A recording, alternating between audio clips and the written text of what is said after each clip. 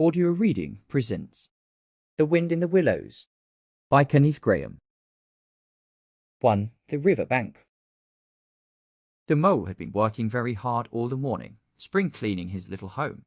First with brooms, then with dusters, then on ladders and steps and chairs, with a brush and a pail of whitewash, till he had dust in his throat and eyes, and splashes of whitewash all over his black fur, and an aching back and weary arms. Spring was moving in the air above, and in the earth below and around him, penetrating even his dark and lowly little house with its spirit of divine discontent and longing. It was small wonder, then, that he suddenly flung down his brush on the floor, said bother, and oh blow, and also hang spring cleaning, and bolted out of the house without even waiting to put on his coat. Something up above was calling him imperiously, and he made for the steep little tunnel which answered in his case to the gravelled carriage drive, owned by animals whose residences are nearer to the sun and air. So he scraped and scratched and scrabbled and scrooged, and then he scrooged again and scrabbled and scratched and scraped, working busily with his little paws and muttering to himself, up we go, till at last, pop, his snout came out into the sunlight, and he found himself rolling in the warm grass of a great meadow. This is fine, he said to himself. This is better than whitewashing. The sunshine struck hot on his fur, soft breezes caressed his heated brow, and after the seclusion of the cellarage he had lived in so long, the carol of happy birds fell on his dulled hearing almost like a shout, jumping of all his 4 legs at once, in the joy of living and the delight of spring without its cleaning. He pursued his way across the meadow till he reached the hedge on the further side. Hold up, said an elderly rabbit at the gap. 6pence for the privilege of passing by the private road. He was bowled over in an instant by the impatient and contemptuous mole, who trotted along the side of the hedge chaffing the other rabbits as they peeped hurriedly from their holes to see what the row was about. Onion sauce, he remarked jeeringly, and was gone before they could think of a thoroughly satisfactory reply. Then they all started grumbling at each other. How stupid you are! Why didn't you tell him? Well, why didn't you say? You might have reminded him, and so on, in the usual way. But, of course, it was then much too late, as is always the case. It all seemed too good to be true. Hither and thither through the meadows he rambled busily, along the hedgerows, across the copses, finding everywhere birds building, flowers budding, leaves thrusting, everything happy and progressive and occupied. And instead of having an uneasy conscience pricking him and whispering whitewash, he somehow could only feel how jolly it was to be the only idle dog among all these busy citizens. After all, the best part of a holiday is perhaps not so much to be resting yourself as to see all the other fellows busy working. He thought his happiness was complete when, as he meandered aimlessly along, suddenly he stood by the edge of a full-fed river. Never in his life had he seen a river before this sleek, sinuous, full-bodied animal, chasing and chuckling, gripping things with a gurgle and leaving them with a laugh, to fling itself on fresh playmates that shook themselves free, and were caught and held again. All was a shake and a shiver, glints and gleams and sparkles, rustle and swirl, chatter and bubble. The mole was bewitched, entranced, fascinated. By the side of the river he trotted as one trots, when very small, by the side of a man who holds one spell bound by exciting stories, and when tired at last, he sat on the bank while the river still chattered on to him, a babbling procession of the best stories in the world, sent from the heart of the earth to be told at last to the insatiable sea. As he sat on the grass and looked across the river, a dark hole in the bank opposite, just above the water's edge, caught his eye, and dreamily he fell to considering what a nice snug dwelling place it would make for an animal with few wants and fond of a bijou riverside residence, above flood level and remote from noise and dust. As he gazed, something bright and small seemed to twinkle down in the heart of it, vanished, then twinkled once more like a tiny star. But it could hardly be a star in such an unlikely situation, and it was too glittering and small for a glowworm. Then, as he looked, it winked at him, and so declared itself to be an eye, and a small face began gradually to grow up round it, like a frame round a picture. A brown little face with whiskers, a grave round face, with the same twinkle in its eye that had first attracted his notice, small neat ears and thick silky hair. It was the water rat. Then the two animals stood and regarded each other cautiously. "Hello, mole," said the water rat. "Hello, rat," said the mole. "Would you like to come over?" inquired the rat presently. "Oh, it's all very well to talk," said the mole, rather pettishly, he being new to a river and riverside life and its ways. The rat said nothing, but stooped and unfastened a rope and hauled on it, then lightly stepped into a little boat which the mole had not observed. It was painted blue outside and white within, and was just the size for two animals. And the mole's whole heart went out to it at once, even though he did not yet fully understand its uses. The rat sculled smartly across and made fast. Then he held up his forepaw as the mole stepped gingerly down. "Lean on that," he said. "Now then, step lively." And the mole, to his surprise and rapture, found himself actually seated in the stern of a real boat. "This has been a wonderful day," said he, as the rat shoved off and took to the sculls again. "Do you know, I've never been in a boat before in all my life." "What?" cried the rat, open-mouthed. "Never been in a you never will. What have you been doing then?" "Is it so nice as all that?" asked the mole shyly, though he was quite prepared to believe it as he leant back in his seat and surveyed the cushions, the oars, the rowlocks, and all the fascinating fittings, and felt the boat sway lightly under him. "Nice? It's the only thing," said the water rat solemnly, as he leant forward for his stroke. "Believe me, my young friend, there is nothing, absolute nothing half so much worth doing as simply messing about in boats." "Simply messing," he went on dreamily, "messing about in boats. Messing. Look ahead, rat," cried the mole suddenly. It was too late. The boat struck the bank full tilt. The dreamer, the joyous oarsman, lay on his back at the bottom of the boat, his heels in the air. "About in boats or with boats," the rat went on composedly, picking himself up with a pleasant laugh. "In or out of him, it doesn't matter. Nothing seems really to matter. That's the charm of it. Whether you get away, or whether you don't. Whether you arrive at your destination, or whether you reach somewhere else, or whether you never get anywhere at all. You're always busy, and you never do anything in particular. And when you've done it, there's always something else to do, and you can do it if you like, but you'd much better not. Look here, if you've really nothing else on hand this morning, supposing we drop down the river together and have a long day of it." The mole waggled his toes from sheer happiness, spread his chest with a sigh of full contentment, and leaned back blissfully into the soft cushions. "What a day I'm having," he said. "Let us start at once." "Hold hard a minute, then," said the rat. He looped the painter through a ring in his landing stage, climbed up into his hole above, and after a short interval reappeared staggering under a fat wicker luncheon basket. "Shove that under your feet," he observed to the mole, as he passed it down into the boat. Then he untied the painter and took the sculls again. "What's inside it?" asked the mole, wriggling with curiosity. "There's cold chicken inside it," replied the rat briefly.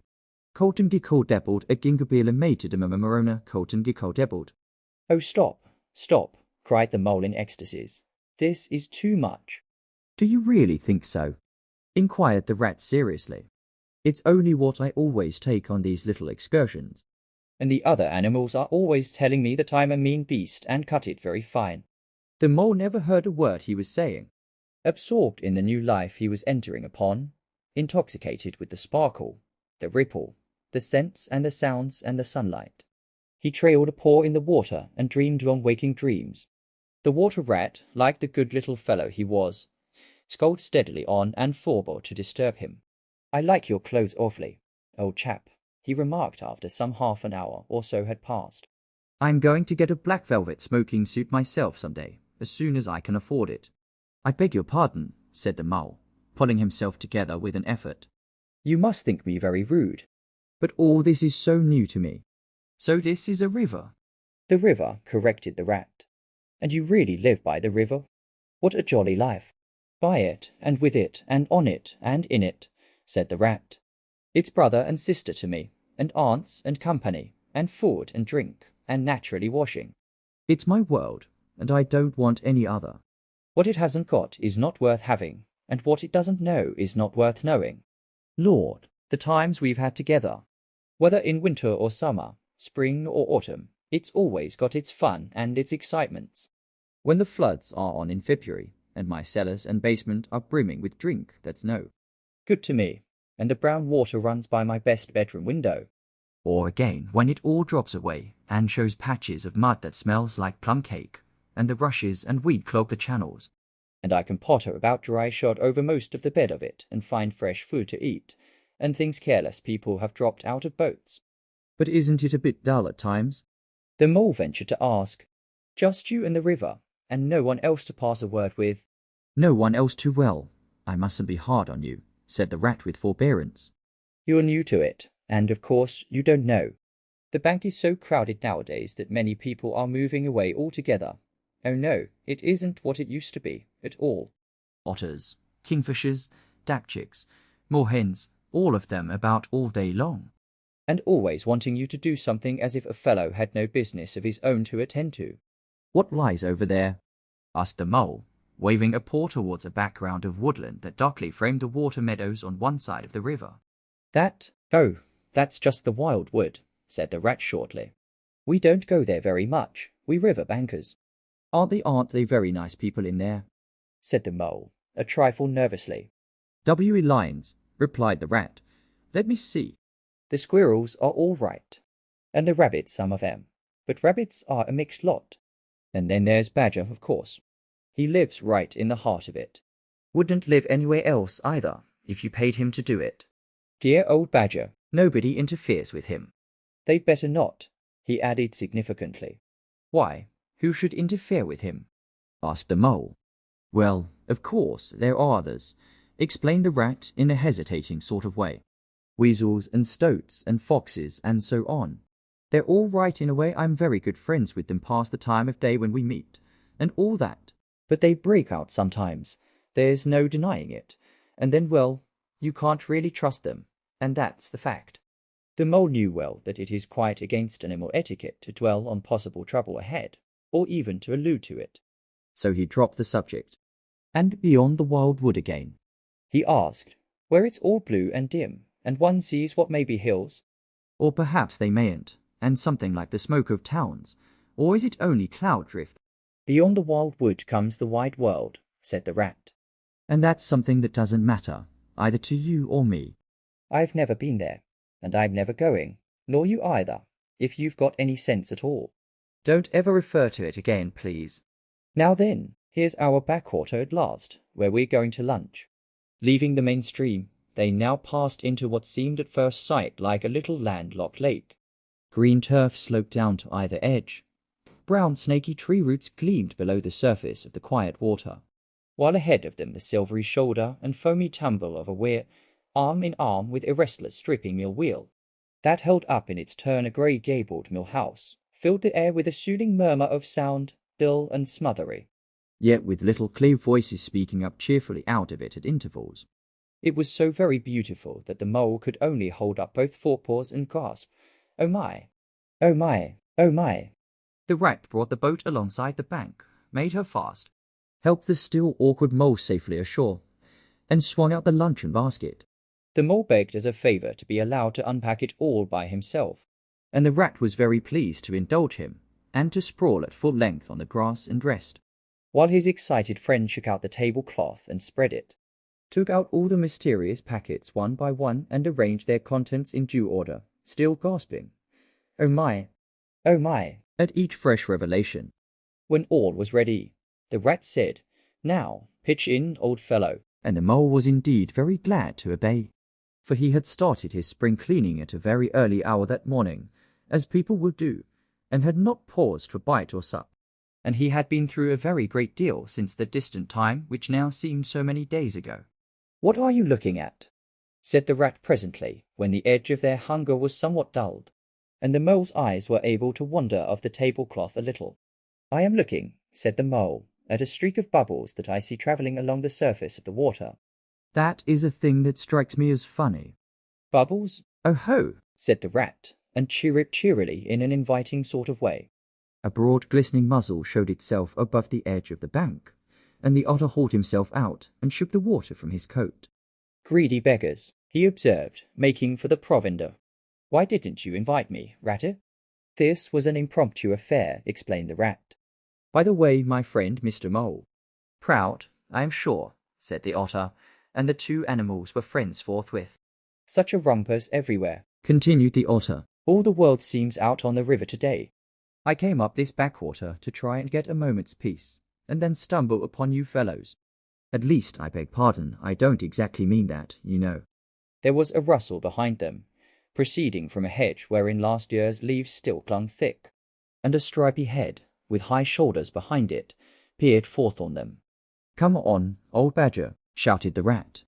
The badger trotted forward a pace or two, then grunted, "H.M. Company," and turned his back and disappeared from view. That's just the sort of fellow he is, observed the disappointed rat. Simply hates society. Now we shan't see any more of him today. Well, tell us, who's out on the river? Toad's out, for one, replied the otter. In his brand new wager boat. New togs, new everything. The two animals looked at each other and laughed. Once, it was nothing but sailing, said the rat. Then he tired of that and took to punting. Nothing would please him but to punt all day and every day, and a nice mess he made of it. Last year it was houseboating, and we all had to go and stay with him in his houseboat, and pretend we liked it. He was going to spend the rest of his life in a houseboat. It's all the same, whatever he takes up. He gets tired of it, and starts on something fresh. Such a good fellow, too, remarked the otter reflectively, but no stability, especially in a boat. From where they sat, they could get a glimpse of the main stream across the island that separated them. And just then a wager boat flashed into view, the rower's short, stout figure, splashing badly and rolling a good deal, but working his hardest. The rat stood up and hailed him, but Toad for it was he shook his head and settled sternly to his work. He'll be out of the boat in a minute if he rows like that, said the rat, sitting down again. Of course he will, chuckled the otter. Did I ever tell you that good story about Toad and the lock-keeper? It happened this way. Toad, an errant mayfly, swerved unsteadily athwart the current in the intoxicated fashion affected by young bloods of mayfly seeing life. A swirl of water and a kloop, and the mayfly was visible no more. Neither was the otter. The mole looked down. The voice was still in his ears, but the turf whereon he had sprawled was clearly vacant. Not an otter to be seen as far as the distant horizon. But again there was a streak of bubbles on the surface of the river. The rat hummed a tune, and the mole recollected that animal etiquette forbade any sort of comment on the sudden disappearance of one's friends at any moment, for any reason or no reason whatever. Well, well, said the rat, I suppose we ought to be moving. I wonder which of us had better pack the luncheon basket. He did not speak as if he was frightfully eager for the treat. Oh, please let me, said the mole. So, of course, the rat let him. Packing the basket was not quite such pleasant work as unpacking the basket.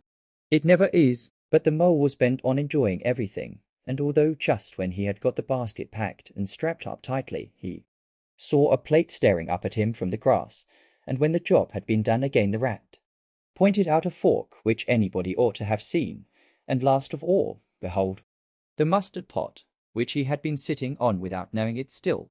Somehow, the thing got finished at last, without much loss of temper. The afternoon sun was getting low as the rat sculled gently homewards in a dreamy mood, murmuring poetry things over to himself, and not paying much attention to Mole. But the mole was very full of lunch, and self-satisfaction, and pride, and already quite at home in a boat, so he thought, and was getting a bit restless besides, and presently he said, Ratty, please, I want to row now. The rat shook his head with a smile. Not yet, my young friend, he said, wait till you've had a few lessons. It's not so easy as it looks. The mole was quiet for a minute or two, but he began to feel more and more jealous of Rat, sculling so strongly and so easily along, and his pride began to whisper that he could do it every bit as well. He jumped up and seized the sculls so suddenly that the rat, who was gazing out over the water and saying more poetry things to himself, was taken by surprise and fell backwards of his seat with his legs in the air for the second time, while the triumphant mole took his place and grabbed the sculls with entire confidence. Stop it, you silly ass, cried the rat from the bottom of the boat. You can't do it. You'll have us over. The mole flung his sculls back with a flourish and made a great dig at the water. He missed the surface altogether. His legs flew up above his head, and he found himself lying on the top of the prostrate rat. Greatly alarmed, he made a grab at the side of the boat, and the next moment, sploosh, over went the boat, and he found himself struggling in the river. Oh my, how cold the water was, and oh, how very wet it felt. How it sang in his ears as he went down, down, down. How bright and welcome the sun looked as he rose to the surface, coughing and spluttering. How black was his despair when he felt himself sinking again. Then a firm paw gripped him by the back of his neck. It was the rat, and he was evidently laughing. The mole could feel him laughing, right down his arm and through his paw, and so into the mole's neck. The rat got hold of a skull and shoved it under the mole's arm. Then he did the same by the other side of him, and, swimming behind, propelled the helpless animal to shore, hauled him out, and set him down on the bank, a squashy, pulpy lump of misery. When the rat had rubbed him down a bit, and wrung some of the wet out of him, he said, "Now then, old fellow, trot up and down the towing path as hard as you can, till you're warm and dry again, while I dive for the luncheon basket." So the dismal mole, wet without and ashamed within, trotted about till he was fairly dry, while the rat plunged into the water again, recovered the boat, righted her and made her fast, fetched his floating property to shore by degrees, and finally dived successfully for the luncheon basket and struggled to land with it. When all was ready for a start once more, the mole, limp and dejected, took his seat in the stern of the boat, and as they set off, he said in a low voice, broken with emotion, "Ratty, my generous friend, I am very sorry indeed for my foolish and ungrateful conduct. My heart quite fails me when I think how I might have lost that beautiful luncheon basket. Indeed, I have been a complete ass, and I know it. Will you overlook it this once and forgive me, and let things go on as before?" "That's all right, bless you," responded the rat cheerily. "What's a little wet to a water rat? I'm more in the water than out of it most days. Don't you think any more about it. And look here, I really think you had better come and stop with me for a little time. It's very plain and rough. You know not like Toad's house at all, but you haven't seen it yet. Still, I can make you comfortable. And I'll teach you to row, and to swim, and you'll soon be as handy on the water as any of us." The mole was so touched by his kind manner of speaking that he could find no voice to answer him, and he had to brush away a tear or two with the back of his paw. But the rat kindly looked in another direction, and presently the mole's spirits revived again, and he was even able to give some straight-back talk to a couple of moorhens who were sniggering to each other about his bedraggled appearance. When they got home, the rat made a bright fire in the parlour, and planted the mole in an armchair in front of it, having fetched down a dressing gown and slippers for him, and told him river stories till supper time. Very thrilling stories they were too, to an earth-dwelling animal like mole. Stories about weirs and sudden floods, and leaping pike, and steamers that flung hard bottles, at least bottles were certainly flung, and from steamers, so presumably by them, and about herons, and how particular they were whom they spoke to, and about adventures down drains, and night fishings with otter, or excursions far afield with badger. Supper was a most cheerful meal, but very shortly afterwards a terribly sleepy mole had to be escorted upstairs by his considerate host to the best bedroom, where he soon laid his head on his pillow in great peace and contentment, knowing that his new-found friend the river was lapping the sill of his window. This day was only the first of many similar ones for the emancipated mole, each of them longer and full of interest as the ripening summer moved onward. He learnt to swim and to row, and entered into the joy of running water, and with his ear to the reed stems he caught, at intervals, something of what the wind went whispering so constantly among them. 2. The open road. "Ratty," said the mole suddenly, one bright summer morning, "if you please, I want to ask you a favour." The rat was sitting on the river bank, singing a little song. He had just composed it himself, so he was very taken up with it, and would not pay proper attention to mole or anything else. Since early morning he had been swimming in the river, in company with his friends the ducks, and when the ducks stood on their heads suddenly, as ducks will, he would dive down and tickle their necks, just under where their chins would be if ducks had chins, till they were forced to come to the surface again in a hurry, spluttering and angry and shaking their feathers at him, for it is impossible to say quite all you feel when your head is under water. At last they implored him to go away and attend to his own affairs, and leave them to mind theirs. So the rat went away, and sat on the river bank in the sun, and made up a song about them, which he called Ducks to tea, all along the backwater. Through the rushes tall, ducks are dabbling. Up tails all, ducks' tails, drakes' tails. Yellow feet a quiver, yellow bills all out of sight, busy in the river. Slushy green undergrowth. Where the roach swim here we keep our larder. Cool and full and dim. Every one for what he likes. We like to be. Heads down, tails up, dabbling free. High in the blue above. Swift swirl and cool, we are down a dabbling. Up tails all. I don't know that I think so very much of that little song, Rat, observed the Mole cautiously. He was no poet himself, and didn't care who knew it. And he had a candid nature. Nor don't the ducks neither, replied the Rat cheerfully. They say, why can't fellows be allowed to do what they like when they like and as they like, instead of other fellows sitting on banks and watching them all the time and making remarks and poetry and things about them? What nonsense it all is, that's what the ducks say. So it is, said the Mole, with great heartiness. No, it isn't, cried the Rat indignantly. Well then, it isn't, replied the Mole soothingly. But what I wanted to ask you was, won't you take me to call on Mr. Toad? I've heard so much about him, and I do so want to make his acquaintance. Why, certainly, said the good-natured Rat, jumping to his feet and dismissing poetry from his mind for the day. Get the boat out, and we'll paddle up there at once. It's never the wrong time to call on Toad. Early or late, he's always the same fellow.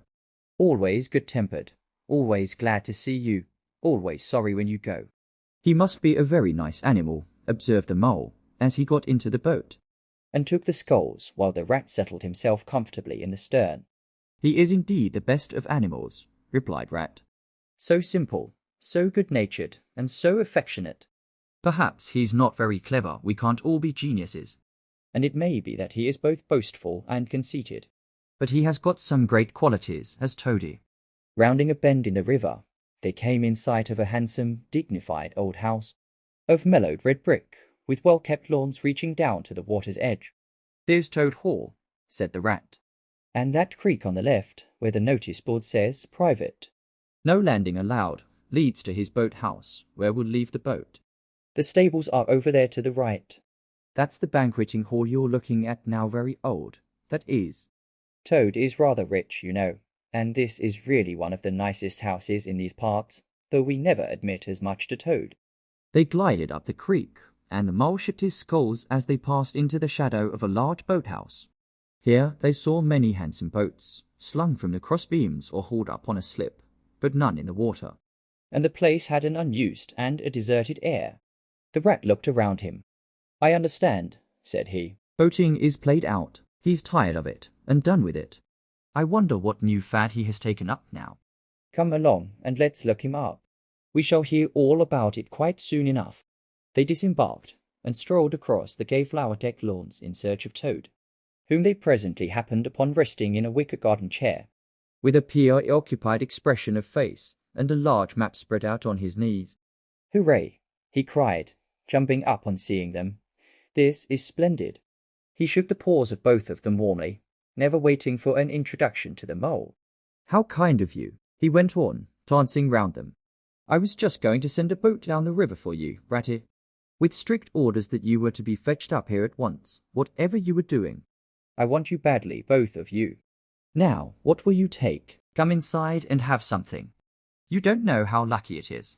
You're turning up just now. Let's sit quiet a bit, Toady, said the Rat, throwing himself into an easy chair, while the Mole took another by the side of him, and made some civil remark about Toad's delightful residence. Finest house on the whole river, cried Toad boisterously. Or anywhere else, for that matter, he could not help adding. Here the Rat nudged the Mole. Unfortunately, the Toad saw him do it, and turned very red. There was a moment's painful silence. Then Toad burst out laughing. All right, Ratty, he said. It's only my way, you know. And it's not such a very bad house, is it? You know you rather like it yourself. Now, look here, let's be sensible. You are the very animals I wanted. You've got to help me. It's most important. It's about your rowing, I suppose, said the rat, with an innocent air. You're getting on fairly well, though you splash a good bit still.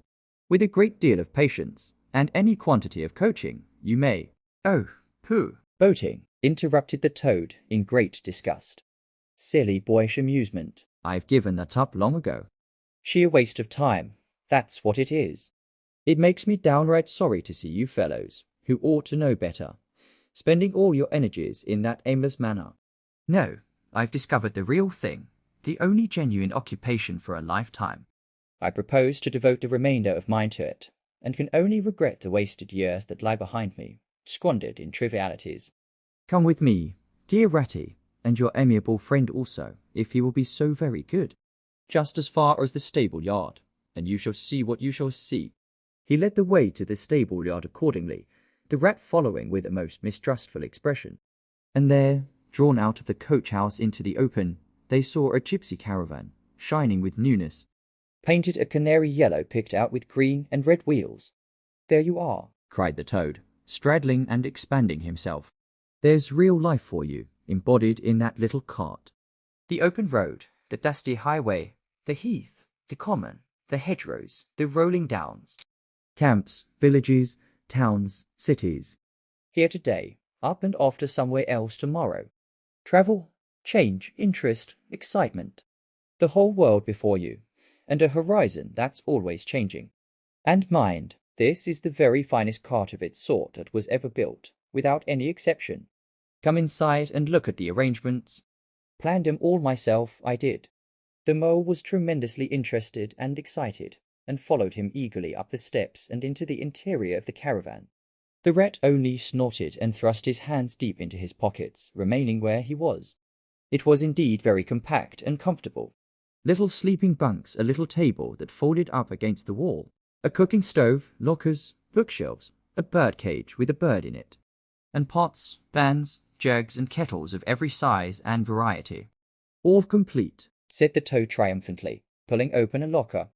You see biscuits, potted lobster, sardines, everything you can possibly want. Soda water here, baccy there, letter paper, bacon, jam, cards, and dominoes you will find, he continued. As they descended the steps again, you'll find that nothing whatever has been forgotten when we make our start this afternoon. I beg your pardon, said the rat slowly, as he chewed a straw, but did I overhear you say something about we, and start, and this afternoon? Now, you dear good old Ratty, said Toad, imploringly, don't begin talking in that stiff and sniffy sort of way, because you know you've got to come. I can't possibly manage without you, so please consider it settled, and don't argue it's the one thing I can't stand. You surely don't mean to stick to your dull, fusty old river all your life, and just live in a hole in a bank and boat? I want to show you the world. I'm going to make an animal of you, my boy. I don't care, said the rat doggedly. I'm not coming, and that's flat. And I am going to stick to my old river, and live in a hole and boat, as I've always done. And what's more, Mole's going to stick to me and do as I do, aren't you, Mole? Of course I am, said the Mole, loyally. I'll always stick to you, Rat, and what you say is to be has got to be. All the same, it sounds as if it might have been, well, rather fun, you know, he added, wistfully. Poor Mole. The life adventurous was so new a thing to him, and so thrilling. And this fresh aspect of it was so tempting. And he had fallen in love at first sight with the canary-coloured cart and all its little fitments. The rat saw what was passing in his mind, and wavered. He hated disappointing people, and he was fond of the Mole, and would do almost anything to oblige him. Toad was watching both of them closely. Come along in and have some lunch, he said, diplomatically, and we'll talk it over. We needn't decide anything in a hurry. Of course, I don't really care. I only want to give pleasure to you fellows. Live for others, that's my motto in life. During luncheon, which was excellent, of course, as everything at Toad Hall always was, the Toad simply let himself go. Disregarding the rat, he proceeded to play upon the inexperienced Mole as on a harp. Naturally a voluble animal, and always mastered by his imagination, he painted the prospects of the trip and the joys of the open life and the roadside in such glowing colours that the mole could hardly sit in his chair for excitement. Somehow, it soon seemed taken for granted by all three of them that the trip was a settled thing, and the rat, though still unconvinced in his mind, allowed his good nature to override his personal objections. He could not bear to disappoint his two friends, who were already deep in schemes and anticipations, planning out each day's separate occupation for several weeks ahead. When they were quite ready, the now triumphant Toad led his companions to the paddock and set them to capture the old grey horse, who, without having been consulted, and to his own extreme annoyance, had been told of by Toad for the dustiest job in this dusty expedition. He frankly preferred the paddock, and took a deal of catching. Meantime, Toad packed the lockers still tighter with necessaries, and hung nosebags, nets of onions, bundles of hay, and baskets from the bottom of the cart.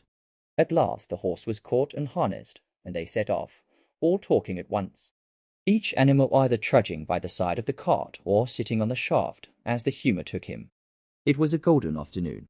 The smell of the dust they kicked up was rich and satisfying.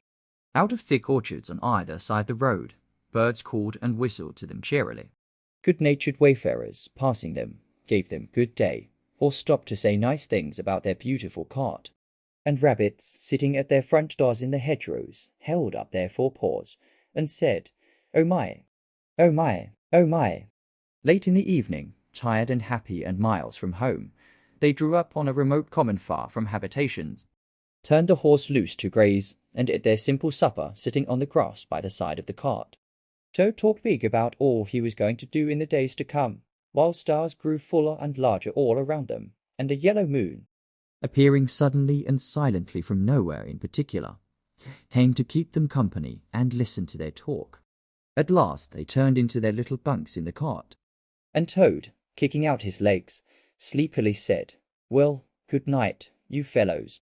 This is the real life for a gentleman. Talk about your old river." "I don't talk about my river," replied the patient rat. "You know I don't, Toad, but I think about it," he added pathetically, in a lower tone. "I think about it all the time." The mole reached out from under his blanket, felt for the rat's paw in the darkness, and gave it a squeeze. "I'll do whatever you like, Ratty," he whispered. "Shall we run away tomorrow morning, quite early, very early, and go back to our dear old hole on the river?" "No, no, we'll see it out," whispered back the rat. "Thanks awfully, but I ought to stick by Toad till this trip is ended. It wouldn't be safe for him to be left to himself. It won't take very long. His fads never do. Good night." The end was indeed nearer than even the rat suspected. After so much open air and excitement, the Toad slept very soundly, and no amount of shaking could rouse him out of bed next morning. So the mole and rat turned to, quietly and manfully, and while the rat saw to the horse, and lit a fire, and cleaned last night's cups and platters, and got things ready for breakfast, the mole trudged off to the nearest village, a long way off. For milk and eggs and various necessaries the Toad had, of course, forgotten to provide. The hard work had all been done, and the two animals were resting, thoroughly exhausted, by the time Toad appeared on the scene, fresh and gay, remarking what a pleasant, easy life it was they were all leading now, after the cares and worries and fatigues of housekeeping at home. They had a pleasant ramble that day over grassy downs and along narrow by lanes, and camped as before, on a common, only this time the two guests took care that Toad should do his fair share of work. In consequence, when the time came for starting next morning, Toad was by no means so rapturous about the simplicity of the primitive life, and indeed attempted to resume his place in his bunk, whence he was hauled by force. Their way lay, as before, across country by narrow lanes, and it was not till the afternoon that they came out on the high road, their first high road, and their disaster, fleet and unforeseen, sprang out on them, disaster momentous indeed to their expedition, but simply overwhelming in its effect on the after career of Toad. They were strolling along the high road easily, the mole by the horse's head, talking to him, since the horse had complained that he was being frightfully left out of it, and nobody considered him in the least. The Toad and the water rat walking behind the cart talking together. At least Toad was talking, and Rat was saying at intervals, "Yes, precisely." "And what did you say to him?"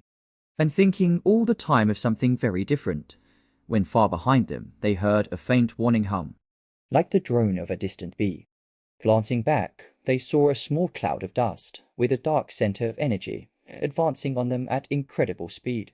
While from out the dust a faint poop-poop wailed like an uneasy animal in pain. Hardly regarding it, they turned to resume their conversation, when in an instant, as it seemed, the peaceful scene was changed, and with a blast of wind, and the wall of sound that made them jump for the nearest ditch, it was on them. The poop-poop rang with a brazen shout in their ears. They had a moment's glimpse of an interior of glittering plate, glass and rich morocco, and the magnificent motor car, immense, breath, snatching, passionate, with its pilot tense and hugging his wheel, possessed all earth and air for the fraction of a second, flung an enveloping cloud of dust that blinded and enwrapped them utterly, and then dwindled to a speck in the far distance, changed back into a droning bee once more. The old grey horse dreaming as he plodded along of his quiet paddock. In a new raw situation such as this simply abandoned himself to his natural emotions, rearing, plunging, backing steadily, in spite of all the mole's efforts at his head, and all the mole's lively language directed at his better feelings. He drove the cart backwards towards the deep ditch at the side of the road. It wavered an instant, then there was a heart-rending crash, and the canary-coloured cart, their pride and their joy, lay on its side in the ditch, an irredeemable wreck. The rat danced up and down in the road, simply transported with passion. "You villains!" he shouted, shaking both fists. "You scoundrels, you highwaymen, you roadhogs! I'll have the law of you. I'll report you. I'll take you through all the courts." His homesickness had quite slipped away from him, and for the moment he was the skipper of the canary-coloured vessel driven on a shoal by the reckless jockeying of rival mariners.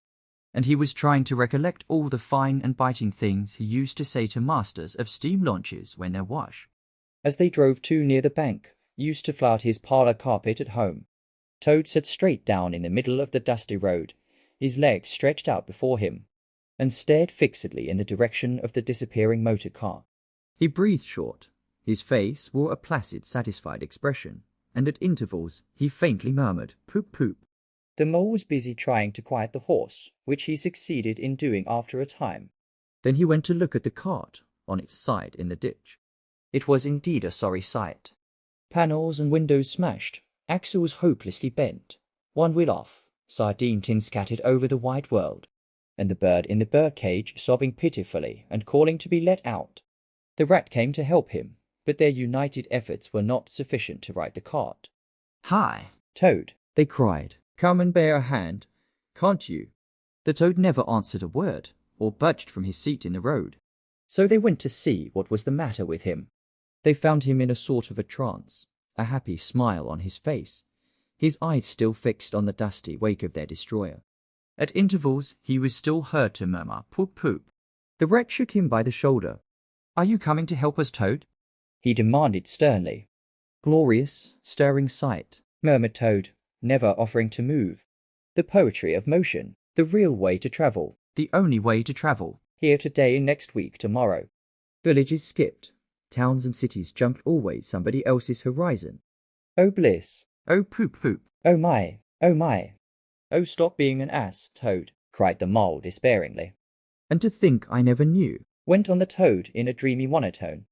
"All those wasted years that lie behind me, I never knew, never even dreamt.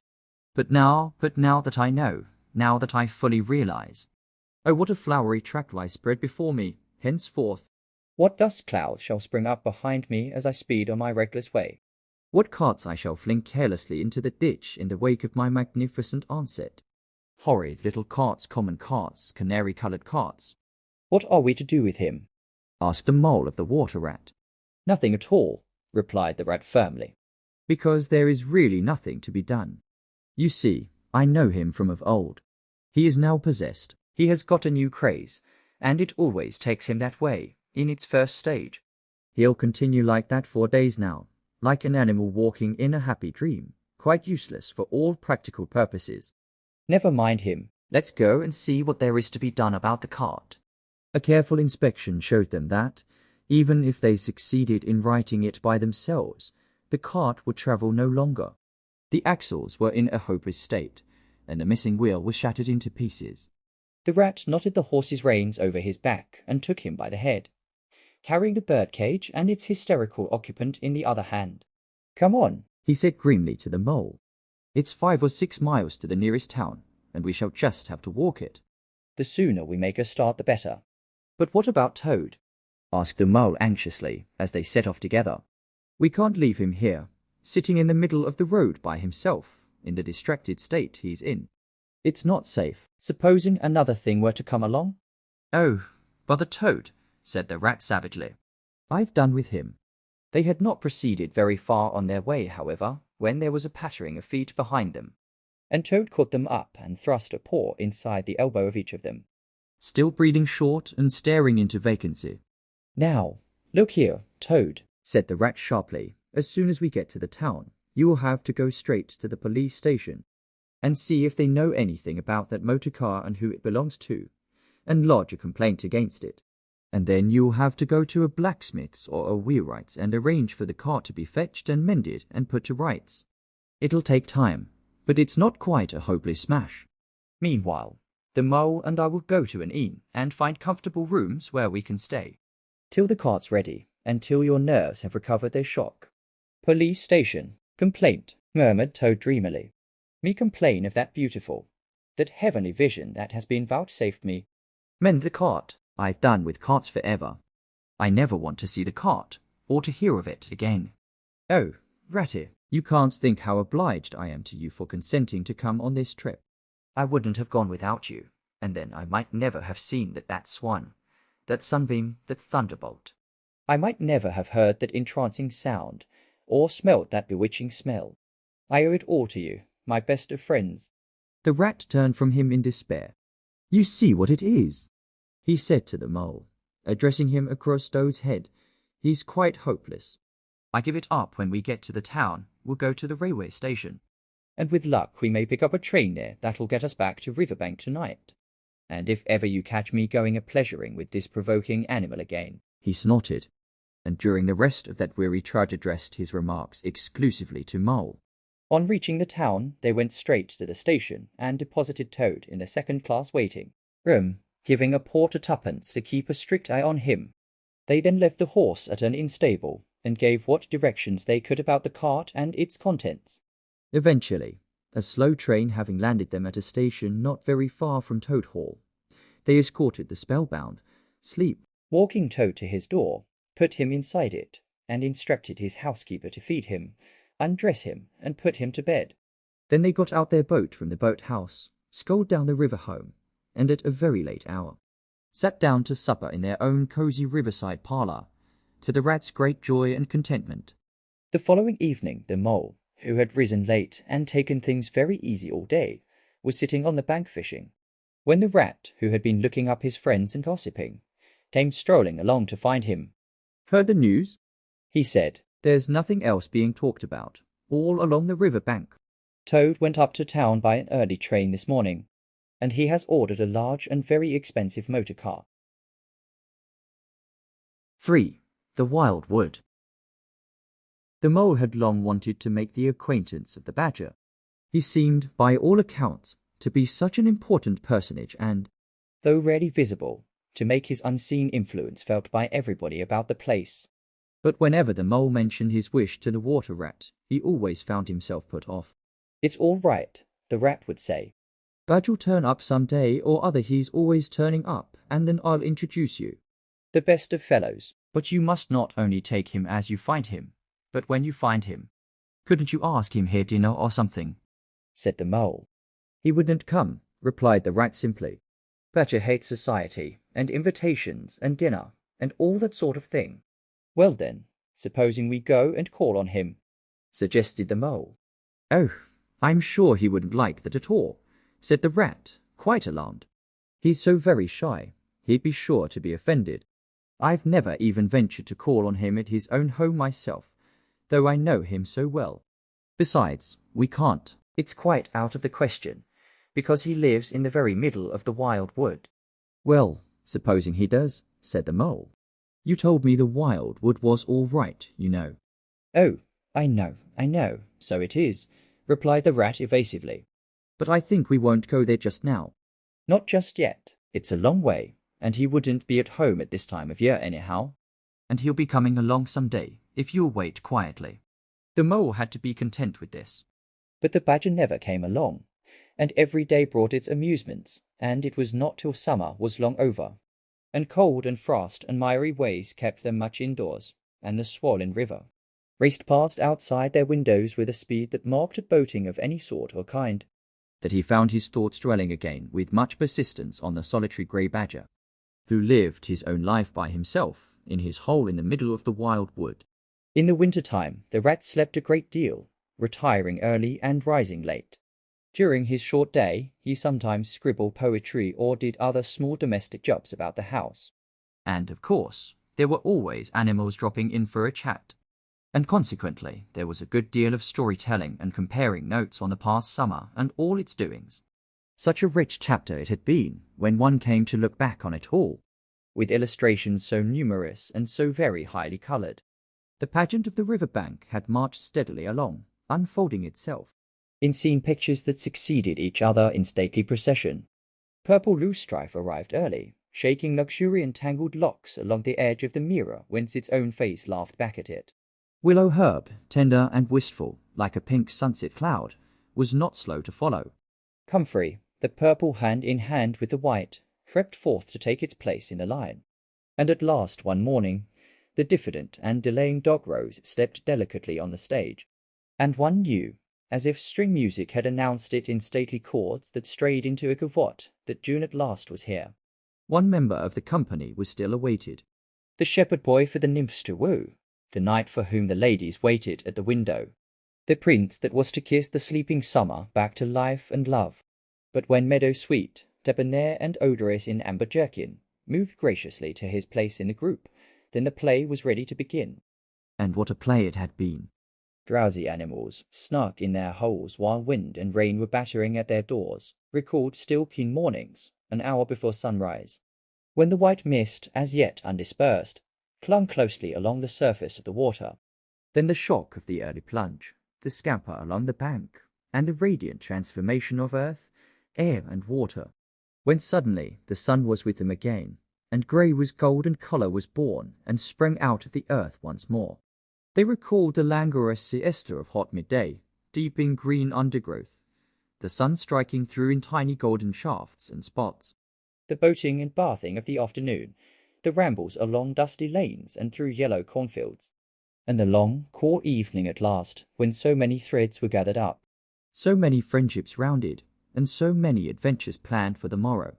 There was plenty to talk about on those short winter days when the animals found themselves round the fire.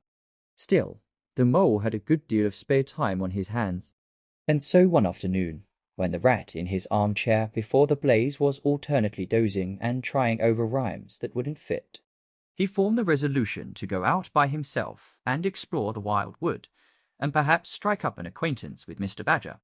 It was a cold still afternoon with a hard steely sky overhead when he slipped out of the warm parlour into the open air.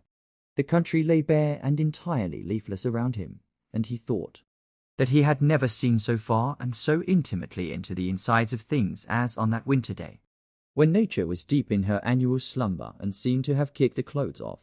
Copses, dells, quarries, and all hidden places, which had been mysterious mines for exploration in leafy summer, now exposed themselves and their secrets pathetically, and seemed to ask him to overlook their shabby poverty for a while, till they could riot in rich masquerade as before, and trick and entice him with the old deceptions. It was pitiful in a way, and yet cheering, even exhilarating. He was glad that he liked the country undecorated, hard, and stripped of its finery. He had got down to the bare bones of it, and they were fine and strong and simple. He did not want the warm clover and the play of seeding grasses. The screens of quickset, the billowy drapery of beech and elm seemed best away, and with great cheerfulness of spirit he pushed on towards the wild wood, which lay before him low and threatening, like a black reef in some still southern sea. There was nothing to alarm him at first entry.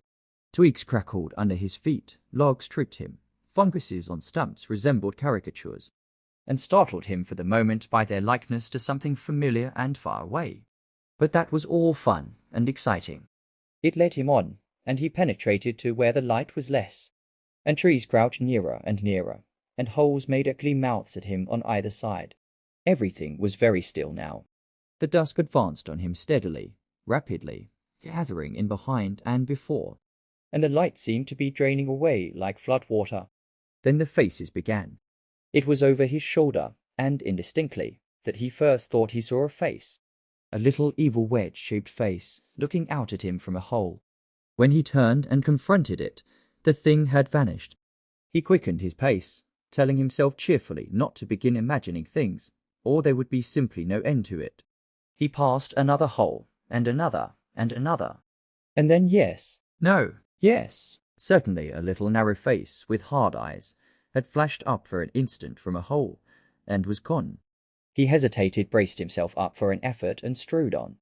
Then suddenly, and as if it had been so all the time, every hole, far and near, and there were hundreds of them, seemed to possess its face, coming and going rapidly, all fixing on him glances of malice and hatred, all hard-eyed and evil and sharp. If he could only get away from the holes in the banks, he thought, there would be no more faces. He swung off the path and plunged into the untrodden places of the wood. Then the whistling began. Very faint and shrill it was, and far behind him, when first he heard it. But somehow it made him hurry forward. Then, still very faint and shrill, it sounded far ahead of him, and made him hesitate and want to go back. As he halted in indecision, it broke out on either side, and seemed to be caught up, and passed on throughout the whole length of the wood to its farthest limit. They were up and alert and ready, evidently, whoever they were, and he was alone and unarmed, and far from any help, and the night was closing in. Then the pattering began. He thought it was only falling leaves at first, so slight and delicate was the sound of it. Then as it grew, it took a regular rhythm, and he knew it for nothing else, but the pat-pat-pat of little feet still a very long way off. Was it in front or behind? It seemed to be first one, and then the other, then both. It grew and it multiplied, till from every quarter as he listened anxiously, leaning this way and that, it seemed to be closing in on him. As he stood still to hearken, a rabbit came running hard towards him through the trees. He waited, expecting it to slacken pace, or to swerve from him into a different course. Instead, the animal almost brushed him as it dashed past, his face set and hard, his eyes staring. "Get out of this, you fool, get out!" The mole heard him mutter as he swung round a stump and disappeared down a friendly burrow. The pattering increased till it sounded like sudden hail on the dry leaf carpet spread around him. The whole wood seemed running now, running hard, hunting, chasing, closing in round something or somebody. In panic, he began to run too, aimlessly, he knew not whither. He ran up against things. He fell over things and into things. He darted under things and dodged round things. At last he took refuge in the deep dark hollow of an old beech tree, which offered shelter, concealment, perhaps even safety, but who could tell? Anyhow, he was too tired to run any further, and could only snuggle down into the dry leaves which had drifted into the hollow, and hope he was safe for a time. And as he lay there panting and trembling, and listened to the whistlings and the patterings outside, he knew it at last, in all its fullness, that dread thing which other little dwellers in field and hedgerow had encountered here, and known as their darkest moment, that thing which the rat had vainly tried to shield him from the terror of the wild wood. Meantime the rat, warm and comfortable, dozed by his fireside. His paper of half-finished verses slipped from his knee, his head fell back, his mouth opened, and he wandered by the verdant banks of dream rivers. Then a coal slipped, the fire crackled and sent up a spurt of flame, and he woke with a start. Remembering what he had been engaged upon, he reached down to the floor for his verses, pored over them for a minute, and then looked round for the mole to ask him if he knew a good rhyme for something or other. But the mole was not there. He listened for a time. The house seemed very quiet. Then he called Moley several times, and receiving no answer, got up and went out into the hall. The mole's cap was missing from its accustomed peg. His galoshes, which always lay by the umbrella stand, were also gone. The rat left the house, and carefully examined the muddy surface of the ground outside, hoping to find the mole's tracks. There they were, sure enough. The galoshes were new, just bought for the winter, and the pimples on their soles were fresh and sharp. He could see the imprints of them in the mud, running along straight and purposeful, leading direct to the wild wood. The rat looked very grave, and stood in deep thought for a minute or two. Then he re-entered the house, strapped a belt round his waist, shoved a brace of pistols into it, took up a stout cudgel that stood in a corner of the hall, and set off for the wildwood at a smart pace. It was already getting towards dusk when he reached the first fringe of trees and plunged without hesitation into the wood, looking anxiously on either side for any sign of his friend. Here and there wicked little faces popped out of holes, but vanished immediately. At sight of the valorous animal, his pistols, and the great ugly cudgel in his grasp, and the whistling and pattering, which he had heard quite plainly on his first entry, died away and ceased, and all was very still. He made his way manfully through the length of the wood to its furthest edge. Then, forsaking all paths, he set himself to traverse it, laboriously working over the whole ground, and all the time calling out cheerfully, "Moly, Moly, Moly! Where are you?" "It's me, it's old rat." He had patiently hunted through the wood for an hour or more, when at last to his joy he heard a little answering cry. Guiding himself by the sound, he made his way through the gathering darkness to the foot of an old beech tree, with a hole in it, and from out of the hole came a feeble voice, saying, "Ratty, is that really you?" The rat crept into the hollow, and there he found the mole, exhausted and still trembling. "Oh, rat," he cried, "I've been so frightened, you can't think." "Oh, I quite understand," said the rat soothingly. "You shouldn't really have gone and done it, mole. I did my best to keep you from it. We riverbankers, we hardly ever come here by ourselves. If we have to come, we come in couples at least. Then we're generally all right. Besides, there are 100 things one has to know, which we understand all about, and you don't as yet. I mean passwords and signs and sayings which have power and effect, and plants you carry in your pocket, and verses you repeat, and dodges and tricks you practice. All simple enough when you know them, but they've got to be known if you're small, or you'll find yourself in trouble. Of course, if you were badger or otter, it would be quite another matter.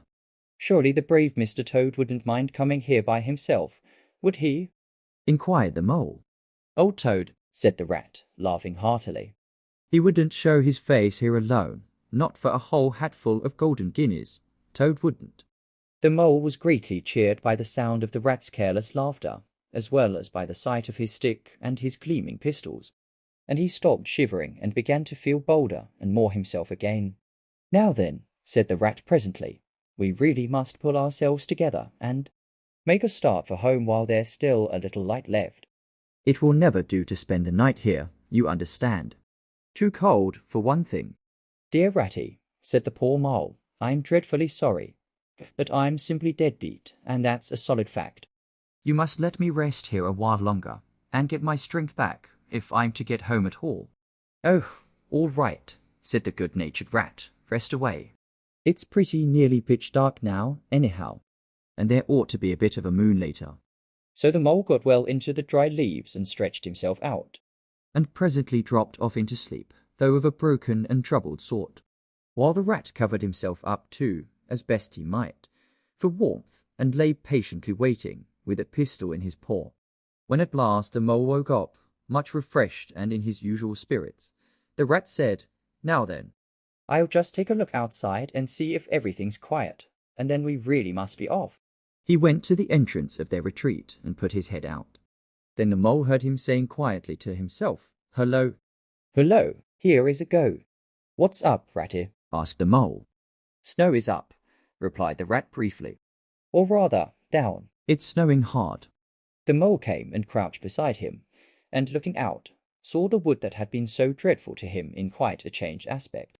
Holes, hollows, pools, pitfalls, and other black menaces to the wayfarer were vanishing fast, and a gleaming carpet of fairy was springing up everywhere that looked too delicate to be trodden upon by rough feet.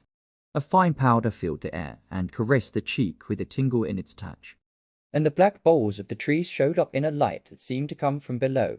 "Well, well, it can't be helped," said the rat, after pondering.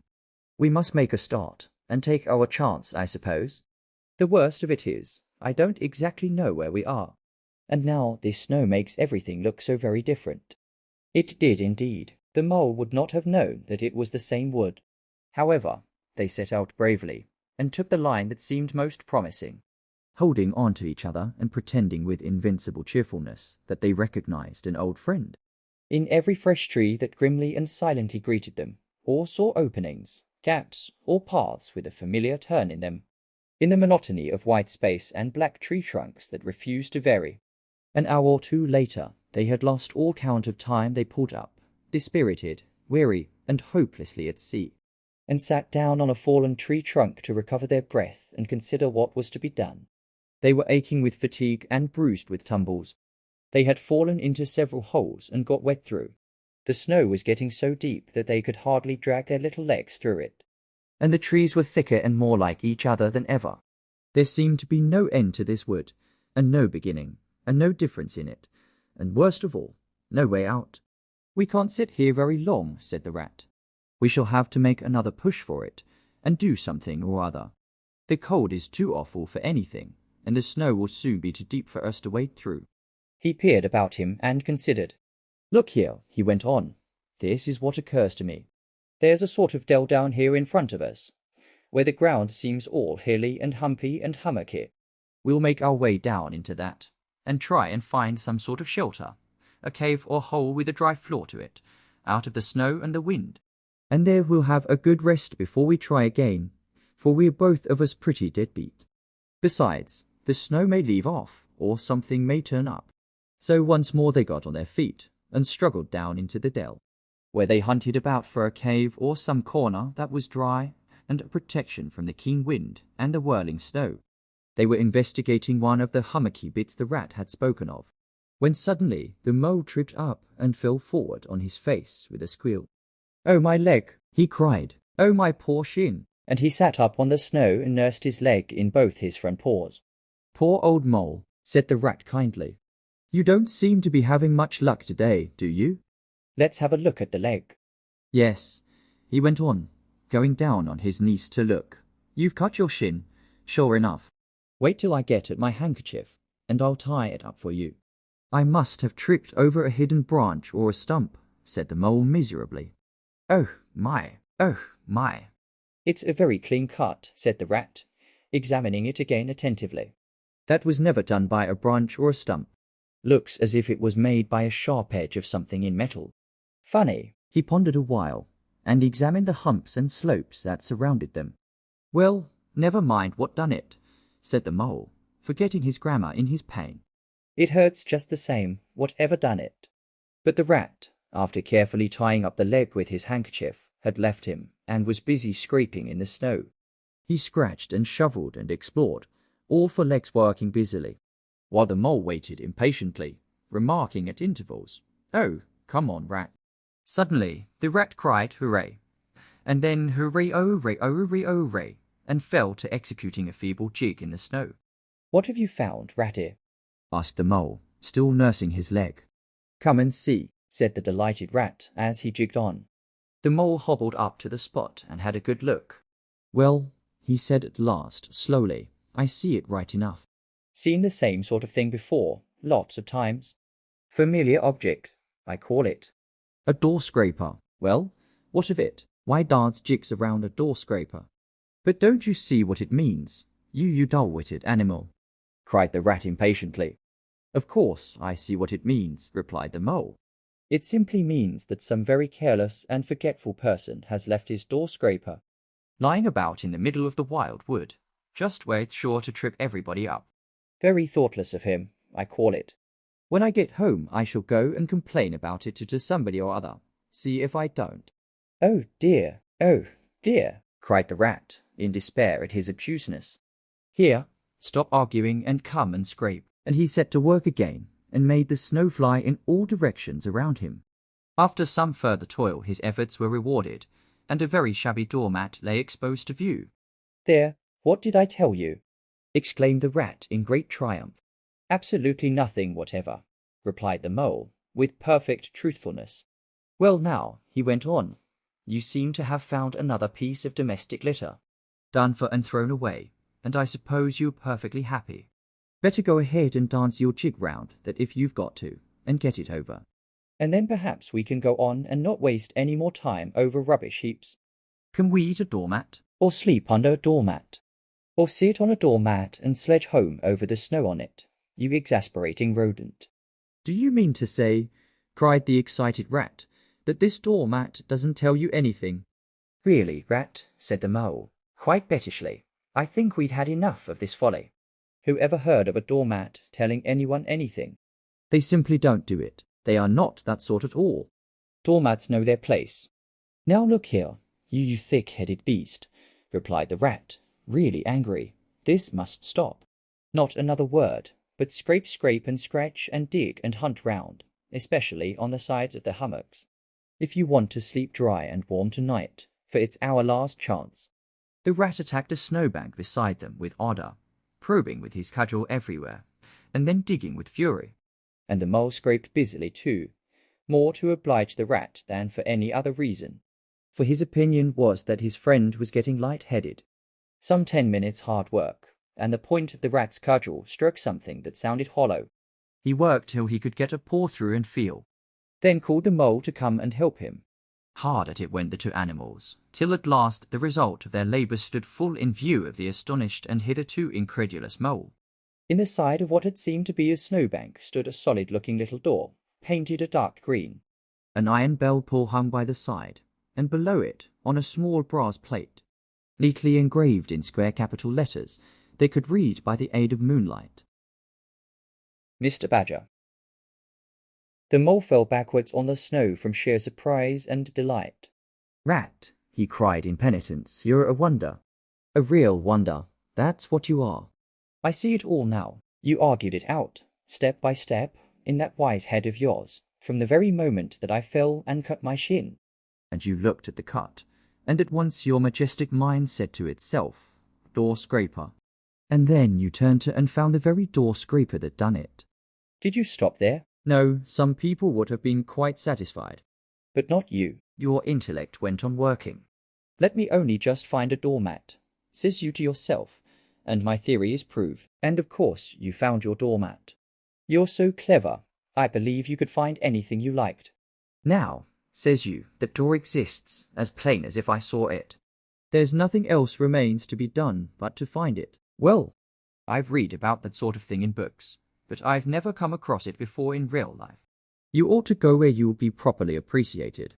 You're simply wasted here, among us fellows. If I only had your head, Ratty. But as you haven't, interrupted the Rat, rather unkindly, I suppose you're going to sit on the snow all night and talk. Get up at once and hang on to that bell pull you see there, and ring hard as you can, while I hammer. While the Rat attacked the door with his stick, the Mole sprang up at the bell pull, clutched it, and swung there, both feet well of the ground, and from quite a long way off they could faintly hear a deep-toned bell respond. For ... Amar Badger.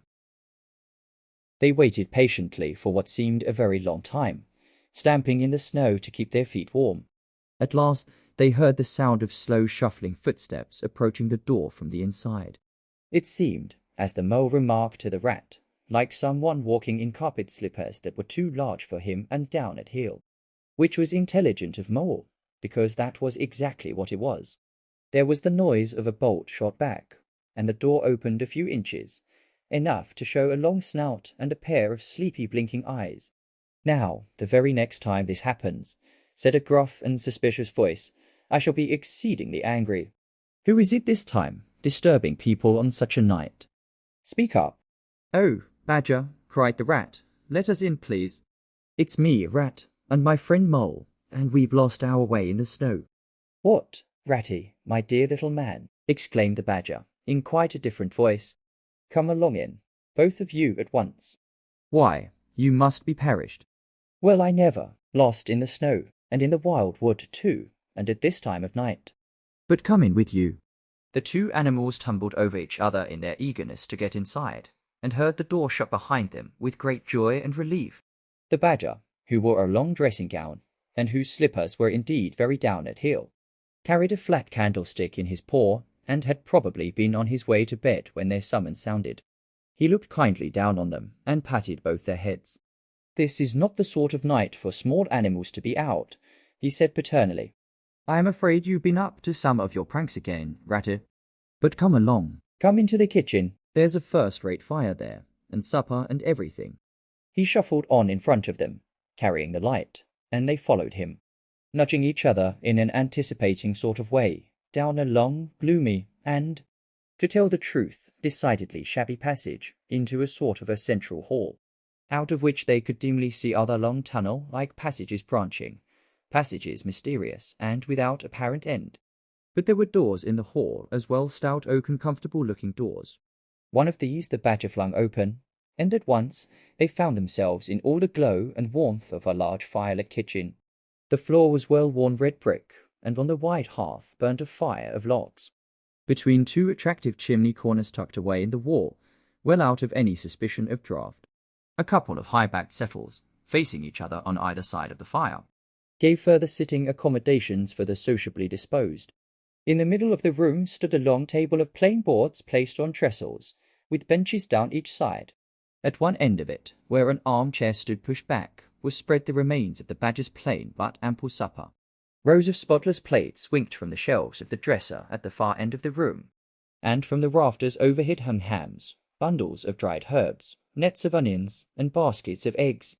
It seemed a place where heroes could fitly feast after victory, where weary harvesters could line up in schools along the table and keep their harvest home with mirth and song, or where 2 or 3 friends of simple tastes could sit about as they pleased and eat and smoke and talk in comfort and contentment.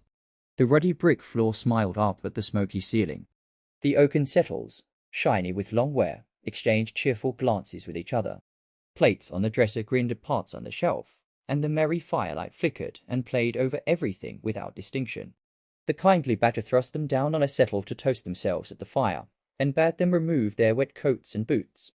Then he fetched them dressing gowns and slippers, and himself bathed the mole's shin with warm water, and mended the cut with sticking plaster till the whole thing was just as good as new, if not better.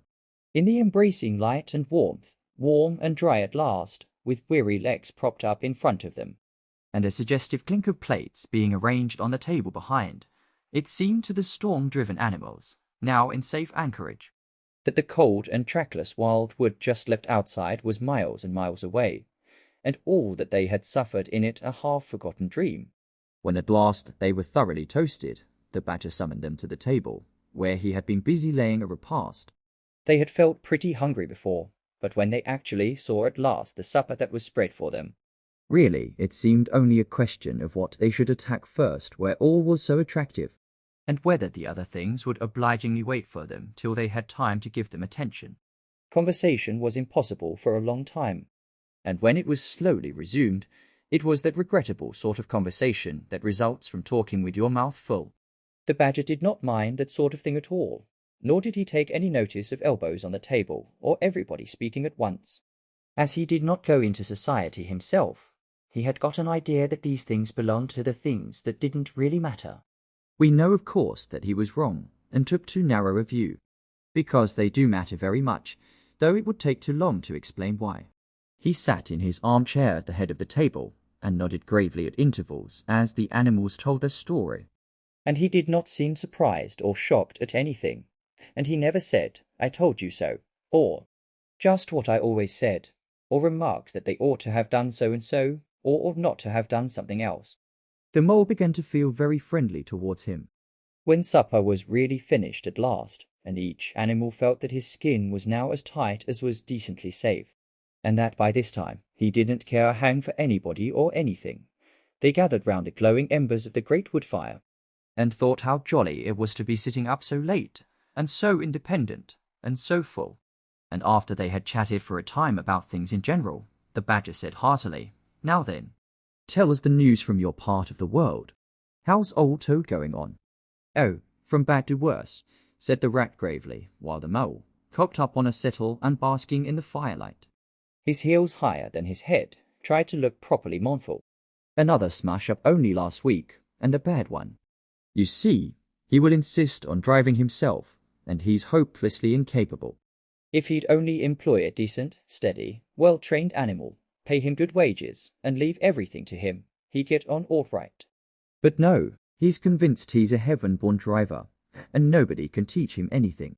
And all the rest follows." "How many has he had?" inquired the Badger gloomily. Smashes or machines? Asked the rat. Oh, well, after all, it's the same thing with Toad.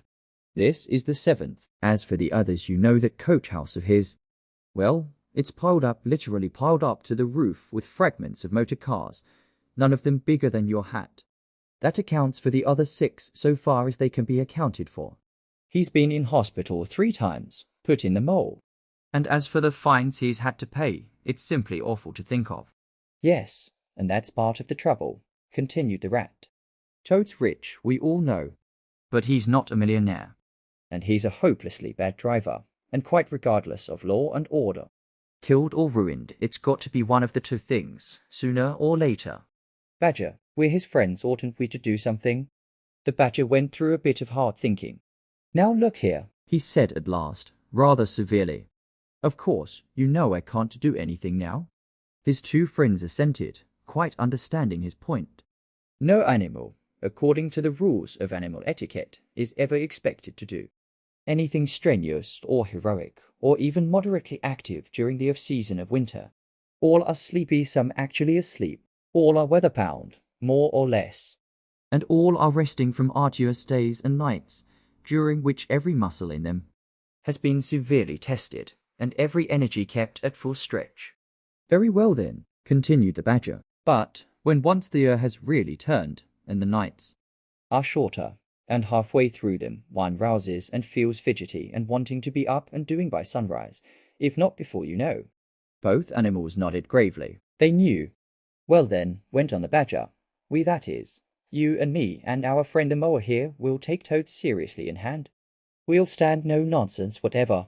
We'll bring him back to reason, by force if need be. We'll make him be a sensible Toad. Will you asleep, rat? Not me, said the rat, waking up with a jerk. He's been asleep 2 or 3 times since supper, said the mole, laughing.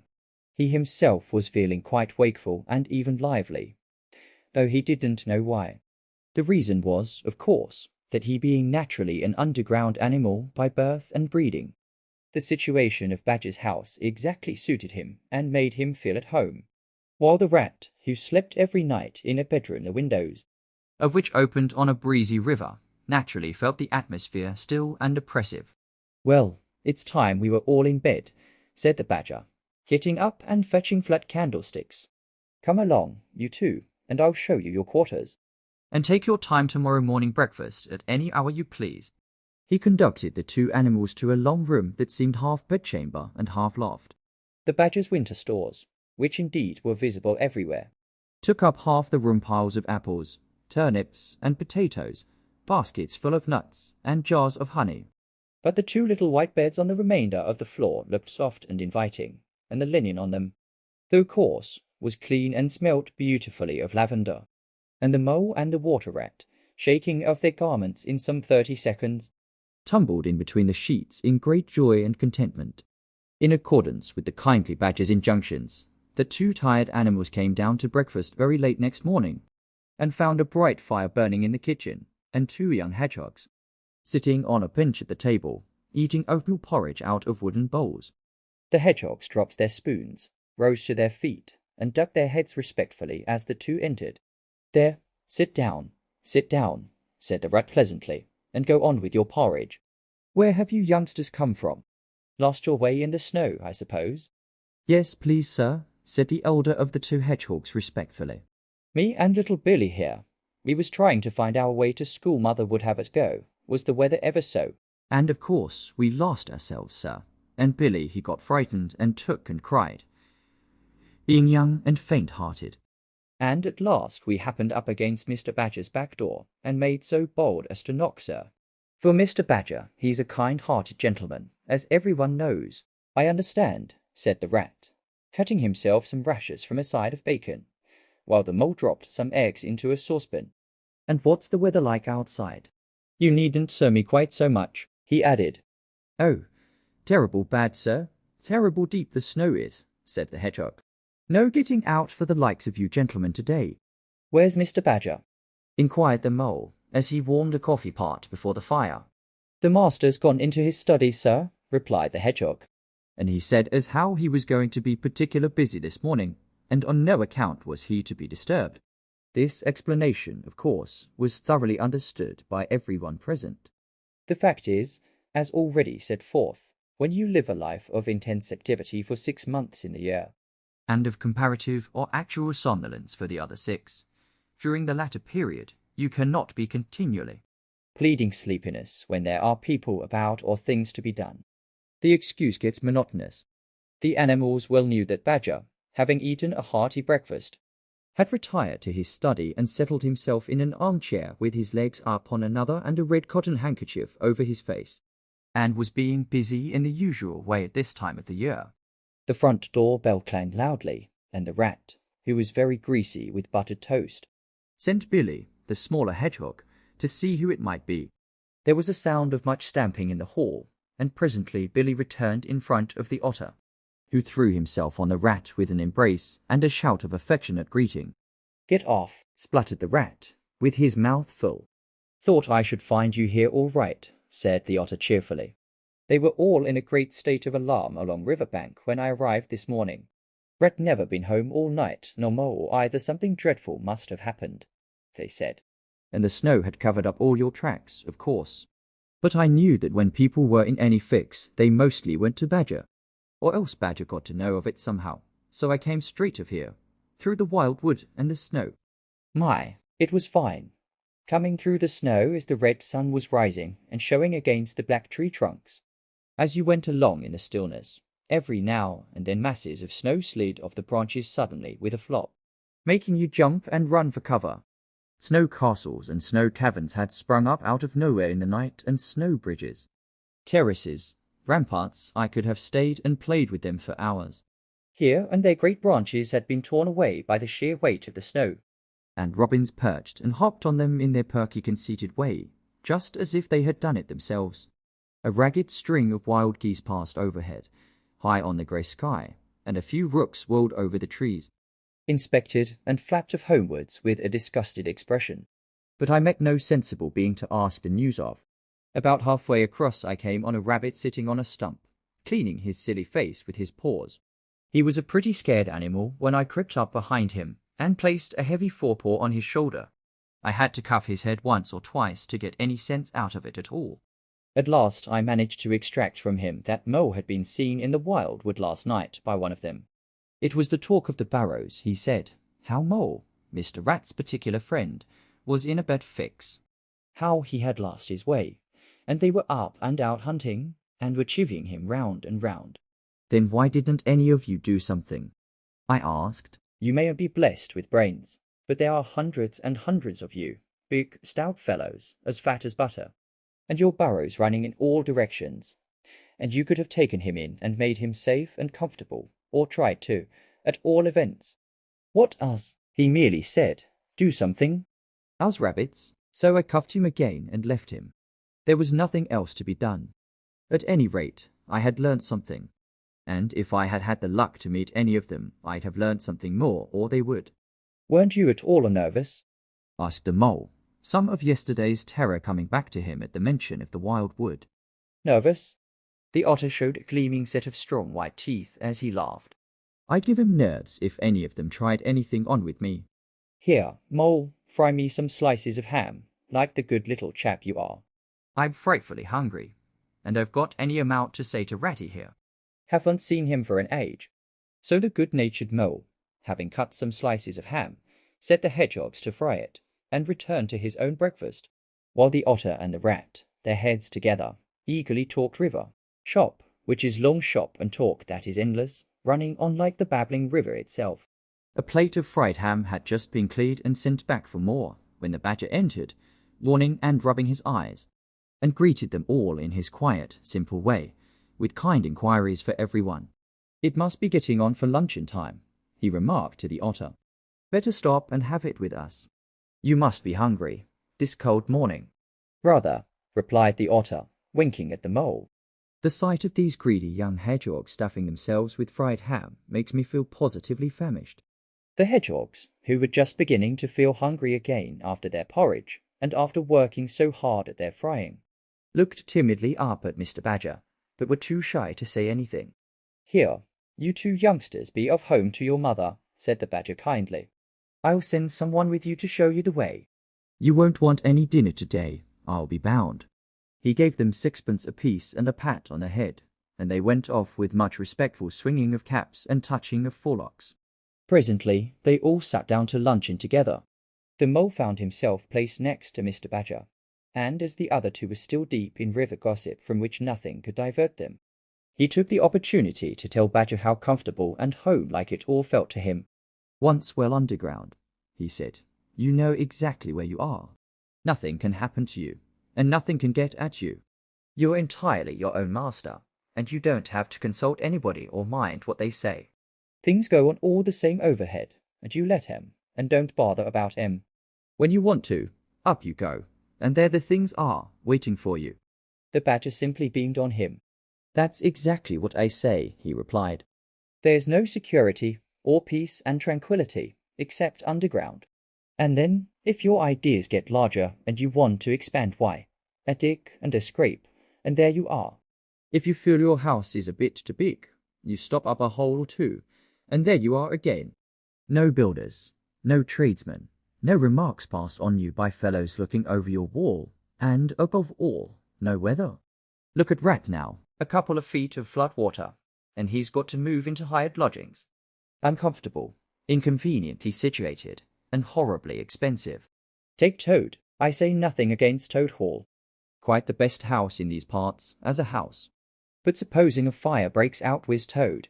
Supposing tiles are blown off, or walls sink or crack, or windows get broken with Toad? Supposing the rooms are draughty, I hate a draught myself, with Toad? No, up and out of doors is good enough to roam about and get one's living in. But underground to come back to at last, that's my idea of home. The Mole assented heartily. And the Badger in consequence got very friendly with him. When lunch is over, he said, I'll take you all round this little place of mine. I can see you'll appreciate it. You understand what domestic architecture ought to be, you do.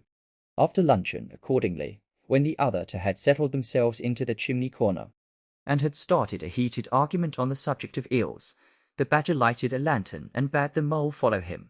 Crossing the hall, they passed down one of the principal tunnels, and the wavering light of the lantern gave glimpses on either side of rooms both large and small, some mere cupboards, others nearly as broad and imposing as Toad's dining hall. A narrow passage at right angles led them into another corridor, and here the same thing was repeated. The Mole was staggered at the size, the extent, the ramifications of it all, at the length of the dim passages, the solid footings of the cramped store chambers, the masonry everywhere, the pillars, the arches, the pavements. How on earth, Badger, he said at last, did you ever find time and strength to do all this?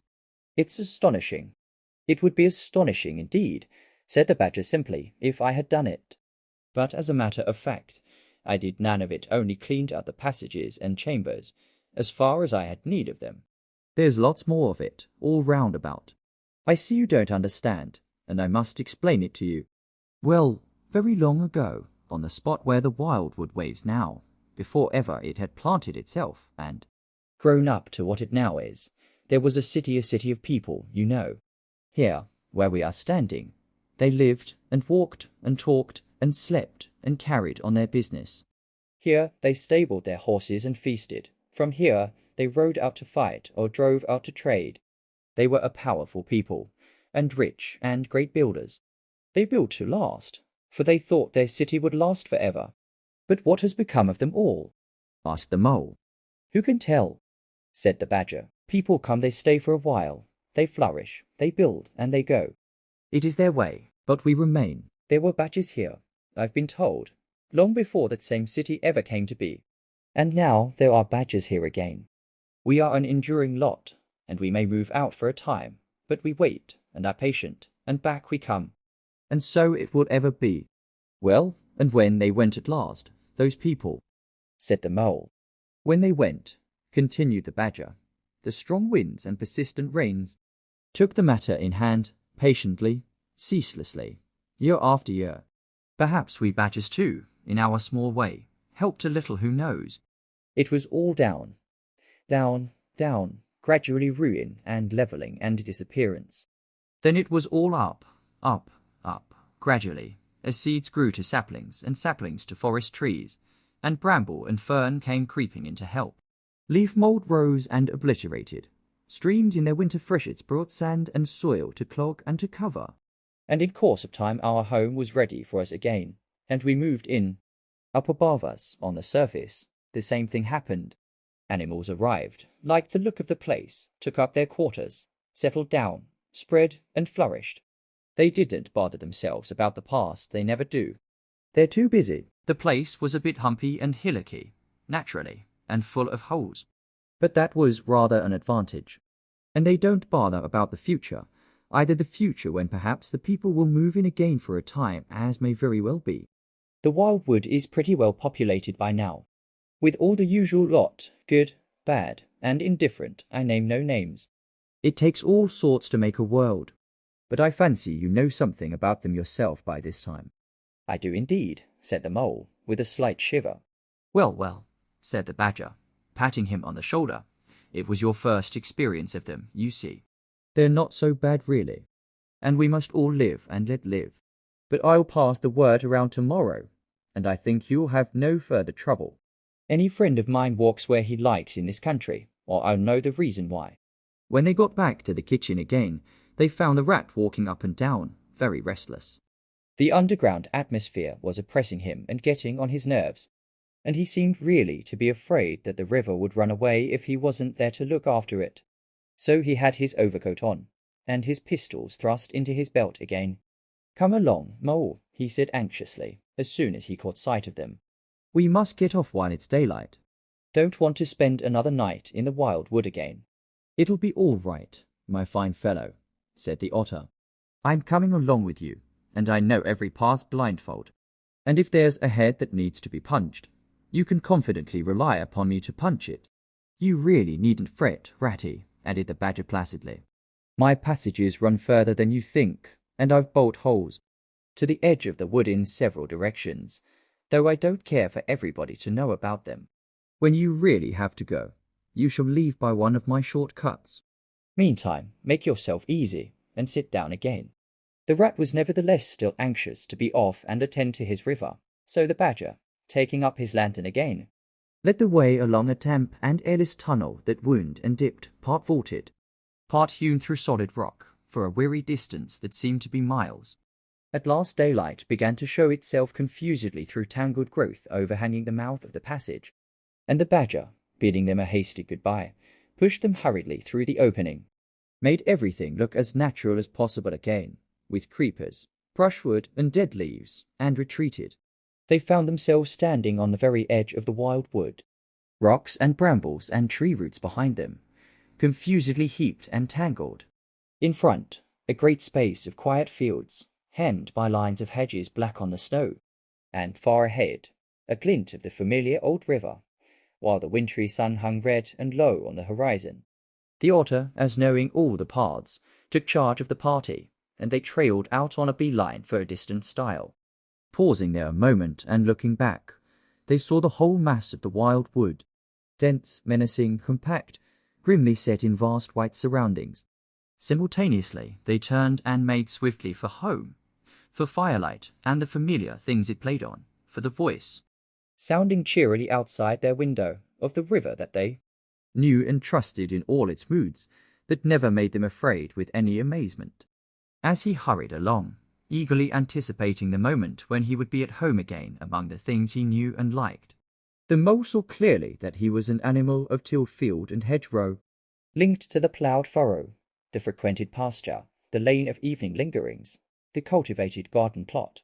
For others the asperities, the stubborn endurance, or the clash of actual conflict that went with nature in the raft. He must be wise, must keep to the pleasant places in which his lines were laid and which held adventure enough, in their way, to last for a lifetime. 5. Dulcidomum. The sheep run huddling together against the hurdles, blowing out thin nostrils and stamping with delicate 4 feet, their heads thrown back and a light steam rising from the crowded sheep pen into the frosty air, as the two animals hastened by in high spirits, with much chatter and laughter. They were returning across country after a long day's outing with Otter.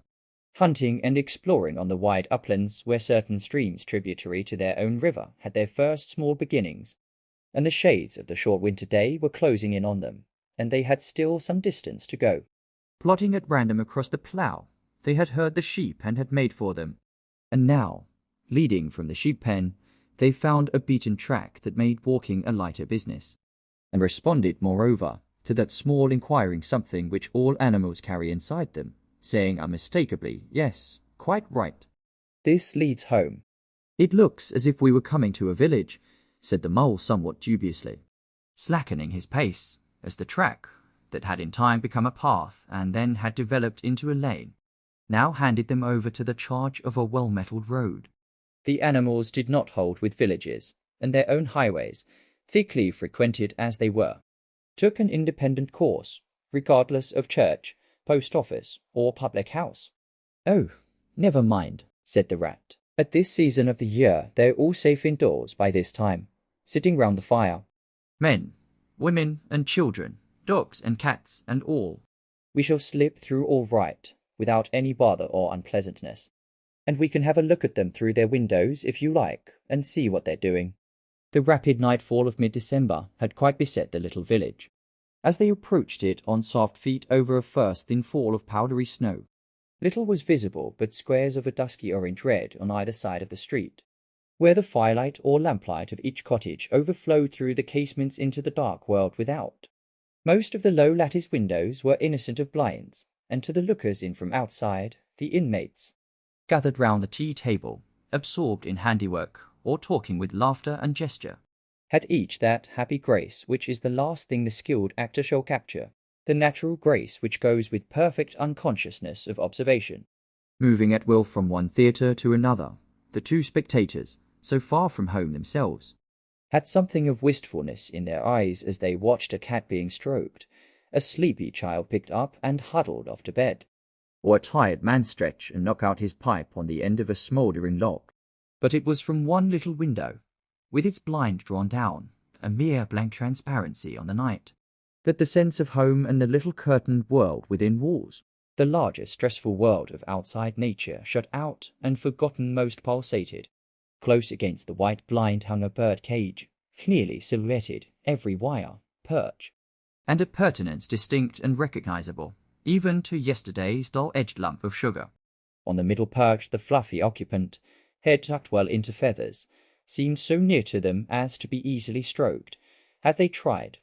Even the delicate tips of his plumped-out plumage penciled plainly on the illuminated screen. As they looked, the sleepy little fellow stirred uneasily, woke, shook himself, and raised his head. They could see the gape of his tiny beak as he yawned in a bored sort of way, looked round, and then settled his head into his back again, while the ruffled feathers gradually subsided into perfect stillness. Then a gust of bitter wind took them in the back of the neck. A small sting of frozen sleet on the skin woke them as from a dream, and they knew their toes to be cold and their legs tired, and their own home distant a weary way. Once beyond the village, where the cottages ceased abruptly, on either side of the road they could smell through the darkness the friendly fields again, and they braced themselves for the last long stretch, the home stretch, the stretch that we know is bound to end some time. In the rattle of the door latch, the sudden firelight, and the sight of familiar things greeting us as long-absent travellers from far over sea, they plodded along steadily and silently, each of them thinking his own thoughts.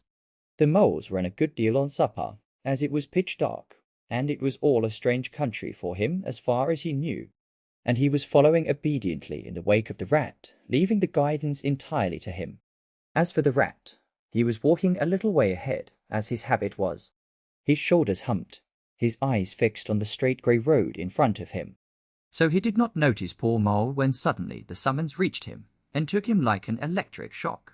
We others, who have long lost the more subtle of the physical senses, have not even proper terms to express an animal's communications with his surroundings, living or otherwise, and have only the word smell, for instance, to include the whole range of delicate thrills which murmur in the nose of the animal night and day, summoning, warning, inciting, repelling.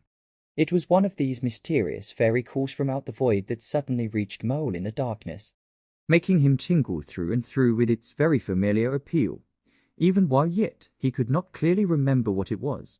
He stopped dead in his tracks, his nose searching hither and thither, in its efforts to recapture the fine filament, the telegraphic current that had so strongly moved him. A moment, and he had caught it again. And with it this time came recollection in fullest flood. Home, that was what they meant, those caressing appeals, those soft touches wafted through the air, those invisible little hands pulling and tugging, all one way. Why, it must be quite close by him at that moment, his old home, that he had hurriedly forsaken and never sought again, the day when he first found the river. And now it was sending out its scouts and its messengers to capture him and bring him in.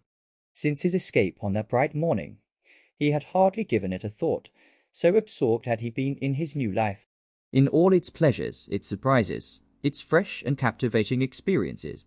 Now, with a rush of old memories, how clearly it stood up before him, in the darkness.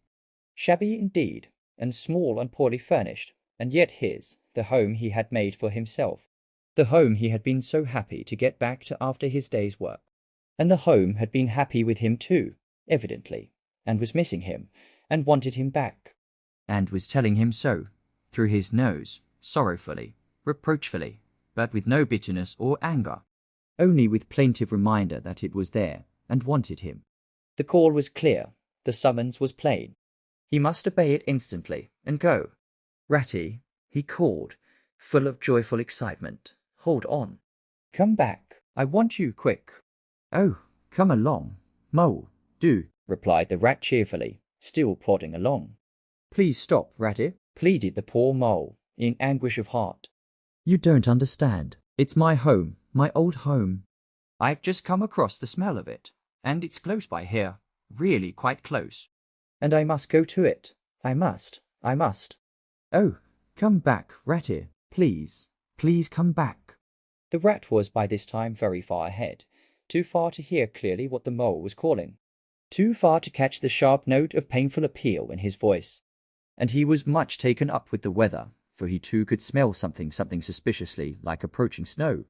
Mole, we mustn't stop now, really, he called back. We'll come for it tomorrow, whatever it is you've found.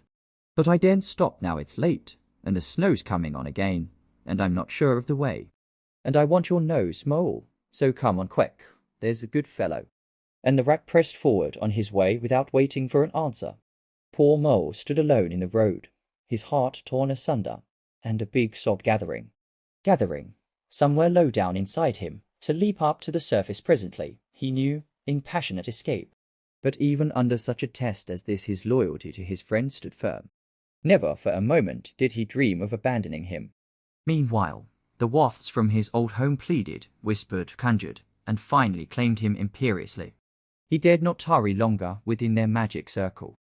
With a wrench that tore his very heartstrings, he set his face down the road and followed submissively in the track of the rat, while faint, thin little smells, still dogging his retreating nose, reproached him for his new friendship and his callous forgetfulness.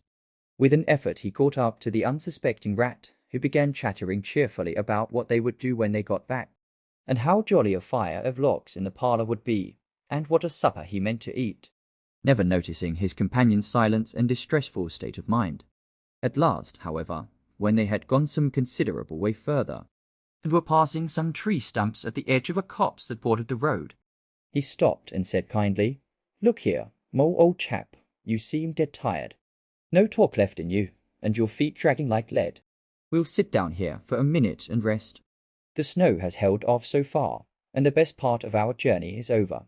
The mole subsided forlornly on a tree stump and tried to control himself, for he felt it surely coming. The sob he had fought with so long refused to be beaten.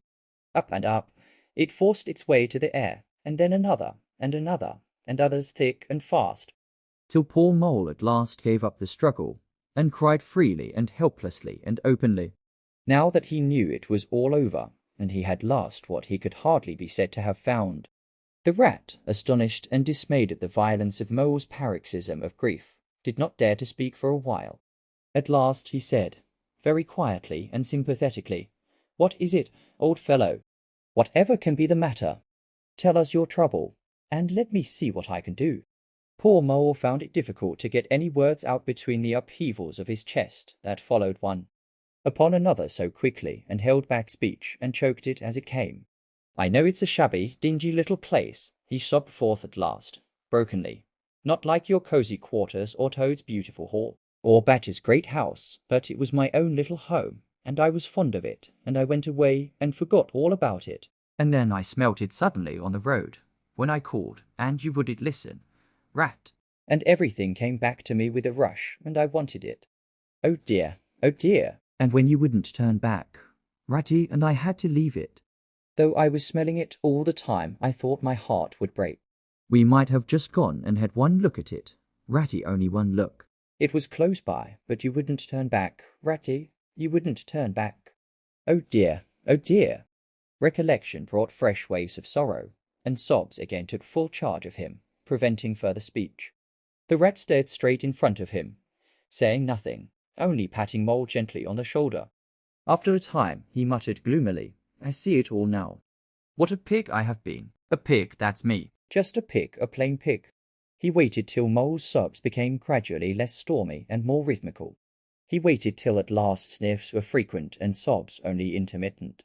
Then he rose from his seat, and remarking carelessly, "Well, now we'd really better be getting on, old chap." Set off up the road again, over the toilsome way they had come. "Wherever are you HIC going to HIC, Ratty?" cried the tearful Mole, looking up in alarm. "We're going to find that home of yours, old fellow," replied the rat pleasantly. "So you had better come along, for it will take some finding, and we shall want your nose." "Oh, come back, Ratty, do," cried the Mole, getting up and hurrying after him. "It's no good, I tell you. It's too late and too dark, and the place is too far off, and the snow's coming. And I never meant to let you know I was feeling that way about it. It was all an accident and a mistake." "And think of Riverbank and your supper." "Hang Riverbank and supper too," said the rat heartily. "I tell you, I'm going to find this place now, if I stay out all night. So cheer up, old chap, and take my arm, and we'll very soon be back there again." Still snuffling, pleading, and reluctant, Mole suffered himself to be dragged back along the road by his imperious companion, who by a flow of cheerful talk and anecdote endeavoured to beguile his spirits back and make the weary way seem shorter. When at last it seemed to the rat that they must be nearing that part of the road where the Mole had been held up, he said, "Now, no more talking. Business. Use your nose, and give your mind to it." They moved on in silence for some little way, when suddenly the rat was conscious, through his arm that was linked in Mole's, of a faint sort of electric thrill that was passing down that animal's body. Instantly he disengaged himself, fell back a pace, and waited, all attention. The signals were coming through. Mole stood a moment rigid, while his uplifted nose, quivering slightly, felt the air. Then a short, quick run forward athwart a checker try back, and then a slow, steady, confident advance. The rat, much excited, kept close to his heels as the Mole, with something of the air of a sleepwalker, crossed a dry ditch, scrambled through a hedge, and nosed his way over a field open and trackless and bare in the faint starlight. Suddenly, without giving warning, he dived. But the rat was on the alert, and promptly followed him down the tunnel to which his unerring nose had faithfully led him. It was close and airless, and the earthy smell was strong, and it seemed a long time to Rat ere the passage ended and he could stand erect and stretch and shake himself. The Mole struck a match, and by its light the rat saw that they were standing in an open space, neatly swept and sanded underfoot. And directly facing them was Mole's little front door, with Mole End painted, in Gothic lettering, over the bell pull at the side. Mole reached down a lantern from a nail on the wall and lit it, and the rat, looking round him, saw that they were in a sort of a court. A garden seat stood on one side of the door, and on the other a roller. For the Mole, who was a tidy animal when at home, could not stand having his ground kicked up by other animals into little runs that ended in earth heaps. On the walls hung wire baskets with ferns in them, alternating with brackets carrying plaster statuary Garibaldi, and the infant Samuel, and Queen Victoria, and other heroes of modern Italy. Down on one side of the forecourt ran a skittle alley, with benches along it, and little wooden tables marked with rings that hinted at beer mugs. In the middle was a small round pond containing goldfish and surrounded by a cockle shell border. Out of the center of the pond rose a fanciful erection clothed in more cockle shells, and topped by a large silvered glass ball that reflected everything all wrong and had a very pleasing effect. Mole's face beamed at the sight of all these objects so dear to him, and he hurried right through the door, lit a lamp in the hall, and took one glance round his old home. He saw the dust lying thick on everything, saw the cheerless, deserted look of the long-neglected house, and its narrow, meagre dimensions, its worn and shabby contents, and collapsed again on a hall chair, his nose to his paws. "Oh, Ratty," he cried dismally, "why ever did I do it?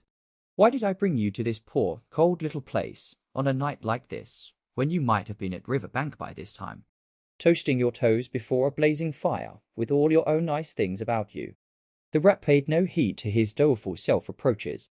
He was running here and there, opening doors, inspecting rooms and cupboards, and lighting lamps and candles and sticking them up everywhere. "What a capital little house this is," he called out cheerily. "So compact, so well planned, everything here and everything in its place. We'll make a jolly night of it. The first thing we want is a good fire." "I'll see to that. I always know where to find things. So this is the parlour?" "Splendid. Your own idea. Those little sleeping bunks in the wall." "Capital. Now, I'll fetch the wood and the coals, and you get a duster, Mole. You'll find one in the drawer of the kitchen table, and try and smarten things up a bit. Bustle about, old chap." Encouraged by his inspiriting companion, the Mole roused himself and dusted and polished with energy and heartiness, while the Rat, running to and fro with armfuls of fuel, soon had a cheerful blaze roaring up the chimney. he hailed the Mole to come and warm himself. But Mole promptly had another fit of the blues, dropping down on a couch in dark despair and burying his face in his duster. "Rat," he moaned, "how about your supper, you poor, cold, hungry, weary animal? I've nothing to give you, nothing, not a crumb." "What a fellow you are for giving in," said the Rat reproachfully. "Why, Only just now I saw a sardine opener on the kitchen dresser, quite distinctly."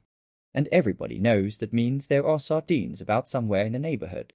Rouse yourself, "Pull yourself together, and come with me and forage." They went and foraged accordingly, hunting through every cupboard and turning out every drawer.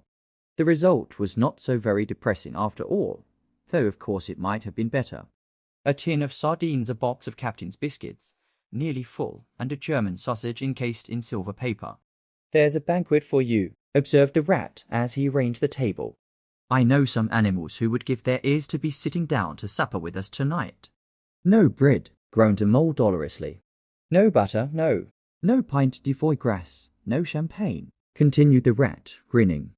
"And that reminds me, what's that little door at the end of the passage?" "Your cellar, of course." "Every luxury in this house."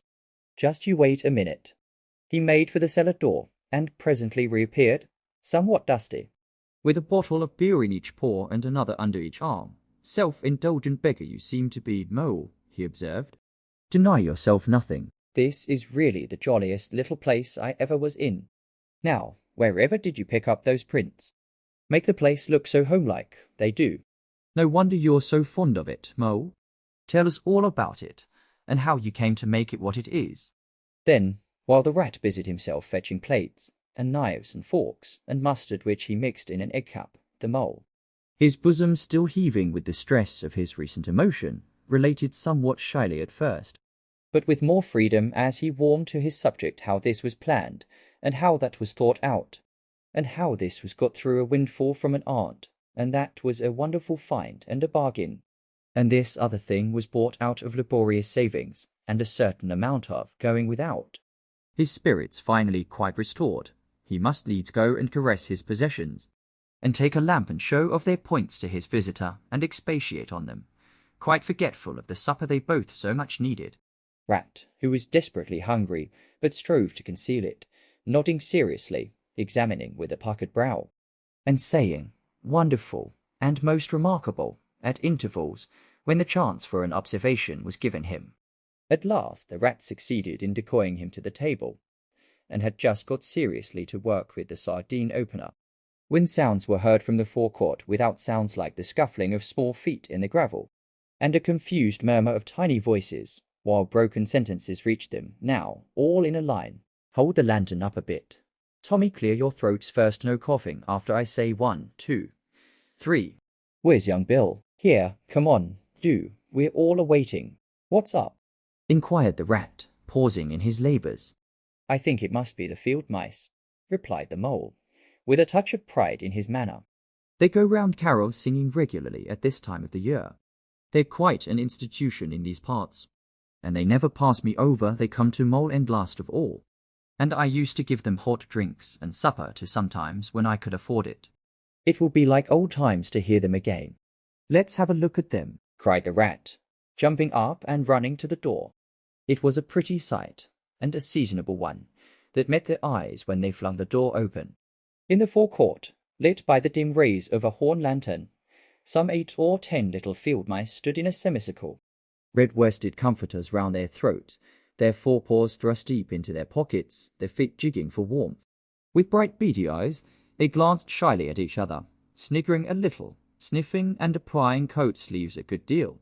As the door opened, one of the elder ones that carried the lantern was just saying, "Now then, 1, 2, 3," and forthwith their shrill little voices uprose on the air, singing one of the old-time carols that their forefathers composed in fields that were fallow and held by frost, or when snow bound in chimney corners, and handed down to be sung in the miry street to lamplit windows at Yule-time.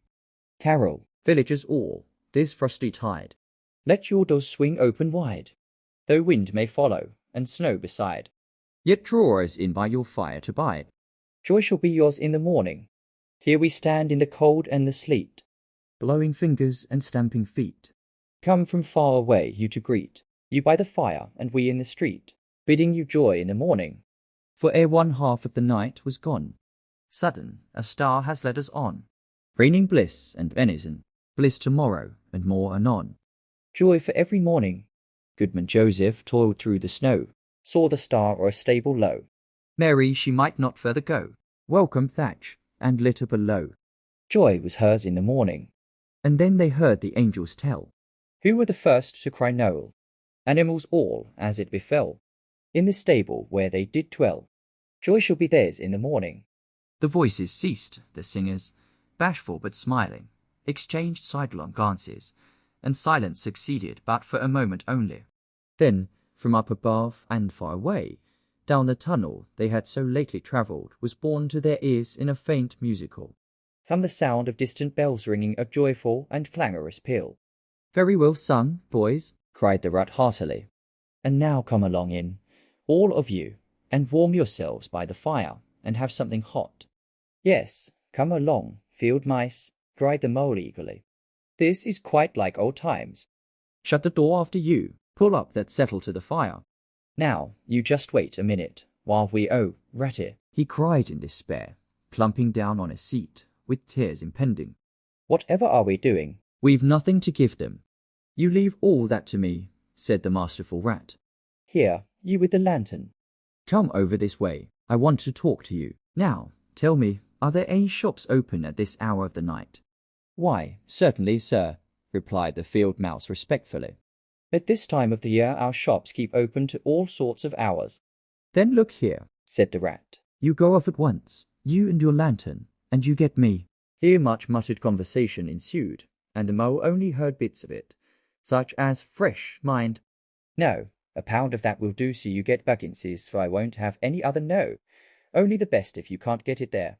Try somewhere else, yes, of course. Homemade. No tin stuff, well then. Do the best you can. Finally, there was a chink of coin passing from paw to paw. The field mouse was provided with an ample basket for his purchases, and off he hurried, he and his lantern. The rest of the field mice perched in a row on the settle, their small legs swinging, gave themselves up to enjoyment of the fire, and toasted their chilblains till they tingled, while the mole, failing to draw them into easy conversation, plunged into family history and made each of them recite the names of his numerous brothers, who were too young, it appeared, to be allowed to go out a-carolling this year, but looked forward very shortly to winning the parental consent. The rat, meanwhile, was busy examining the label on one of the beer bottles. I perceive this to be old Burton, he remarked approvingly. Sensible mole. The very thing. Now we shall be able to mull some ale. Get the things ready, Mole, while I draw the corks. It did not take long to prepare the brew and thrust the tin heater well into the red heart of the fire. And soon every field mouse was sipping and coughing and choking, for a little mulled ale goes a long way. And wiping his eyes and laughing and forgetting he had ever been cold in all his life. They act plays too, these fellows, the Mole explained to the Rat. Make them up all by themselves and act them afterwards. And very well they do it too. They gave us a capital one last year, about a field mouse who was captured at sea by a Barbary corsair and made to row in a galley. And when he escaped and got home again, his lady love had gone into a convent. Here you were in it, I remember. Get up and recite a bit. The field mouse addressed got up on his legs, giggled shyly, looked round the room, and remained absolutely tongue-tied. His comrades cheered him on. Mole coaxed and encouraged him, and the Rat went so far as to take him by the shoulders and shake him. But nothing could overcome his stage fright. They were all busily engaged on him like watermen applying the Royal Humane Society's regulations to a case of long submersion. When the latch clicked, the door opened, and the field mouse with the lantern reappeared, staggering under the weight of his basket. There was no more talk of play acting once the very real and solid contents of the basket had been tumbled out on the table. Under the generalship of Rat, everybody was set to do something or to fetch something. In a very few minutes supper was ready, and Mole, as he took the head of the table, in a sort of a dream, saw a lately barren board set thick with savoury comforts. Saw his little friends' faces brighten and beam as they fell to without delay. And then let himself loose, for he was famished indeed on the provender so magically provided. Thinking what a happy homecoming this had turned out, after all. As they ate, they talked of old times, and the field mice gave him the local gossip up to date, and answered as well as they could the 100 questions he had to ask them. The Rat said little or nothing, only taking care that each guest had what he wanted, and plenty of it, and that Mole had no trouble or anxiety about anything. They clattered off at last, very grateful and showering wishes of the season, with their jacket pockets stuffed with remembrances for the small brothers and sisters at home. When the door had closed on the last of them, and the chink of the lanterns had died away, Mole and Rat kicked the fire up, drew their chairs in, brewed themselves a last nightcap of malt ale, and discussed the events of the long day. At last the Rat, with a tremendous yawn, said, "Mole, old chap, I'm ready to drop. Sleepy is simply not the word. That your own bunk over on that side. Very well then, I'll take this. What a ripping little house this is. Everything so handy." He clambered into his bunk and rolled himself well up in the blankets, and slumber gathered him forthwith, as a swathe of barley is folded into the arms of the reaping machine. The weary Mole also was glad to turn in without delay, and soon had his head on his pillow, in great joy and contentment. But ere he closed his eyes, he let them wander round his old room, mellow in the glow of the firelight that played or rested on familiar and friendly things which had long been unconsciously a part of him, and now smilingly received him back, without rancour. He was now in just the frame of mind that the tactful Rat had quietly worked to bring about in him. He saw clearly how plain and simple, how narrow, even it all was. But clearly, too, how much it all meant to him, and the special value of some such anchorage in one's existence. He did not at all want to abandon the new life and its splendid spaces, to turn his back on sun and air and all they offered him and creep home and stay there. The upper world was all too strong. It called to him still, even down there, and he knew he must return to the larger stage. But it was good to think he had this to come back to, this place which was all his own, these things which were so glad to see him again, and could always be counted upon for the same simple welcome. 6. Emma Toad. It was a bright morning in the early part of summer. The river had resumed its wonted banks and its accustomed pace, and a hot sun seemed to be pulling everything green and bushy and spiky up out of the earth towards him, as if by strings. The Mole and the Water Rat had been up since dawn, very busy on matters connected with boats and the opening of the boating season. Painting and varnishing, mending paddles, repairing cushions, hunting for missing boat hooks, and so on, and were finishing breakfast in their little parlour and eagerly discussing their plans for the day, when a heavy knock sounded at the door. "Bother," said the Rat, all over egg. "See who it is," Mole, like a good chap, since you've finished. The Mole went to attend the servants, and the Rat heard him utter a cry of surprise. Then he flung the parlour door open, and announced with much importance, Mr. Badger. This was a wonderful thing indeed, that the Badger should pay a formal call on them, or indeed on anybody. He generally had to be caught, if you wanted him badly, as he slipped quietly along a hedgerow of an early morning or a late evening, or else hunted up in his own house in the middle of the wood, which was a serious undertaking. The Badger strode heavily into the room, and stood looking at the two animals with an expression full of seriousness. The Rat let his egg-spoon fall on the tablecloth, and sat open-mouthed. "The hour has come," said the Badger at last, with great solemnity. "What hour?" asked the Rat uneasily, glancing at the clock on the mantelpiece. "Whose hour, you should rather say," replied the Badger. "Why, Toad's hour, the hour of Toad. I said I would take him in hand as soon as the winter was well over, and I am going to take him in hand today." "Toad's hour, of course," cried the Mole delightedly. "Hooray! I remember now. "We'll teach him to be a sensible Toad." This very morning," continued the Badger, taking an armchair, "as I learnt last night from a trustworthy source, "Another new and exceptionally powerful motor car will arrive at Toad Hall on approval or return." At this very moment, perhaps, Toad is busy arraying himself in those singularly hideous habiliments so dear to him, which transform him from a comparatively good-looking Toad into an object which throws any decent-minded animal that comes across it into a violent fit. "We must be up and doing, ere it is too late. You two animals will accompany me instantly to Toad Hall, and the work of rescue shall be accomplished." "Right you are," cried the Rat, starting up. "We'll rescue the poor unhappy animal. We'll convert him. He'll be the most converted Toad that ever was before we've done with him." They set off up the road on their mission of mercy, Badger leading the way. Animals when in company walk in a proper and sensible manner, in single file, instead of sprawling all across the road and being of no use or support to each other in case of sudden trouble or danger. They reached the carriage drive of Toad Hall to find, as the Badger had anticipated, a shiny new motor car of great size, painted a bright red Toad's favourite colour, standing in front of the house. As they neared the door, it was flung open, and Mr. Toad, arrayed in goggles, cap, gaiters, and enormous overcoat, came swaggering down the steps, drawing on his gauntleted gloves. "Hullo, come on, you fellows," he cried cheerfully on catching sight of them. "You're just in time to come with me for a jolly, to come for a jolly, for a jolly." His hearty accents faltered and fell away as he noticed the stern, unbending look on the countenances of his silent friends, and his invitation remained unfinished. The Badger strode up the steps. "Take him inside," he said sternly to his companions. Then, as Toad was hustled through the door, struggling and protesting, he turned to the chauffeur in charge of the new motor car. "I'm afraid you won't be wanted today," he said. "Mr. Toad has changed his mind. He will not require the car.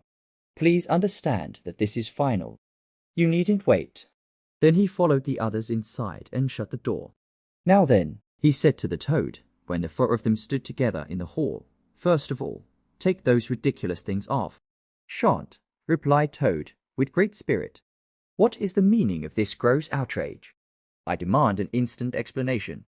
"Take them off him, then, you two," ordered the Badger briefly. They had to lay Toad out on the floor, kicking and calling all sorts of names, before they could get to work properly. Then the Rat sat on him, and the Mole got his motor clothes of him bit by bit, and they stood him up on his legs again. A good deal of his blustering spirit seemed to have evaporated with the removal of his fine panoply. Now that he was merely Toad, and no longer the terror of the highway, he giggled feebly and looked from one to the other appealingly, seeming quite to understand the situation. "You knew it must come to this, sooner or later, Toad," the Badger explained severely. "You've disregarded all the warnings we've given you. You've gone on squandering the money your father left you, and you're getting us animals a bad name in the district by your furious driving and your smashes and your rows with the police. Independence is all very well, but we animals never allow our friends to make fools of themselves beyond a certain limit. And that limit you've reached. Now, you're a good fellow in many respects, and I don't want to be too hard on you. I'll make one more effort to bring you to reason. You will come with me into the smoking room, and there you will hear some facts about yourself. and we'll see whether you come out of that room the same Toad that you went in. He took Toad firmly by the arm, led him into the smoking room, and closed the door behind them. That's no good, said the rat contemptuously. Talking to Toad will never cure him. He'll say anything.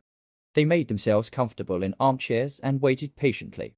Through the closed door, they could just hear the long continuous drone of the badger's voice, rising and falling in waves of oratory. And presently they noticed that the sermon began to be punctuated at intervals by long-drawn sobs, evidently proceeding from the bosom of Toad, who was a soft-hearted and affectionate fellow, very easily converted for the time being to any point of view. After some 3/4 of an hour the door opened, and the badger reappeared, solemnly leading by the paw a very limp and dejected Toad. His skin hung backily about him, his legs wobbled, and his cheeks were furrowed by the tears so plentifully called forth by the badger's moving discourse. Sit down there, Toad, said the badger kindly, pointing to a chair. My friends, he went on, I am pleased to inform you that Toad has at last seen the error of his ways. He is truly sorry for his misguided conduct in the past, and he has undertaken to give up motor cars entirely and forever. I have his solemn promise to that effect. That is very good news, said the mole gravely. Very good news indeed, observed the rat dubiously. If only. He was looking very hard at Toad as he said this, and could not help thinking he perceived something vaguely resembling a twinkle in that animal's still sorrowful eye. There's only one thing more to be done, continued the gratified badger. Toad, I want you solemnly to repeat, before your friends hear, what you fully admitted to me in the smoking room just now. First, you are sorry for what you've done, and you see the folly of it all. There was a long pause. Toad looked desperately this way and that, while the other animals waited in grave silence. At last he spoke. No, he said, a little sullenly, but stoutly. I'm not sorry, and it wasn't folly at all. It was simply glorious. What? Cried the badger, greatly scandalized. You backsliding animal, didn't you tell me just now, in there? Oh, yes, in there, said Toad impatiently. I'd have said anything in there. You're so eloquent, dear badger, and so moving, and so convincing, and put all your points so frightfully well. You can do what you like with me in there, and you know it. But I've been searching my mind since, and going over things in it, and I find that I'm not a bit sorry or repentant really, so it's no earthly good saying I am. Now, is it? Then you don't promise, said the badger, never to touch a motor car again. Certainly not, replied Toad emphatically. On the contrary, I faithfully promise that the very first motor car I see, poop, off I go in it. Told you so, didn't I? Observed the rat to the mole. Very well then, said the badger firmly, rising to his feet. Since you won't yield to persuasion, we'll try what force can do. I feared it would come to this all along. You've often asked us 3 to come and stay with you, Toad, in this handsome house of yours. Well, now we're going to. When we've converted you to a proper point of view, we may quit, but not before. Take him upstairs, you two, and lock him up in his bedroom, while we arrange matters between ourselves.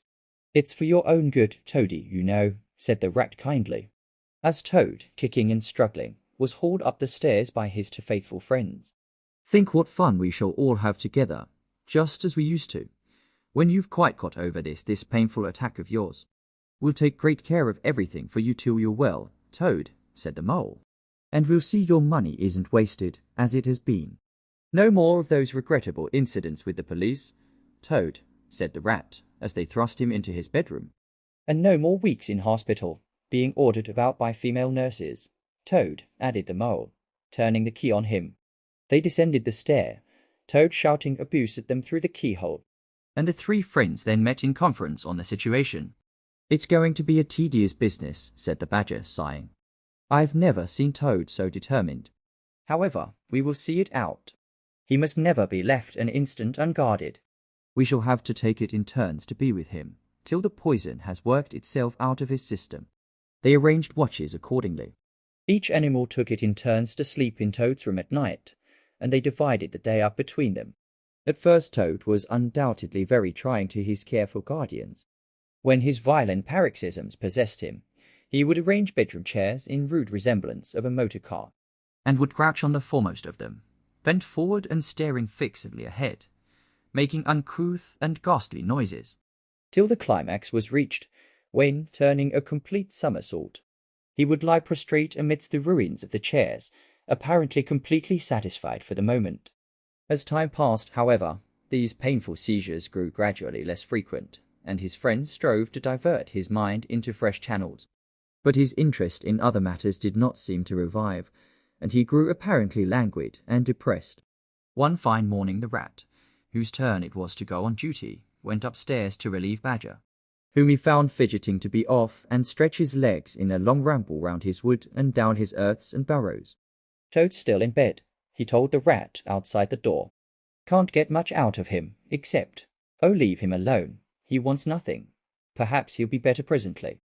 It may pass off in time, don't be unduly anxious, and so on.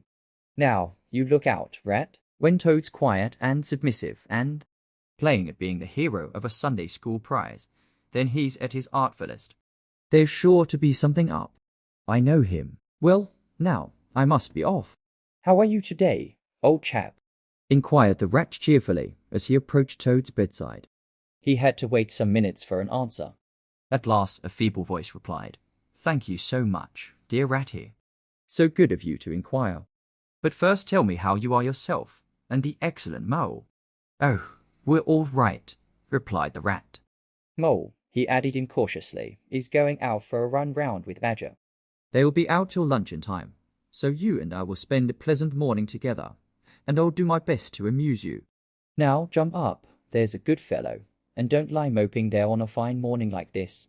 Dear, kind rat, murmured Toad, how little you realize my condition, and how very far I am from jumping up now, if ever.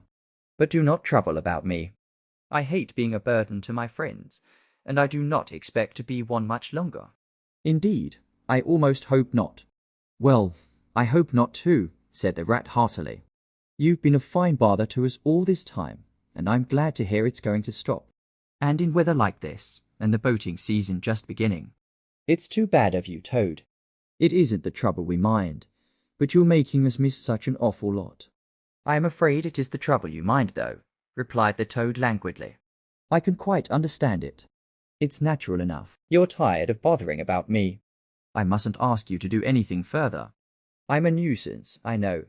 You are, indeed, said the rat. But I tell you, I'd take any trouble on earth for you, if only you'd be a sensible animal. If I thought that, Ratty, murmured Toad, more feebly than ever, then I would beg you for the last time, probably, to step round to the village as quickly as possible. Even now it may be too late, and fetch the doctor. But don't you bother. It's only a trouble, and perhaps we may as well let things take their course. Why? What do you want a doctor for? Inquired the rat, coming closer and examining him. He certainly lay very still and flat, and his voice was weaker and his manner much changed. Surely you have noticed of late, murmured Toad. But, no, why should you? Noticing things is only a trouble. Tomorrow, indeed, you may be saying to yourself, oh, if only I had noticed sooner. If only I had done something. But no, it's a trouble. Never mind, forget that I ask. Look here, old man, said the rat, beginning to get rather alarmed. Of course, I'll fetch a doctor to you, if you really think you want him. But you can hardly be bad enough for that yet. Let's talk about something else.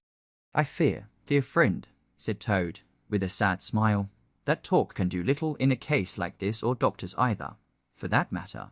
Still, one must grasp at the slightest straw. And, by the way, while you are about it, I hate to give you additional trouble. But I happen to remember that you will pass the door. Would you mind at the same time asking the lawyer to step up? It would be a convenience to me, and there are moments, perhaps I should say there is a moment, when one must face disagreeable tasks, at whatever cost to exhausted nature. A lawyer? Oh, he must be really bad, the affrighted rat said to himself, as he hurried from the room, not forgetting, however, to lock the door carefully behind him. Outside, he stopped to consider. The other two were far away, and he had no one to consult. It's best to be on the safe side, he said, on reflection. I've known Toad fancy himself frightfully bad before, without the slightest reason, but I've never heard him ask for a lawyer. If there's nothing really the matter, The doctor will tell him he's an old ass and cheer him up, and that will be something gained. I'd better humour him and go. It won't take very long. So he ran off to the village on his errand of mercy. The toad, who had hopped lightly out of bed as soon as he heard the key turned in the lock, watched him eagerly from the window till he disappeared down the carriage drive. Then, laughing heartily, he dressed as quickly as possible in the smartest suit he could lay hands on at the moment, Filled his pockets with cash which he took from a small drawer in the dressing table, and next, knotting the sheets from his bed together and tying one end of the improvised rope round the central mullion of the handsome Tudor window which formed such a feature of his bedroom, he scrambled out, slid lightly to the ground, and taking the opposite direction to the rat, marched off light-heartedly, whistling a merry tune. It was a gloomy luncheon for Rat when the Badger and the Mole at length returned, and he had to face them at table with his pitiful and unconvincing story. The Badger's caustic, not to say brutal, remarks may be imagined, and therefore passed over. But it was painful to the Rat that even the Mole, though he took his friend's side as far as possible, could not help saying, "You've been a bit of a duffer this time, Ratty." Toad, too, of all animals. "He did it awfully well," said the crestfallen Rat. "He did you awfully well," rejoined the Badger hotly. "However, talking won't mend matters. "He's got clear away for the time, that's certain. And the worst of it is, he'll be so conceited with what he'll think is his cleverness that he may commit any folly." One comfort is, we're free now, and needn't waste any more of our precious time doing sentry go. But we'd better continue to sleep at Toad Hall for a while longer. Toad may be brought back at any moment on a stretcher, or between two policemen." So spoke the Badger, not knowing what the future held in store, or how much water, and of how turbid a character was to run under bridges before Toad should sit at ease again in his ancestral hall. Meanwhile, Toad, gay and irresponsible, was walking briskly along the high road, some miles from home. At first he had taken by paths and crossed many fields, and changed his course several times, in case of pursuit. But now, feeling by this time safe from recapture, and the sun smiling brightly on him, and all nature joining in a chorus of approval to the song of self-praise that his own heart was singing to him, he almost danced along the road in his satisfaction and conceit. "Smart piece of work that," he remarked to himself, chuckling. "Brain against brute force, and brain came out on the top as it's bound to do. Poor old Ratty, my, won't he catch it when the Badger gets back?" A worthy fellow, Ratty, with many good qualities, but very little intelligence, and absolutely no education. I must take him in hand some day, and see if I can make something of him. Filled full of conceited thoughts such as these he strode along, his head in the air, till he reached a little town, where the sign of the Red Lion, swinging across the road halfway down the main street, reminded him that he had not breakfasted that day, and that he was exceedingly hungry after his long walk. He marched into the inn, ordered the best luncheon that could be provided at so short a notice, and sat down to eat it in the coffee-room. He was about halfway through his meal when an only too familiar sound, approaching down the street, made him start and fall a-trembling all over. The poop-poop drew nearer and nearer. The car could be heard to turn into the inn yard and come to a stop, and Toad had to hold on to the leg of the table to conceal his overmastering emotion. Presently the party entered the coffee-room, hungry, talkative, and gay, voluble on their experiences of the morning and the merits of the chariot that had brought them along so well. Toad listened eagerly, all ears, for a time. At last he could stand it no longer. He slipped out of the room quietly, paid his bill at the bar, and as soon as he got outside sauntered round quietly to the inn-yard. "There cannot be any harm," he said to himself, "in my only just looking at it." The car stood in the middle of the yard, quite unattended, the stable helps and other hangers-on being all at their dinner. Toad walked slowly round it, inspecting, criticizing, musing deeply. "I wonder," he said to himself presently, "I wonder if this sort of car starts easily."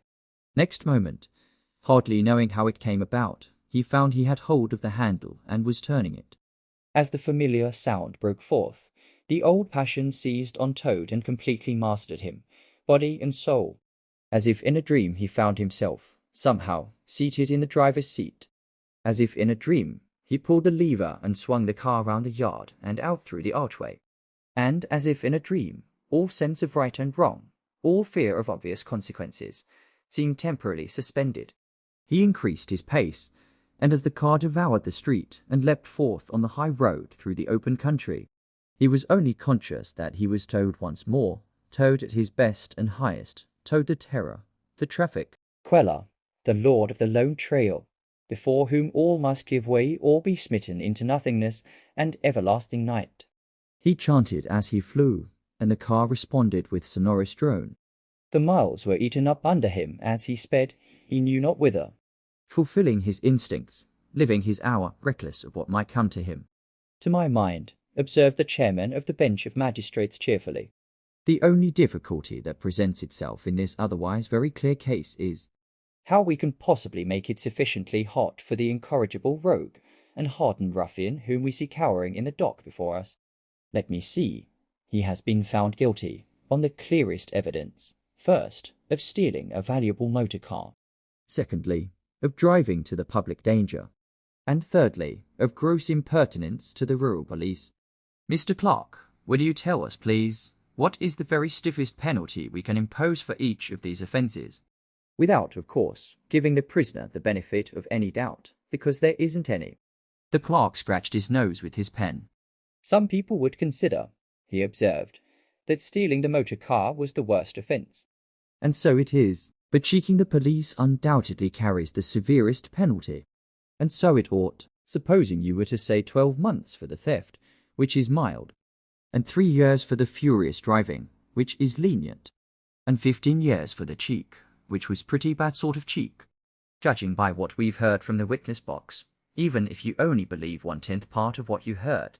And I never believe more myself those figures, if added together correctly, tot up to 19 years. First rate, said the chairman. So you had better make it around 20 years and be on the safe side, concluded the clerk. An excellent suggestion, said the chairman approvingly.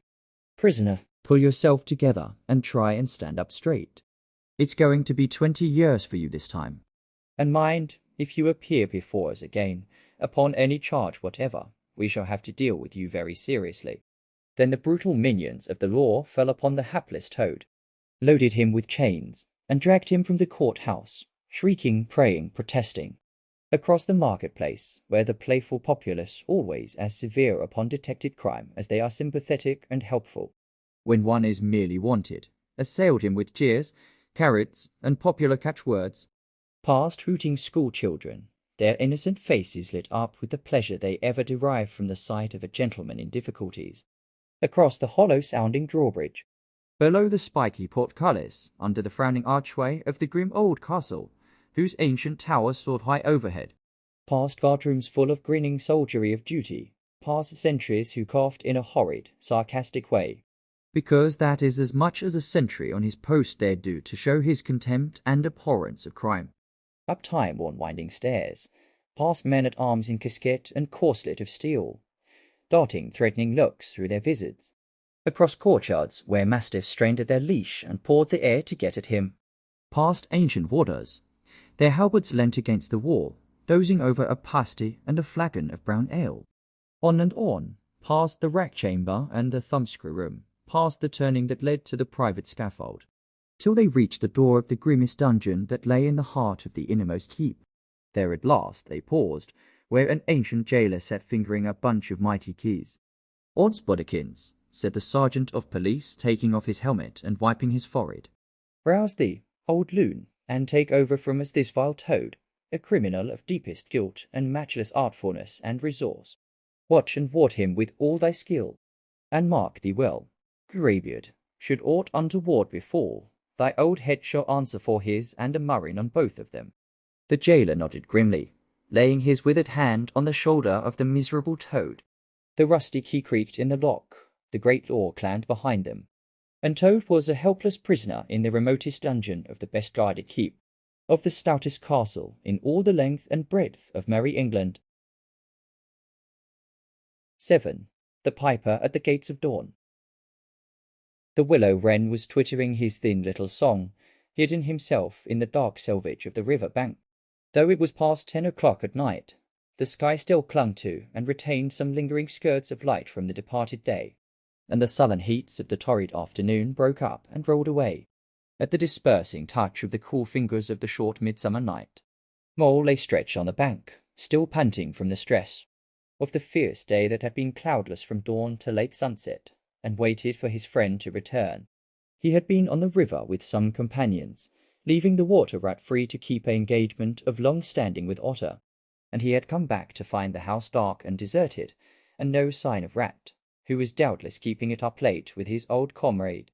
It was still too hot to think of staying indoors, so he lay on some cool dock leaves, and thought over the past day and its doings, and how very good they all had been. The rat's light footfall was presently heard approaching over the parched grass. "Oh, the blessed coolness," he said, and sat down, gazing thoughtfully into the river, silent and preoccupied. "You stayed to supper, of course," said the mole presently. "Simply had to," said the rat. "They wouldn't hear of my going before. You know how kind they always are. And they made things as jolly for me as ever they could, right up to the moment I left. But I felt a brute all the time, as it was clear to me they were very unhappy, though they tried to hide it." "Mole, I'm afraid they're in trouble." "Little Portly is missing again." "And you know what a lot his father thinks of him, though he never says much about it." "What, that child?" said the mole lightly. "Well, suppose he is. Why worry about it? He's always straying off and getting lost, and turning up again. He's so adventurous, but no harm ever happens to him. Everybody hereabouts knows him and likes him, just as they do old Otter. And you may be sure some animal or other will come across him and bring him back again all right." "Why, we've found him ourselves, miles from home, and quite self-possessed and cheerful." "Yes, but this time it's more serious," said the rat gravely. "He's been missing for some days now, and the otters have hunted everywhere, high and low, without finding the slightest trace. And they've asked every animal too, for miles around, and no one knows anything about him." "Otter's evidently more anxious than he'll admit. I got out of him that young Portly hasn't learned to swim very well yet, and I can see he's thinking of the weir." "There's a lot of water coming down still, considering the time of the year, and the place always had a fascination for the child. And then there are, well, traps and things, you know." "Otter's not the fellow to be nervous about any son of his before it's time." "And now he is nervous. When I left, he came out with me, said he wanted some air, and talked about stretching his legs." "But I could see it wasn't that, so I drew him out and pumped him, and got it all from him at last." "He was going to spend the night watching by the ford." "You know the place where the old ford used to be, in bygone days before they built the bridge?" "I know it well," said the mole. "But why should Otter choose to watch there?" "Well, it seems that it was there he gave Portly his first swimming lesson," continued the rat. "From that shallow, gravelly spit near the bank." "And it was there he used to teach him fishing, and there young Portly caught his first fish, of which he was so very proud." The child loved the spot, and Otter thinks that if he came wandering back from wherever he is, if he is anywhere by this time, poor little chap, he might make for the ford he was so fond of. Or if he came across it, he'd remember it well, and stop there and play, perhaps. So Otter goes there every night and watches on the chance, you know, just on the chance." They were silent for a time, both thinking of the same thing, the lonely hart or animal. Crouched by the ford, watching and waiting, the long night through on the chance. Well, well," said the rat presently, "I suppose we ought to be thinking about turning in." But he never offered to move. "Rat," said the mole, "I simply can't go and turn in, and go to sleep, and do nothing, even though there doesn't seem to be anything to be done." "We'll get the boat out and paddle upstream." "The moon will be up in an hour or so, and then we will search as well." "As we can anyhow. It will be better than going to bed and doing nothing." "Just what I was thinking myself," said the rat. "It's not the sort of night for bed anyhow, and daybreak is not so very far off, and then we may pick up some news of him from early risers as we go along." They got the boat out, and the rat took the sculls, paddling with caution. Out in midstream, there was a clear, narrow track that faintly reflected the sky. But wherever shadows fell on the water from bank, bush, or tree, they were as solid to all appearance as the banks themselves, and the mole had to steer with judgment accordingly. Dark and deserted as it was, the night was full of small noises, song and chatter and rustling, telling of the busy little population who were up and about. plying their trades and vocations through the night till sunshine should fall on them at last and send them off to their well-earned repose. The water's own noises, too, were more apparent than by day, its gurglings and cloops more unexpected and near at hand. And constantly they started at what seemed a sudden clear call from an actual articulate voice. The line of the horizon was clear and hard against the sky, and in one particular quarter it showed black against a silvery climbing phosphorescence that grew and grew. At last, over the rim of the waiting earth the moon lifted with slow majesty, till it swung clear of the horizon and rode off, free of moorings. And once more they began to see surfaces meadows widespread, and quiet gardens. And the river itself from bank to bank, all softly disclosed, all washed clean of mystery and terror. All radiant again as by day, but with a difference that was tremendous. Their old haunts greeted them again in other raiment, as if they had slipped away and put on this pure new apparel and come quietly back, smiling as they shyly waited to see if they would be recognized again under it. Fastening their boat to a willow, the friends landed in this silent silver kingdom, and patiently explored the hedges, the hollow trees, the runnels and their little culverts, the ditches and dry waterways. Embarking again and crossing over, they worked their way up the stream in this manner, while the moon, serene and detached in a cloudless sky, did what she could, though so far off, to help them in their quest. Till her hour came, and she sank earthwards reluctantly, and left them, and mystery once more held field and river. Then a change began slowly to declare itself. The horizon became clearer, field and tree came more into sight, and somehow with a different look. The mystery began to drop away from them. A bird piped suddenly, and was still, and a light breeze sprang up and set the reeds and bulrushes rustling. Rat, who was in the stern of the boat, while Mole sculled, sat up suddenly and listened with a passionate intentness. Mole, who with gentle strokes was just keeping the boat moving while he scanned the banks with care, looked at him with curiosity. "It's gone," sighed the rat, sinking back in his seat again. "So beautiful and strange and new. Since it was to end so soon, I almost wish I had never heard it, for it has roused a longing in me that is pain, and nothing seems worth while but just to hear that sound once more and go on listening to it forever. No, there it is again," he cried, alert once more. Entranced, he was silent for a long space, spellbound. "Now it passes on, and I begin to lose it," he said presently. "Oh, Mole, the beauty of it, the merry bubble and joy, the thin, clear, happy call of the distant piping. Such music I never dreamed of, and the call in it is stronger even than the music is sweet." "Row on, Mole, row, for the music and the call must be for us." The Mole, greatly wondering, obeyed. "I hear nothing myself," he said, "but the wind playing in the reeds and rushes and osiers." The rat never answered, if indeed he heard. Rapt, transported, trembling, he was possessed in all his senses by this new divine thing that caught up his helpless soul and swung, and handled it, a powerless but happy infant in a strong sustaining grasp. In silence Mole rowed steadily, and soon they came to a point where the river divided, a long backwater branching off to one side. With a slight movement of his head, Rat, who had long dropped the rudder lines, directed the rower to take the backwater. The creeping tide of light gained and gained, and now they could see the colour of the flowers that gemmed the water's edge. "Clearer and nearer still," cried the rat joyously. "Now you must surely hear it." At last I see you do." Breathless and transfixed, the Mole stopped rowing as the liquid run of that glad piping broke on him like a wave, caught him up, and possessed him utterly. He saw the tears on his comrade's cheeks, and bowed his head and understood. For a space they hung there, brushed by the purple loose strife that fringed the bank.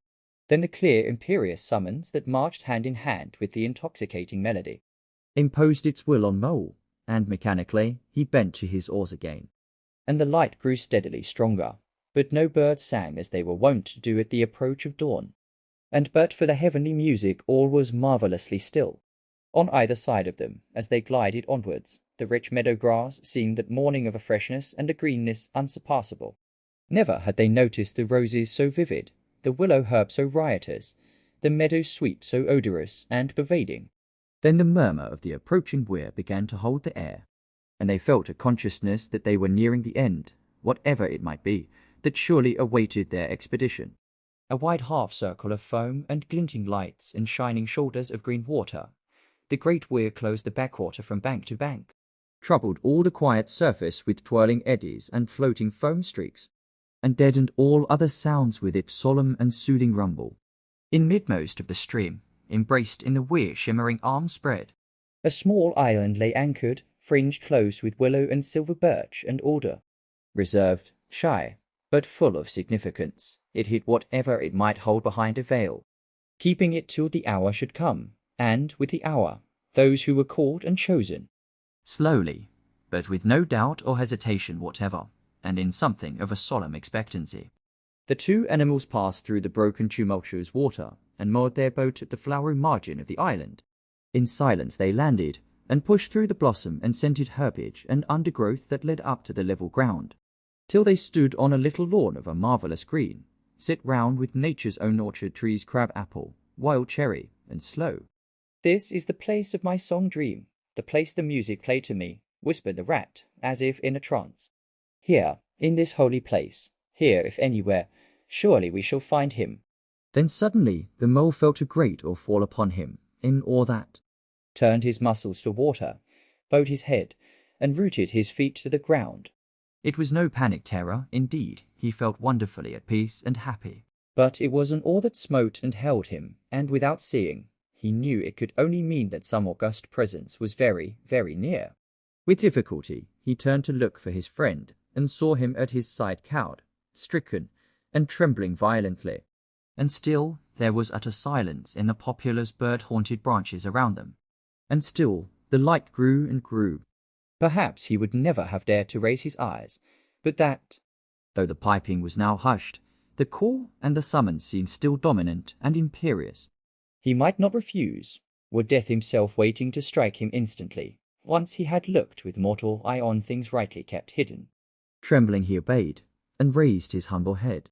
And then, in that utter clearness of the imminent dawn, while nature, flushed with fullness of incredible colour, seemed to hold her breath for the event, he looked in the very eyes of the friend and helper, saw the backward sweep of the curved horns gleaming in the growing daylight, saw the stern, hooked nose between the kindly eyes that were looking down on them humorously, while the bearded mouth broke into a half-smile at the corners, saw the rippling muscles on the arm that lay across the broad chest, the long supple hand still holding the panpipes only just fallen away from the parted lips, saw the splendid curves of the shaggy limbs disposed in majestic ease on the sward, saw, last of all, nestling between his very hooves, sleeping soundly in entire peace and contentment, the little, round, podgy, childish form of the baby otter. All this he saw, for one moment breathless and intense, vivid on the morning sky. And still as he looked, he lived. And still as he lived, he wondered. Rat, he found breath to whisper, shaking. Are you afraid? Afraid? Murmured the rat, his eyes shining with unutterable love. Afraid? Of him? Oh, never, never. And yet, oh, Mole, I am afraid. Then the two animals, crouching to the earth, bowed their heads and did worship. Sudden and magnificent, the sun's broad golden disk showed itself over the horizon facing them, and the first rays, shooting across the level water meadows, took the animals full in the eyes and dazzled them. When they were able to look once more, the vision had vanished, and the air was full of the carol of birds that hailed the dawn.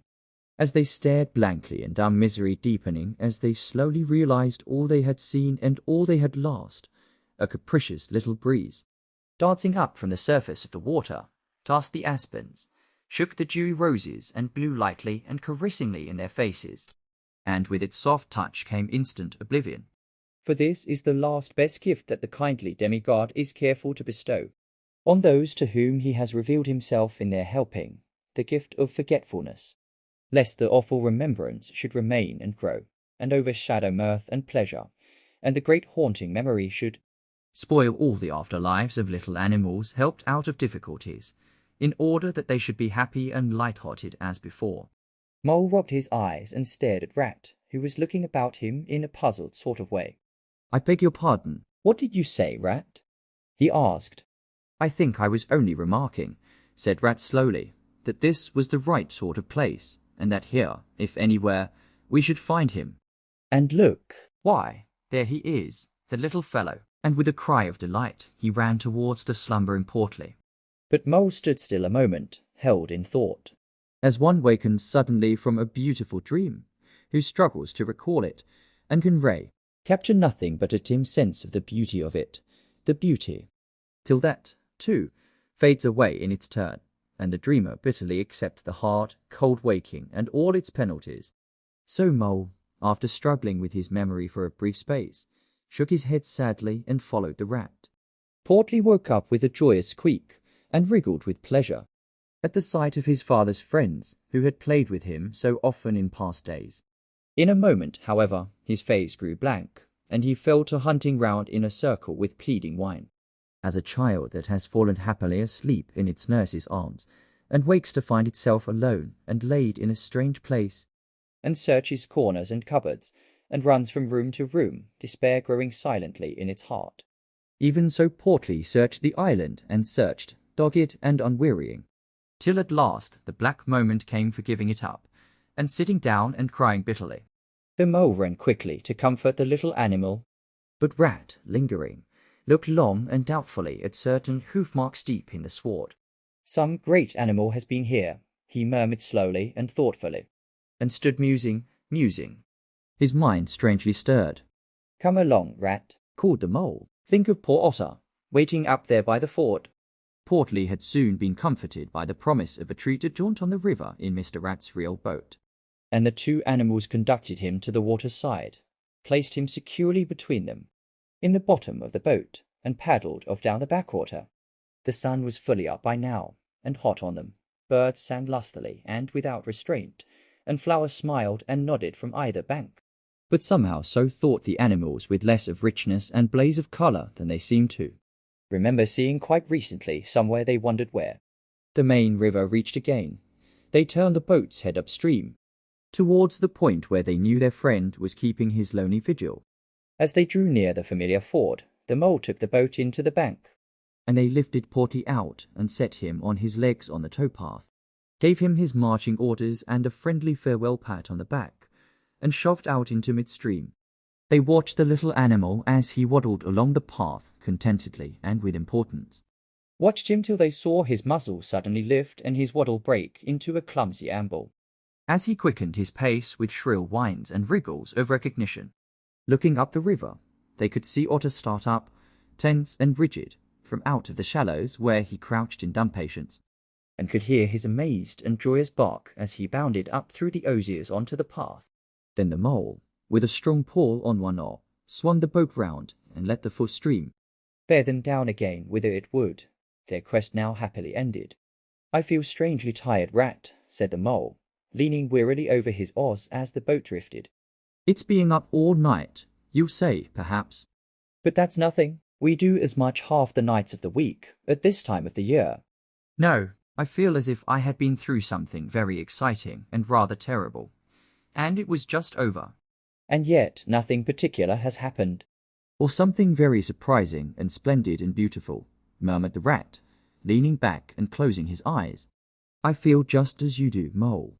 Simply dead tired, though not body tired. It's lucky we've got the stream with us, to take us home.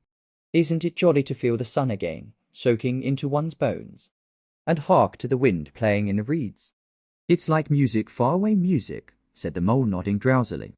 So I was thinking, murmured the Rat, dreamful and languid. Dance music, the lilting sort that runs on without a stop, but with words in it. Too, it passes into words and out of them again. I catch them at intervals, then it is dance music once more, and then nothing but the reed's soft thin whispering. You hear better than I, said the Mole sadly. I cannot catch the words. Let me try and give you them, said the Rat softly, his eyes still closed. Now it is turning into words again faint, but clear lest the all should dwell. And turn your frolic to fret you shall look on my power at the helping hour, but then you shall forget. Now the reeds take it up, forget, they sigh, and it dies away in a rustle and a whisper. Then the voice returns, lest limbs be reddened and rent, I spring the trap that is set, as I loose the snare, you may glimpse me there, for surely you shall forget. Row nearer, Mole, nearer to the reeds. It is hard to catch, and grows each minute fainter. Helper and healer, I cheer small waifs in the woodland with strays I find in it. Wounds I bind in it, bidding them all forget. Nearer, mole, nearer. No, it is no good. The song has died away into re-talk. But what do the words mean? Asked the wondering mole. That I do not know, said the rat simply. I passed them on to you as they reached me. Ah, now they return again, and this time full and clear.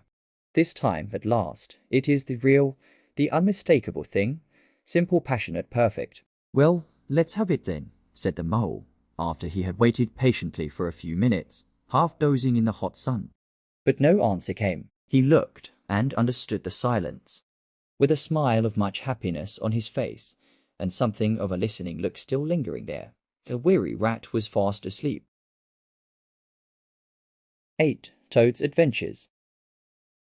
When Toad found himself immured in a dank and noisome dungeon, and knew that all the grim darkness of a medieval fortress lay between him and the outer world of sunshine, and well-metalled high roads where he had lately been so happy, disporting himself as if he had bought up every road in England, he flung himself at full length on the floor, and shed bitter tears, and abandoned himself to dark despair.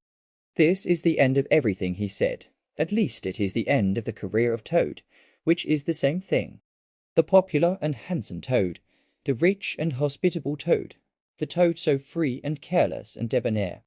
How can I hope to be ever set at large again, he said, who have been imprisoned so justly? For stealing so handsome a motor car in such an audacious manner, and for such lurid and imaginative cheek, bestowed upon such a number of fat, red-faced policemen. Here his sobs choked him. Stupid animal that I was, he said. Now I must languish in this dungeon, till people who were proud to say they knew me have forgotten the very name of Toad. O wise old badger, he said, O clever, intelligent rat and sensible mole. What sound judgments, what a knowledge of men and matters you possess. O unhappy and forsaken Toad, with lamentations such as these he passed his days and nights for several weeks, refusing his meals or intermediate light refreshments, though the grim and ancient jailer, knowing that Toad's pockets were well lined, frequently pointed out that many comforts, and indeed luxuries, could by arrangement be sent in at a price from outside. Now the jailer had a daughter, a pleasant wench and good-hearted, who assisted her father in the lighter duties of his post. She was particularly fond of animals, and besides her canary, whose cage hung on a nail in the massive wall of the keep by day, to the great annoyance of prisoners who relished an after-dinner nap, and was shrouded in an antimacassar on the parlour table at night. She kept several piebald mice and a restless revolving squirrel. This kind-hearted girl, pitying the misery of Toad, said to her father one day, "Father, I can't bear to see that poor beast so unhappy, and getting so thin. You let me have the managing of him. You know how fond of animals I am. I'll make him eat from my hand, and sit up, and do all sorts of things." Her father replied that she could do what she liked with him. He was tired of Toad, and his sulks, and his airs, and his meanness. So that day she went on her errand of mercy, and knocked at the door of Toad's cell. "Now, cheer up, Toad," she said, coaxingly, on entering, "and sit up and dry your eyes and be a sensible animal, and do try and eat a bit of dinner. See, I have brought you some of mine, hot from the oven." It was bubble and squeak between two plates, and its fragrance filled the narrow cell.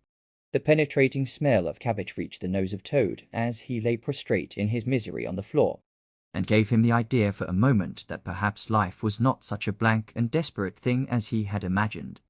But still he wailed, and kicked with his legs, and refused to be comforted. So the wise girl retired for the time, but, of course, a good deal of the smell of hot cabbage remained behind, as it will do, and Toad, between his sobs, sniffed and reflected, and gradually began to think new and inspiring thoughts of chivalry and poetry and deeds still to be done, of broad meadows and cattle browsing in them, raked by sun and wind, of kitchen gardens and straight herb borders, and warm snapdragon beset by bees, and of the comforting clink of dishes set down on the table at Toad Hall, and the scrape of chair legs on the floor as everyone put himself close up to his work. The air of the narrow cell took a rosy tinge. He began to think of his friends, and how they would surely be able to do something, of lawyers, and how they would have enjoyed his case, and what an ass he had been not to get in a few. And lastly, he thought of his own great cleverness and resource, and all that he was capable of if he only gave his great mind to it. And the cure was almost complete. When the girl returned, some hours later, she carried a tray with a cup of fragrant tea steaming on it, and a plate piled up with very hot buttered toast, cut thick, very brown on both sides, with the butter running through the holes in it in great golden drops, like honey from the honeycomb. The smell of that buttered toast simply talked to Toad, and with no uncertain voice. Talked of warm kitchens, of breakfasts on bright frosty mornings, of cosy parlour firesides on winter evenings, when one's ramble was over and slippered feet were propped on the fender, of the purring of contented cats, and the twitter of sleepy canaries. Toad sat up on end once more, dried his eyes, sipped his tea and munched his toast, and soon began talking freely about himself, and the house he lived in, and his doings there, and how important he was, and what a lot his friends thought of him. The jailer's daughter saw that the topic was doing him as much good as the tea, as indeed it was, and encouraged him to go on. "Tell me about Toad Hall," said she. "It sounds beautiful." "Toad Hall," said the Toad proudly, "is an eligible self-contained gentleman's residence, very unique, dating in part from the 14th century, but replete with every modern convenience. Up-to-date sanitation, 5 minutes from church, post office, and golf links, suitable for—" "Bless the animal," said the girl, laughing. "I don't want to take it." "Tell me something real about it. But first wait till I fetch you some more tea and toast." She tripped away, and presently returned with a fresh trayful. And Toad, pitching into the toast with avidity, his spirits quite restored to their usual level, told her about the boathouse, and the fish pond, and the old wood kitchen garden, and about the pigsties, and the stables, and the pigeon house, and the hen house, and about the dairy, and the wash house, and the china cupboards, and the linen presses she liked that bit especially, and about the banqueting hall, and the fun they had there when the other animals were gathered round the table. And Toad was at his best, singing songs, telling stories, carrying on generally. Then she wanted to know about his animal friends, and was very interested in all he had to tell her about them, and how they lived, and what they did to pass their time. Of course, she did not say she was fond of animals as pets, because she had the sense to see that Toad would be extremely offended. When she said good night, having filled his water jug and shaken up his straw for him, Toad was very much the same sanguine, self-satisfied animal that he had been of old. He sang a little song or two, of the sort he used to sing at his dinner parties, curled himself up in the straw, and had an excellent night's rest and the pleasantest of dreams. They had many interesting talks together, after that, as the dreary days went on. And the jailer's daughter grew very sorry for Toad, and thought it a great shame that a poor little animal should be locked up in prison for what seemed to her a very trivial offence. Toad, of course, in his vanity, thought that her interest in him proceeded from a growing tenderness, and he could not help half regretting that the social gulf between them was so very wide, for she was a comely lass, and evidently admired him very much. One morning the girl was very thoughtful, and answered at random, and did not seem to Toad to be paying proper attention to his witty sayings and sparkling comments. "Toad," she said presently, "just listen, please. I have an aunt who is a washerwoman." "There, there," said Toad, graciously and affably. "Never mind. "Think no more about it. I have several aunts who ought to be washerwomen." "Do be quiet a minute, Toad," said the girl. "You talk too much. That's your chief fault, and I am trying to think, and you hurt my head." "As I said, I have an aunt who is a washerwoman." "She does the washing for all the prisoners in this castle. We try to keep any paying business of that sort in the family, you understand." "She takes out the washing on Monday morning, and brings it in on Friday evening." "This is a Thursday." "Now, this is what occurs to me. You're very rich, at least you're always telling me so, and she's very poor." "A few pounds wouldn't make any difference to you, and it would mean a lot to her." "Now, I think if she were properly approached squared, I believe is the word you animals use, you could come to some arrangement by which she would let you have her dress and bonnet and so on, and you could escape from the castle as the official washerwoman. You're very alike in many respects, particularly about the figure." "We're not," said the Toad in a half. "I have a very elegant figure for what I am." "So has my aunt," replied the girl, "for what she is." but have it your own way. You horrid, proud, ungrateful animal, when I am sorry for you, and trying to help you." Yes, yes, that's all right. Thank you very much indeed, said the Toad hurriedly. But look here, You wouldn't surely have Mr. Toad of Toad Hall going about the country disguised as a washerwoman? Then you can stop here as a toad, replied the girl with much spirit. I suppose you want to go off in a coach and four. Honest Toad was always ready to admit himself in the wrong. "You are a good, kind, clever girl," he said, "and I am indeed a proud and a stupid toad." Introduce me to your worthy aunt, if you will be so kind, and I have no doubt that the excellent lady, and I will be able to arrange terms satisfactory to both parties. Next evening the girl ushered her aunt into Toad's cell, bearing his week's washing pinned up in a towel. The old lady had been prepared beforehand for the interview, And the sight of certain gold sovereigns that Toad had thoughtfully placed on the table in full view practically completed the matter and left little further to discuss. In return for his cash, Toad received a cotton print gown, an apron, a shawl, and a rusty black bonnet. The only stipulation the old lady made being that she should be gagged and bound and dumped down in a corner. By this not very convincing artifice, she explained, aided by picturesque fiction which she could supply herself, she hoped to retain her situation in spite of the suspicious appearance of things. Toad was delighted with the suggestion.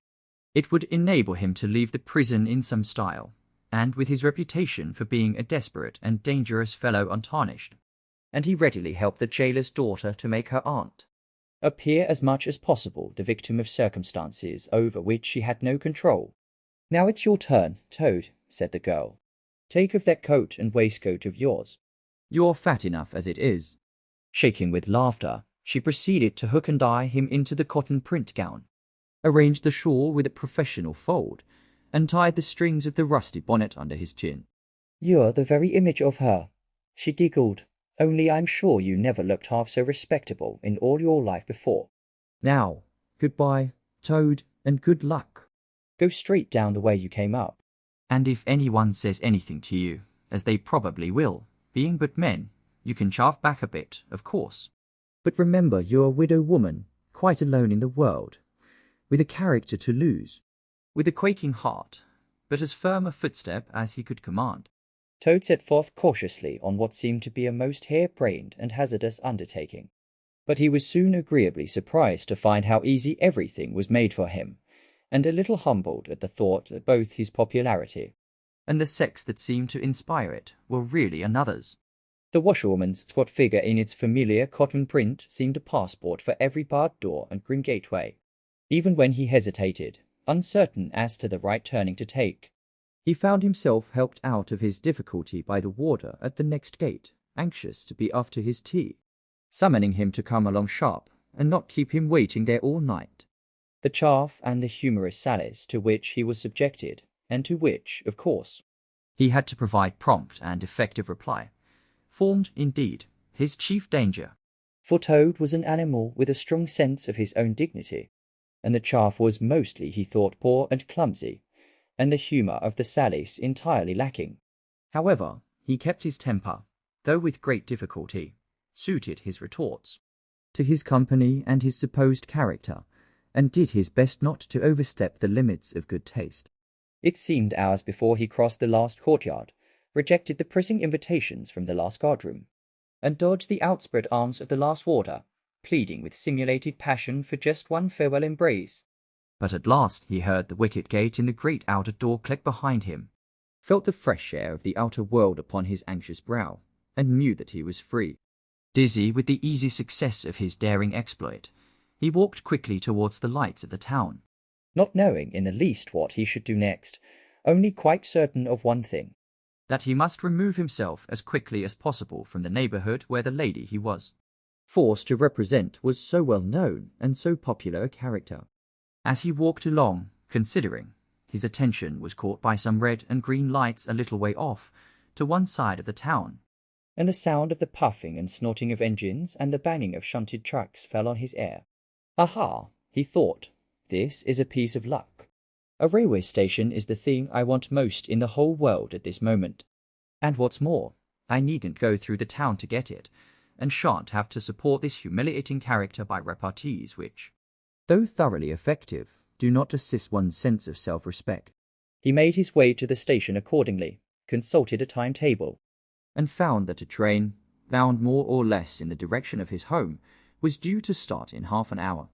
"More la," Said Toad, his spirits rising rapidly, and went off to the booking office to buy his ticket. He gave the name of the station that he knew to be nearest to the village of which Toad Hall was the principal feature, and mechanically put his fingers in search of the necessary money, where his waistcoat pocket should have been. But here the cotton gown, which had nobly stood by him so far, and which he had basely forgotten, intervened, and frustrated his efforts. In a sort of nightmare he struggled with the strange uncanny thing that seemed to hold his hands, turn all muscular strivings to water, and laugh at him all the time, while other travellers, forming up in a line behind, waited with impatience, making suggestions of more or less value and comments of more or less stringency and point. At last somehow he never rightly understood how he burst the barriers, attained the goal, arrived at where all waistcoat pockets are eternally situated, and found not only no money, but no pocket to hold it, and no waistcoat to hold the pocket. To his horror he recollected that he had left both coat and waistcoat behind him in his cell, and with them his pocket-book, money, keys, watch, matches, pencil case, all that makes life worth living, all that distinguishes the many, pocketed animal, the lord of creation, from the inferior one pocketed or no, pocketed productions that harp or trip about permissively, unequipped for the real contest. In his misery he made one desperate effort to carry the thing off, and with a return to his fine old manner, a blend of the squire and the college don, he said, "Look here, I find I've left my purse behind. Just give me the ticket, would you, and I'll send the money on tomorrow. I'm well known in these parts." The clerk stared at him and the rusty black bonnet a moment, and then laughed. "I should think you were pretty well known in these parts," he said, "if you've tried this game on often. Here, stand away from the window, please, madame. You're obstructing the other passengers." An old gentleman who had been prodding him in the back for some moments here thrust him away, and, what was worse, addressed him as his good woman, which angered Toad more than anything that had occurred that evening. Baffled and full of despair, he wandered blindly down the platform where the train was standing, and tears trickled down each side of his nose. It was hard, he thought, to be within sight of safety and almost of home, and to be balked by the want of a few wretched shillings and by the pettifogging mistrustfulness of paid officials. Very soon his escape would be discovered, the hunt would be up, he would be caught, reviled, loaded with chains, dragged back again to prison and bread and water and straw. His guards and penalties would be doubled. And oh, what sarcastic remarks the girl would make! What was to be done? He was not swift of foot. His figure was unfortunately recognizable. Could he not squeeze under the seat of a carriage? He had seen this method adopted by schoolboys when the journey money provided by thoughtful parents had been diverted to other and better ends. As he pondered, he found himself opposite the engine, which was being oiled, wiped, and generally caressed by its affectionate driver, a burly man, with an oil can in one hand and a lump of cotton waste in the other. "Hello, mother," said the engine driver. "What's the trouble? You don't look particularly cheerful." "Oh, sir," said Toad, crying afresh, "I am a poor unhappy washerwoman, and I've lost all my money, and can't pay for a ticket. And I must get home tonight somehow, and whatever I am to do I don't know." "Oh dear, oh dear. That's a bad business indeed," said the engine driver reflectively. "Lost your money and can't get home, and got some kids too, waiting for you, I dare say. Any amount of sobbed Toad. "And they'll be hungry and playing with matches and upsetting lamps, the little innocents, and quarrelling, and going on generally." "Oh dear, oh dear." "Well, I'll tell you what I'll do," said the good engine driver. "You're a washerwoman to your trade, says you." "Very well, that's that, and I'm an engine driver, as you well may see, and there's no denying it's terribly dirty work. Uses up a power of shirts, it does, till my missus is fair tired of washing of 'em. If you wash a few shirts for me when you get home, and send 'em along, I'll give you a ride on my engine." It's against the company's regulations, but we're not so very particular in these out-of-the-way parts. The Toad's misery turned into rapture as he eagerly scrambled up into the cab of the engine. Of course, he had never washed a shirt in his life, and couldn't if he tried, and anyhow, he wasn't going to begin. But he thought, when I get safely home to Toad Hall, and have money again, and pockets to put it in, I will send the engine driver enough to pay for quite a quantity of washing, and that will be the same thing, or better. The guard waved his welcome flag, the engine driver whistled in cheerful response, and the train moved out of the station.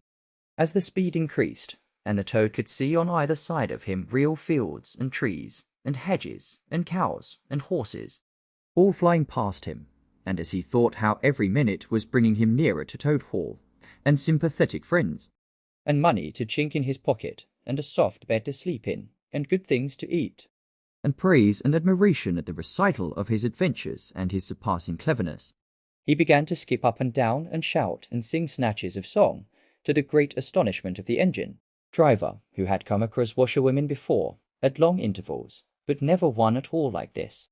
They had covered many and many a mile, and Toad was already considering what he would have for supper as soon as he got home, when he noticed that the engine driver, with a puzzled expression on his face, was leaning over the side of the engine and listening hard. Then he saw him climb onto the coals and gaze out over the top of the train. Then he returned and said to Toad, "It's very strange. We're the last train running in this direction tonight, yet I could be sworn that I heard another following us." Toad ceased his frivolous antics at once. He became grave and depressed, and a dull pain in the lower part of his spine, communicating itself to his legs, made him want to sit down and try desperately not to think of all the possibilities. By this time the moon was shining brightly, and the engine driver, steadying himself on the coal, could command a view of the line behind them for a long distance. Presently he called out, "I can see it clearly now. It is an engine on our rails, coming along at a great pace. It looks as if we were being pursued." The miserable Toad, crouching in the coal dust, tried hard to think of something to do, with dismal want of success. "They are gaining on us fast," cried the engine driver, "and the engine is crowded with the queerest lot of people. Men like ancient warders, waving halberds, policemen in their helmets waving truncheons, and shabbily dressed men in pot hats, obvious and unmistakable plain clothes, detectives even at this distance, waving revolvers and walking sticks, all waving, and all shouting the same thing, 'Stop! Stop! Stop!'" Then Toad fell on his knees among the coals, and raising his clasped paws in supplication, cried, "Save me, only save me, dear kind Mr. Engine Driver, and I will confess everything. I am not the simple washerwoman I seem to be. I have no children waiting for me, innocent or otherwise. I am a Toad, the well-known and popular Mr. Toad, a landed proprietor. I have just escaped, by my great daring and cleverness, from a loathsome dungeon into which my enemies had flung me, and if those fellows on that engine recapture me, it will be chains and bread and water and straw and misery once more for poor, unhappy, innocent Toad." The engine driver looked down upon him very sternly, and said, "Now tell the truth. What were you put in prison for?" "It was nothing very much," said poor Toad, colouring deeply. "I only borrowed a motor car while the owners were at lunch. They had no need of it at the time." "I didn't mean to steal it, really." "But people, especially magistrates, take such harsh views of thoughtless and high-spirited actions." The engine driver looked very grave and said, "I fear that you have been indeed a wicked Toad, and by rights I ought to give you up to offended justice. But you are evidently in sore trouble and distress, so I will not desert you." "I don't hold with motor cars, for one thing, and I don't hold with being ordered about by policemen when I am on my own engine, for another. And the sight of an animal in tears always makes me feel queer and soft-hearted. So cheer up, Toad, I'll do my best, and we may beat them yet." They piled on more coals, shoveling furiously. The furnace roared, the sparks flew, the engine leapt and swung, but still their pursuers slowly gained. The engine driver, with a sigh, wiped his brow with a handful of cotton waste, and said, "I am afraid it's no good, Toad. You see, they are running light, and they have the better engine. There's just one thing left first to do, and it's your only chance, so attend very carefully to what I tell you. A short way ahead of us is a long tunnel, and on the other side of that the line passes through a thick wood. Now, I will put on all the speed I can while we are running through the tunnel. But the other fellows will slow down a bit, naturally, for fear of an accident. When we are through, I will shut off steam and put on brakes as hard as I can. And the moment it's safe to do so, you must jump and hide in the wood before they get through the tunnel and see you. Then I will go full speed ahead again, and they can chase me if they like, for as long as they like, and as far as they like. Now mind and be ready to jump when I tell you." They piled on more coals, and the train shot into the tunnel, and the engine rushed and roared and rattled, Till at last they shot out at the other end into fresh air and the peaceful moonlight, and saw the wood lying dark and helpful upon either side of the line. The driver shut off steam and put on brakes. The Toad got down on the step, And as the train slowed down to almost a walking pace, he heard the driver call out, "Now, jump!" Toad jumped, rolled down a short embankment, picked himself up unhurt, scrambled into the wood and hid. Peeping out, he saw his train get up speed again and disappear at a great pace. Then out of the tunnel burst the pursuing engine, roaring and whistling, Her motley crew waving their various weapons and shouting, "Stop! "Stop! Stop!" When they were past, the Toad had a hearty laugh for the first time since he was thrown into prison. But he soon stopped laughing when he came to consider that it was now very late and dark and cold, And he was in an unknown wood, with no money and no chance of supper, and still far from friends and home. and the dead silence of everything, after the roar and rattle of the train, was something of a shock. He dared not leave the shelter of the trees, so he struck into the wood, with the idea of leaving the railway as far as possible behind him. After so many weeks within walls, he found the wood strange and unfriendly and inclined, he thought, to make fun of him. Nightjars, sounding their mechanical rattle, made him think that the wood was full of searching waters, closing in on him. An owl, swooping noiselessly towards him, brushed his shoulder with its wing, making him jump with the horrid certainty that it was a hand. then flitted off, moth-like, laughing its low ho. Ho, ho, which Toad thought in very poor taste. Once he met a fox who stopped, looked him up and down in a sarcastic sort of way, and said, "Hello, washerwoman. Half a pair of socks and a pillowcase short this week. Mind it doesn't occur again," and swaggered off, sniggering.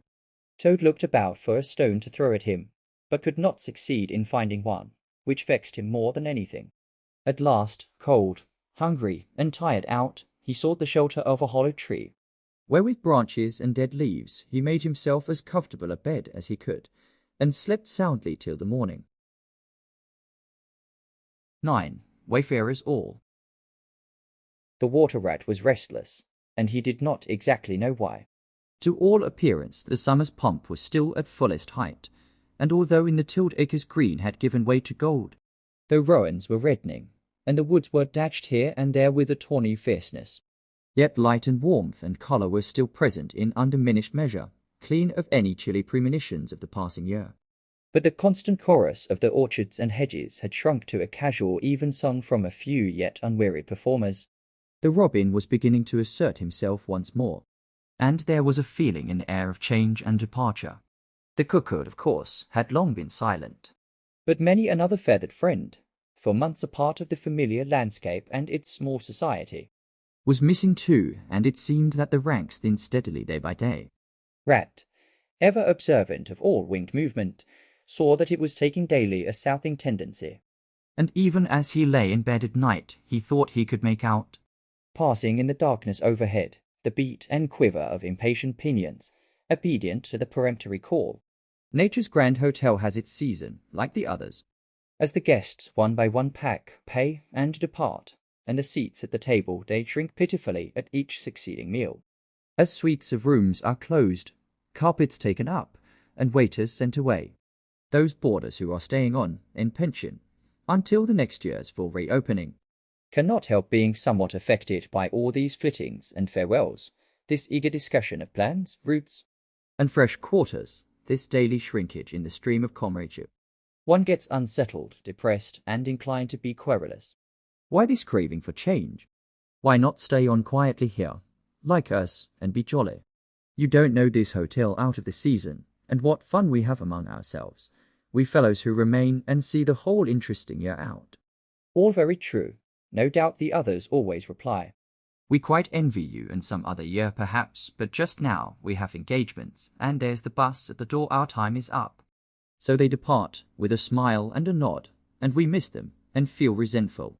The rat was a self-sufficing sort of animal, rooted to the land, and whoever went, he stayed. Still, he could not help noticing what was in the air, and feeling some of its influence in his bones. It was difficult to settle down to anything seriously, with all this flitting going on. Leaving the waterside, where rushes stood thick and tall in a stream that was becoming sluggish and low, he wandered countrywards, crossed a field or two of pasturage already looking dusty and parched, and thrust into the great sea of wheat, yellow, wavy, and murmurous, full of quiet motion and small whisperings. Here he often loved to wander, through the forest of stiff strong stalks that carried their own golden sky away. Over his head a sky that was always dancing, shimmering, softly talking, or swaying strongly to the passing wind and recovering itself with a toss and a merry laugh. Here, too, he had many small friends, a society complete in itself, leading full and busy lives, but always with a spare moment to gossip and exchange news with a visitor. Today, however, though they were civil enough, the field mice and harvest mice seemed preoccupied. Many were digging and tunneling busily. Others gathered together in small groups, examined plans and drawings of small flats, stated to be desirable and compact, and situated conveniently near the stores. Some were hauling out dusty trunks and dress baskets. Others were already elbow-deep packing their belongings, while everywhere piles and bundles of wheat, oats, barley, beech mast, and nuts lay about ready for transport. "Here's old Ratty," they cried as soon as they saw him. "Come and bear a hand, Rat, and don't stand about idle. What sort of games are you up to?" said the water rat severely. "You know it isn't time to be thinking of winter quarters yet, by a long way." "Oh yes, we know that," explained the field mouse rather shamefacedly. "But it's always as well to be in good time, isn't it? We really must get all the furniture and baggage and stores moved out of this before those horrid machines begin clicking round the fields. And then, you know, the best flats get picked up so quickly nowadays, and if you're late you have to put up with anything.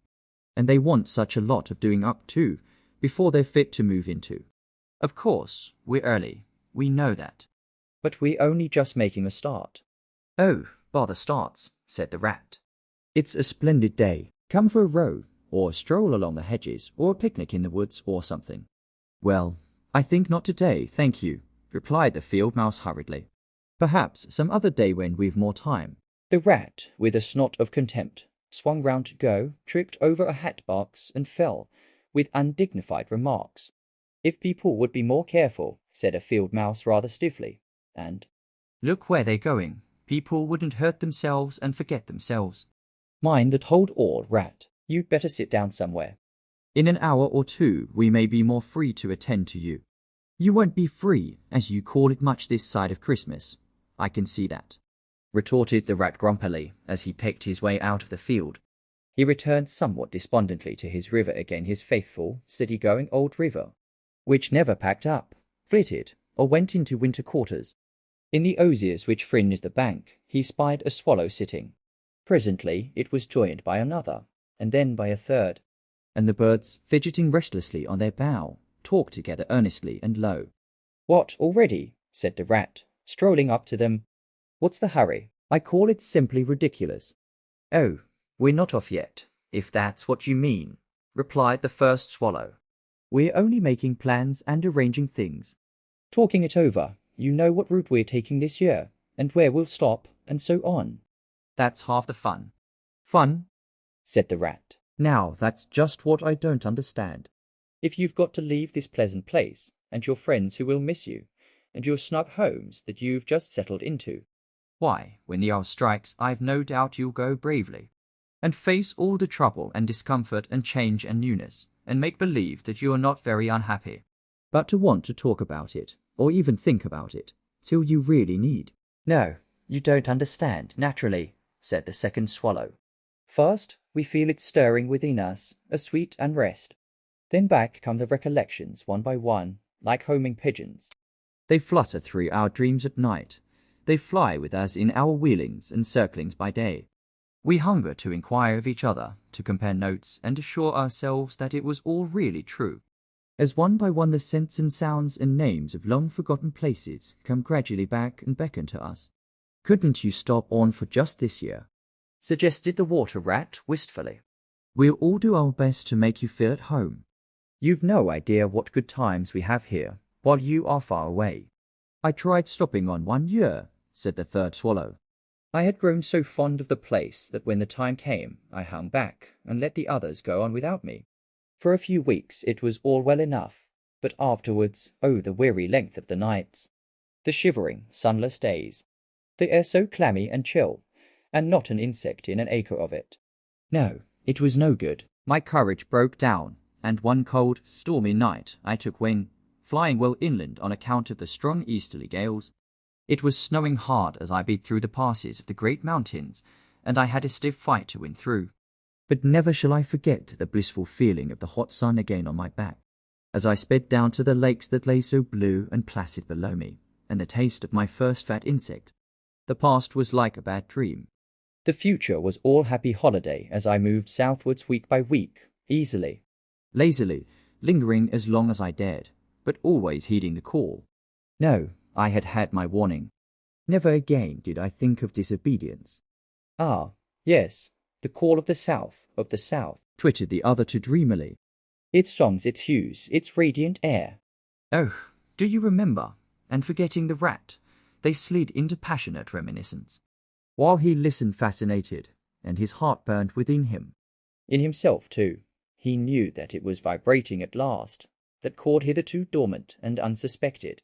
The mere chatter of these southern-bound birds, their pale and second-hand reports, had yet power to awaken this wild new sensation and thrill him through and through with it. What would one moment of the real thing work in him, one passionate touch of the real southern sun, one waft of the authentic odour? With closed eyes he dared to dream a moment in full abandonment. And when he looked again, the river seemed steely and chill, the green fields grey and lightless. Then his loyal heart seemed to cry out on his weaker self for its treachery. "Why do you ever come back, then, at all?" he demanded of the swallows jealously. "What do you find to attract you in this poor drab little country? And do you think," said the first swallow, "that the other call is not for us too, in its due season? The call of lush meadow grass, wood orchards, warm, insect-haunted ponds, of browsing cattle, of haymaking, and all the farm buildings clustering round the house of the perfect eaves." "Do you suppose," asked the second one, "that you are the only living thing that CIVs with a hungry longing to hear the cuckoo's note again?" "In due time," said the third, "we shall be homesick once more for quiet water lilies swaying on the surface of an English stream. But today all that seems pale and thin and very far away. Just now our blood dances to other music." They fell a-twittering among themselves once more, and this time their intoxicating babble was of violet seas, tawny sands, and lizard-haunted walls.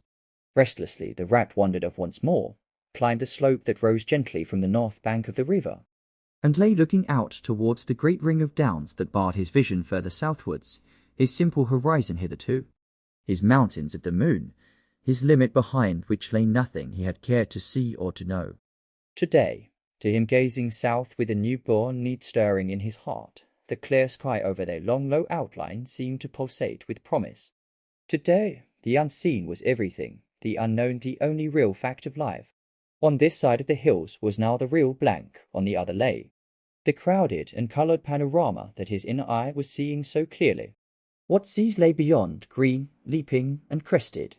What sunbathed coasts, along which the white villas glittered against the olive woods? What quiet harbours, thronged with gallant shipping bound for purple islands of wine and spice, islands set low in languorous waters? He rose and descended river wards once more, then changed his mind and sought the side of the dusty lane. There, lying half buried in the thick, cool under-hedge tangle that bordered it, he could muse on the metalled road and all the wondrous world that it led to. On all the wayfarers, too, that might have trodden it, and the fortunes and adventures they had gone to seek or found on seeking out there, beyond. Footsteps fell on his ear, and the figure of one that walked somewhat wearily came into view, and he saw that it was a rat, and a very dusty one. The wayfarer, as he reached him, saluted with a gesture of courtesy that had something foreign about it, hesitated a moment, then with a pleasant smile turned from the track and sat down by his side in the cool herbage. He seemed tired, and the rat let him rest unquestioned, understanding something of what was in his thoughts. Knowing, too, the value all animals attach at times to mere silent companionship, when the weary muscles slacken and the mind marks time. The wayfarer was lean and keen-featured, and somewhat bowed at the shoulders. His paws were thin and long, his eyes much wrinkled at the corners, and he wore small gold earrings in his neatly set well-shaped ears. His knitted jersey was of a faded blue. His breeches, patched and stained, were based on a blue foundation, and his small belongings that he carried were tied up in a blue cotton handkerchief. When he had rested a while, the stranger sighed, snuffed the air, and looked about him. "That was clover, that warm whiff on the breeze," he remarked. "And those are cows we hear cropping the grass behind us and blowing softly between mouthfuls. There is a sound of distant reapers, and yonder rises a blue line of cottage smoke against the woodland. The river runs somewhere close by, for I hear the call of a moorhen, and I see by your build that you're a freshwater mariner. Everything seems asleep, and yet going on all the time." "It is a goodly life that you led, friend." "No doubt the best in the world, if only you are strong enough to lead it."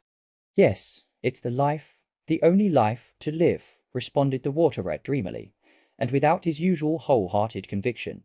"I did not say exactly that," replied the stranger cautiously. "But no doubt it's the best. I've tried it, and I know. And because I've just tried it 6 months of it, and know it's the best, here am I, footsore and hungry, tramping away from it. Tramping southward, following the old call, back to the old life, the life which is mine and which will not let me go. Is this, then, yet another of them?" mused the rat. "And where have you just come from?" he asked. He hardly dared to ask where he was bound for. He seemed to know the answer only too well. "Nice little farm," replied the wayfarer briefly. "Up along in that direction," he nodded northwards. "Never mind about it." "I had everything I could want, everything I had any right to expect of life, and more." "And here I am, glad to be here all the same, though. Glad to be here." "So many miles further on the road, so many hours nearer to my heart's desire." His shining eyes held fast to the horizon, and he seemed to be listening for some sound that was wanting from that inland acreage, vocal as it was with the cheerful music of pasturage and farmyard. "You are not one of us," said the water rat, "nor yet a farmer." "Nor even, I should judge, of this country." "Right," replied the stranger. "I'm a seafaring rat, I am, and the port I originally hail from is Constantinople." "Though I'm a sort of a foreigner there too, in a manner of speaking." "You will have heard of Constantinople, friend. A fair city, and an ancient and glorious one. And you may have heard, too, of Sigurd, King of Norway, and how he sailed thither with 60 ships. And how he and his men rode up through streets all canopied in their honour with purple and gold. And how the emperor and empress came down and banqueted with him on board his ship. When Sigurd returned home, many of his Northmen remained behind, and entered the emperor's bodyguard, and my ancestor, a Norwegian born, stayed behind too, with the ships that Sigurd gave the emperor. Seafarers we have ever been, and no wonder. As for me, the city of my birth is no more my home than any pleasant port between there and the London River. I know them all, and they know me. Set me down on any of their quays or foreshores, and I am home again. I suppose you go great voyages, said the water rat with growing interest. Months and months out of sight of land, and provisions running short, and allowance as to water, and your mind communing with the mighty ocean, and all that sort of thing. By no means, said the sea rat frankly. Such a life as you describe would not suit me at all. I'm in the coasting trade, and rarely out of sight of land. It's the jolly times on shore that appeal to me, as much as any seafaring. Oh, those southern seaports. The smell of them, the riding lights at night, the glamour. Well, perhaps you have chosen the better way, said the water rat, but rather doubtfully. Tell me something of your coasting then, if you have a mind to. And what sort of harvest an animal of spirit might hope to bring home. From it to warm his latter days with gallant memories by the fireside. For my life, I confess to you, feels to me today somewhat narrow and circumscribed. My last voyage, began the sea rat, that landed me eventually in this country, bound with high hopes for my end and farm, will serve as a good example of any of them, and, indeed, as an epitome of my highly coloured life. family troubles, as usual, began it. The domestic storm cone was hoisted, and I shipped myself on board a small trading vessel bound from Constantinople, By classic seas whose every wave throbs with a deathless memory, to the Grecian islands and the Levant. Those were golden days and balmy nights. In and out of harbour all the time, old friends everywhere, sleeping in some cool temple or ruined cistern during the heat of the day, feasting in song after sundown, and a great star set in a velvet sky. Thence we turned and coasted up the Adriatic, its shores swimming in an atmosphere of amber, rose, and aquamarine. We lay in wide landlocked harbours, we roamed through ancient and noble cities, until at last one morning, As the sun rose royally behind us, we rode into Venice down a path of gold. oh, Venice is a fine city, wherein a rat can wander at his ease and take his pleasure, Or when weary of wandering, can sit at the edge of the Grand Canal at night, feasting with his friends, when the air is full of music and the sky full of stars, and the lights flash and shimmer on the polished steel prows of the swaying gondolas. packed so that you could walk across the canal on them from side to side. And then the food, do you like shellfish? Well, we won't linger over that now. He was silent for a time, and the water rat, silent too and enthralled, floated on dream canals, And heard a phantom song pealing high between vaporous grey wave-lapped walls. Southwards we sailed again at last, continued the sea rat, coasting down the Italian shore, till finally we made Palermo, and there I quitted for a long, happy spell on shore.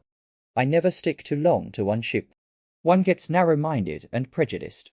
Besides, Sicily is one of my happy hunting grounds. I know everybody there, and their ways just suit me. I spend many jolly weeks in the island, staying with friends up country. When I grew restless again, I took advantage of a ship that was trading to Sardinia and Corsica, and very glad I was to feel the fresh breeze and the sea spray in my face once more. But isn't it very hot and stuffy, down in the hold, I think you call it? Asked the water rat. The seafarer looked at him with the suspicion of a wink. I'm an old hand, he remarked with much simplicity. The captain's cabin's good enough for me. It's a hard life, by all accounts, murmured the rat, sunk in deep thought. For the crew it is, replied the seafarer gravely, again with the ghost of a wink. From Corsica, he went on, I made use of a ship that was taking wine to the mainland. We made a lasher in the evening, lay to, hauled up our wine casks, and hove them overboard, tied one to the other by a long line. Then the crew took to the boats and rowed shorewards, singing as they went, and drawing after them the long bobbing procession of casks like a mile of porpoises. On the sands they had horses waiting, which dragged the casks up the steep street of the little town with a fine rush and clatter and scramble. When the last cask was in, we went and refreshed and rested, and sat late into the night, drinking with our friends. And next morning I took to the great olive woods for a spell and a rest. For now I had done with islands for the time, and ports and shipping were plentiful. So I led a lazy life among the peasants, lying and watching them work, or stretched high on the hillside with the blue Mediterranean far below me.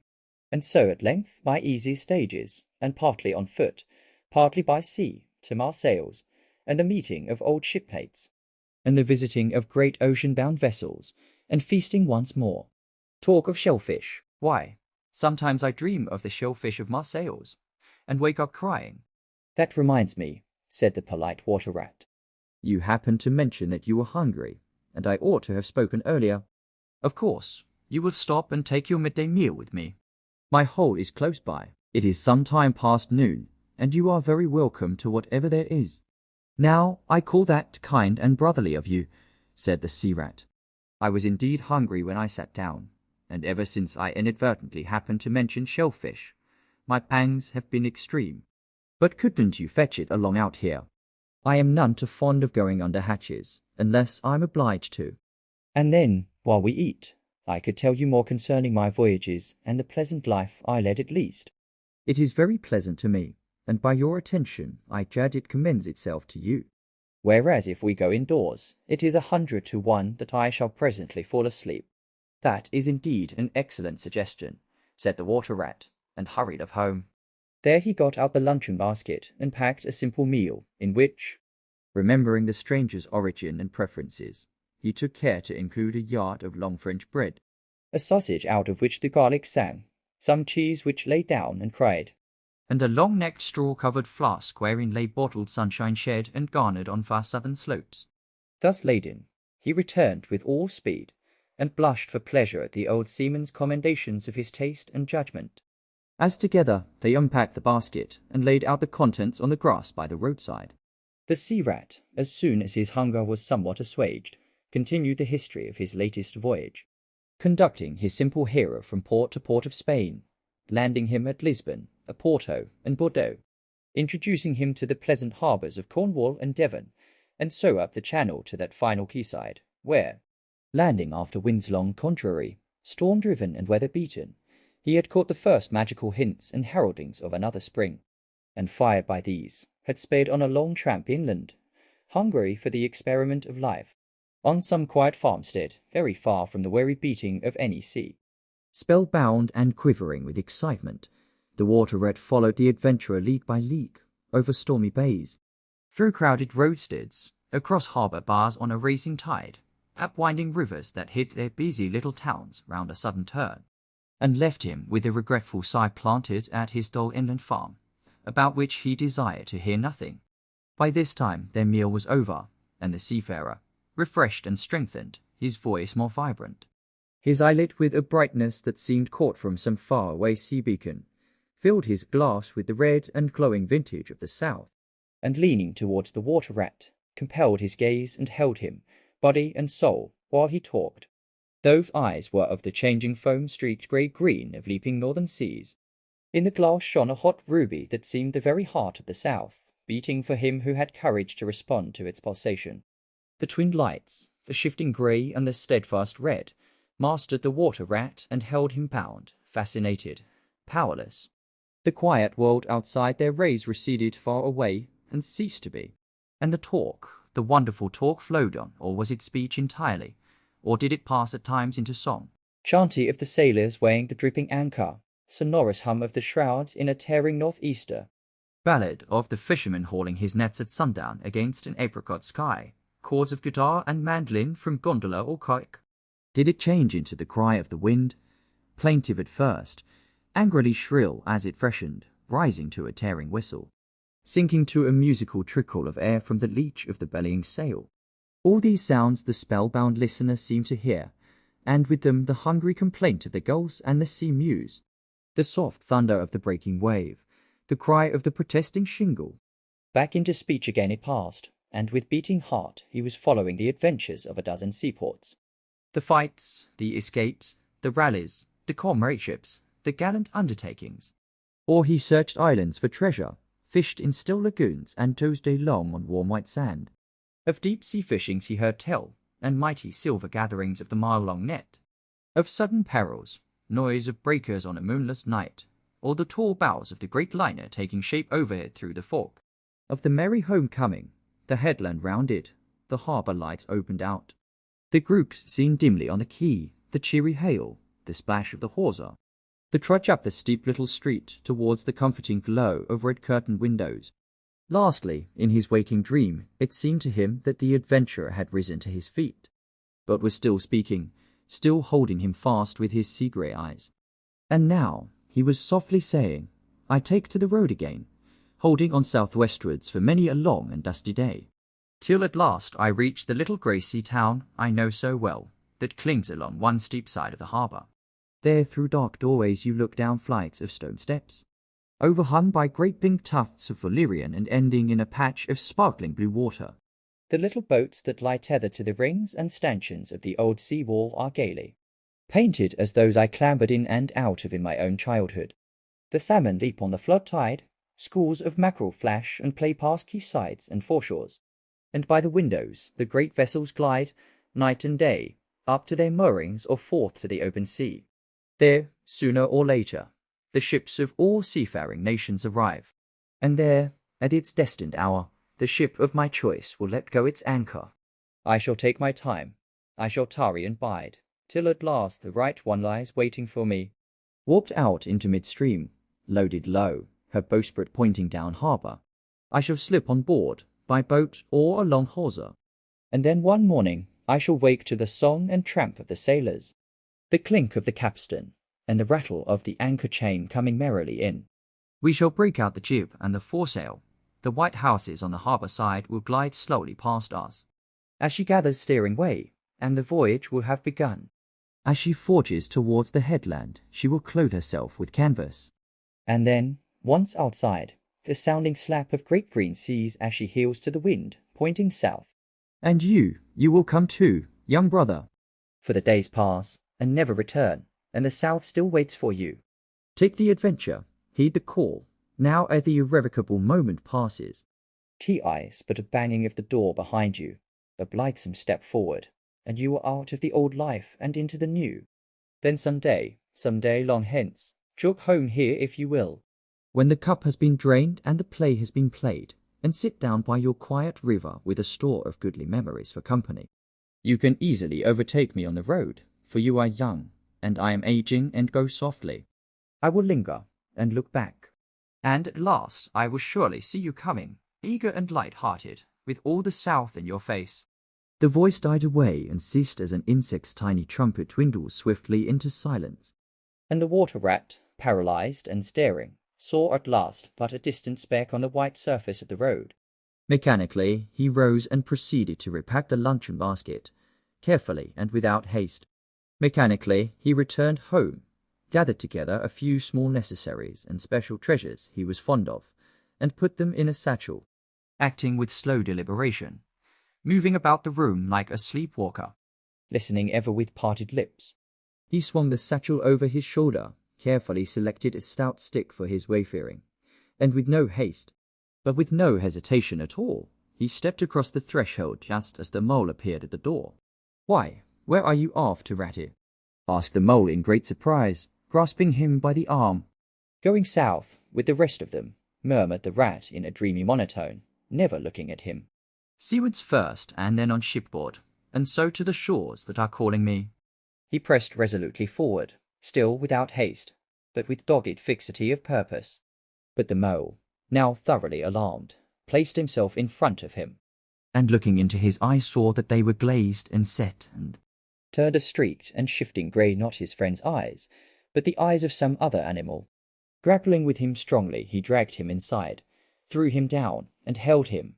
The rat struggled desperately for a few moments, and then his strength seemed suddenly to leave him, and he lay still and exhausted, with closed eyes, trembling. Presently the mole assisted him to rise and placed him in a chair, where he sat collapsed and shrunken into himself, his body shaken by a violent shivering, passing in time into an hysterical fit of dry sobbing.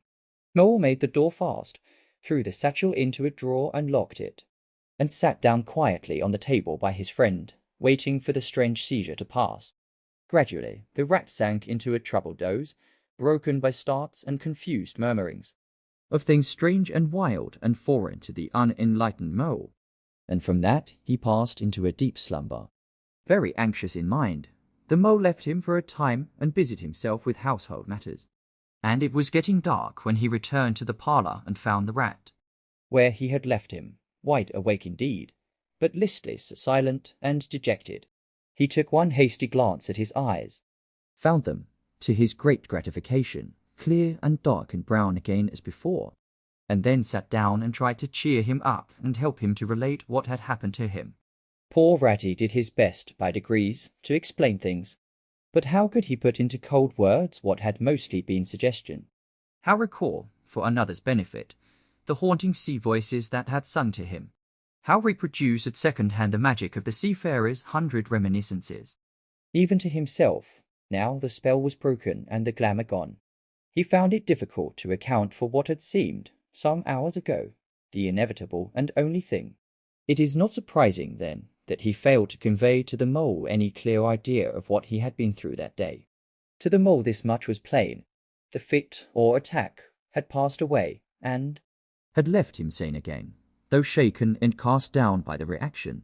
But he seemed to have lost all interest for the time in the things that went to make up his daily life, as well as in all pleasant forecastings of the altered days and doings that the changing season was surely bringing.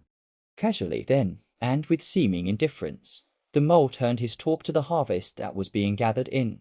The towering wagons and their straining teams, the growing wrecks, and the large moon rising over bare acres dotted with sheaves. He talked of the reddening apples around, of the browning nuts, of jams and preserves and the distilling of cordials, till by easy stages such as these he reached midwinter, its hearty joys and its snug home life, and then he became simply lyrical. By degrees, the rat began to sit up and to join in. His dull eye brightened, and he lost some of his listening air.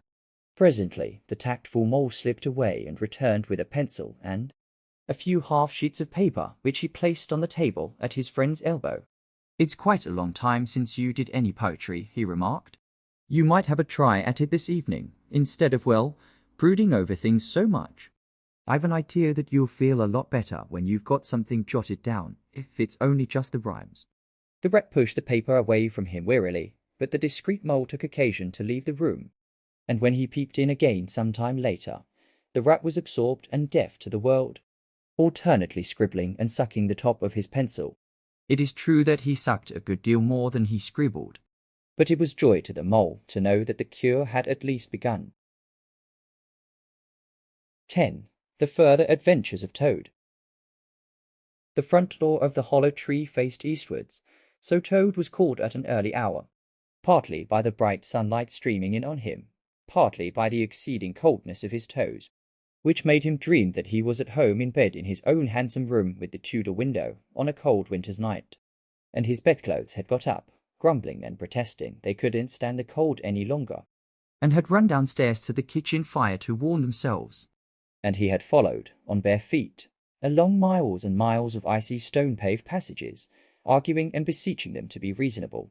He would probably have been aroused much earlier, had he not slept for some weeks on straw over stone flags, and almost forgotten the friendly feeling of thick blankets pulled well up round the chin. Sitting up, he rubbed his eyes first, and his complaining toes next, wondered for a moment where he was, looking round for familiar stone wall and little barred window. Then, with a leap of the heart, remembered everything: his escape, his flight, his pursuit. Remembered, first and best thing of all, that he was free. Free, the word and the thought alone were worth 50 blankets. He was warm from end to end as he thought of the jolly world outside, waiting eagerly for him to make his triumphal entrance, ready to serve him and play up to him, anxious to help him and to keep him company, as it always had been in days of old before misfortune fell upon him. He shook himself and combed the dry leaves out of his hair with his fingers, and his toilet complete, marched forth into the comfortable morning sun, cold but confident, hungry but hopeful, all nervous terrors of yesterday dispelled by rest and sleep and frank and heartening sunshine. He had the world all to himself that early summer morning. The dewy woodland, as he threaded it, was solitary and still. The green fields that succeeded the trees were his own to do as he liked with. The road itself, when he reached it, in that loneliness that was everywhere, seemed like a stray dog to be looking anxiously for company. Toad, however, was looking for something that could talk and tell him clearly which way he ought to go. It is all very well, when you have a light heart, and a clear conscience, and money in your pocket, and nobody scouring the country for you to drag you off to prison again, to follow where the road beckons and points, not caring whither. The practical Toad cared very much indeed, and he could have kicked the road, for its helpless silence when every minute was of importance to him. The reserved rustic road was presently joined by a shy little brother in the shape of a canal, which took its hand and ambled along by its side in perfect confidence, but with the same tongue-tied, uncommunicative attitude towards strangers. "Bother them," said Toad to himself, "but anyhow, one thing's clear. They must both be coming from somewhere, and going to somewhere. You can't get over that, Toad, my boy." So he marched on patiently by the water's edge. Round a bend in the canal came plodding a solitary horse, stooping forward as if in anxious thought. From rope traces attached to his collar stretched a long line, taut, but dipping with his stride, the further part of it dripping pearly drops. Toad let the horse pass, and stood waiting for what the fates were sending him. With a pleasant swirl of quiet water at its blunt bow, the barge slid up alongside of him, its gaily painted gunwale level with the towing path, its sole occupant a big stout woman wearing a linen sunbonnet, one brawny arm laid along the tiller, A nice morning, ma'am, she remarked to Toad, as she drew up level with him. I dare say it is, ma'am, responded Toad politely, as he walked along the tow-path abreast of her.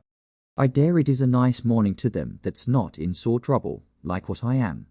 Here's my married daughter. She sends off to me post-haste to come to her at once. So off I comes, not knowing what may be happening or going to happen, but fearing the worst, as you will understand, ma'am, if you're a mother too. And I've left my business to look after itself. I'm in the washing and laundering line, you must know, ma'am. And I've left my young children to look after themselves, and a more mischievous and troublesome set of young imps doesn't exist, ma'am. And I've lost all my money, and lost my way. And as for what may be happening to my married daughter, why, I don't like to think of it, ma'am. Where might your married daughter be living, ma'am? Asked the barge woman. She lives near to the river, ma'am, replied Toad. Close to a fine house called Toad Hall, that's somewheres hereabouts in these parts. Perhaps you may have heard of it. Toad Hall? Why, I am going that way myself, replied the barge woman. This canal joins the river some miles further on, a little above Toad Hall. And then it's an easy walk. You come along in the barge with me, and I'll give you a lift.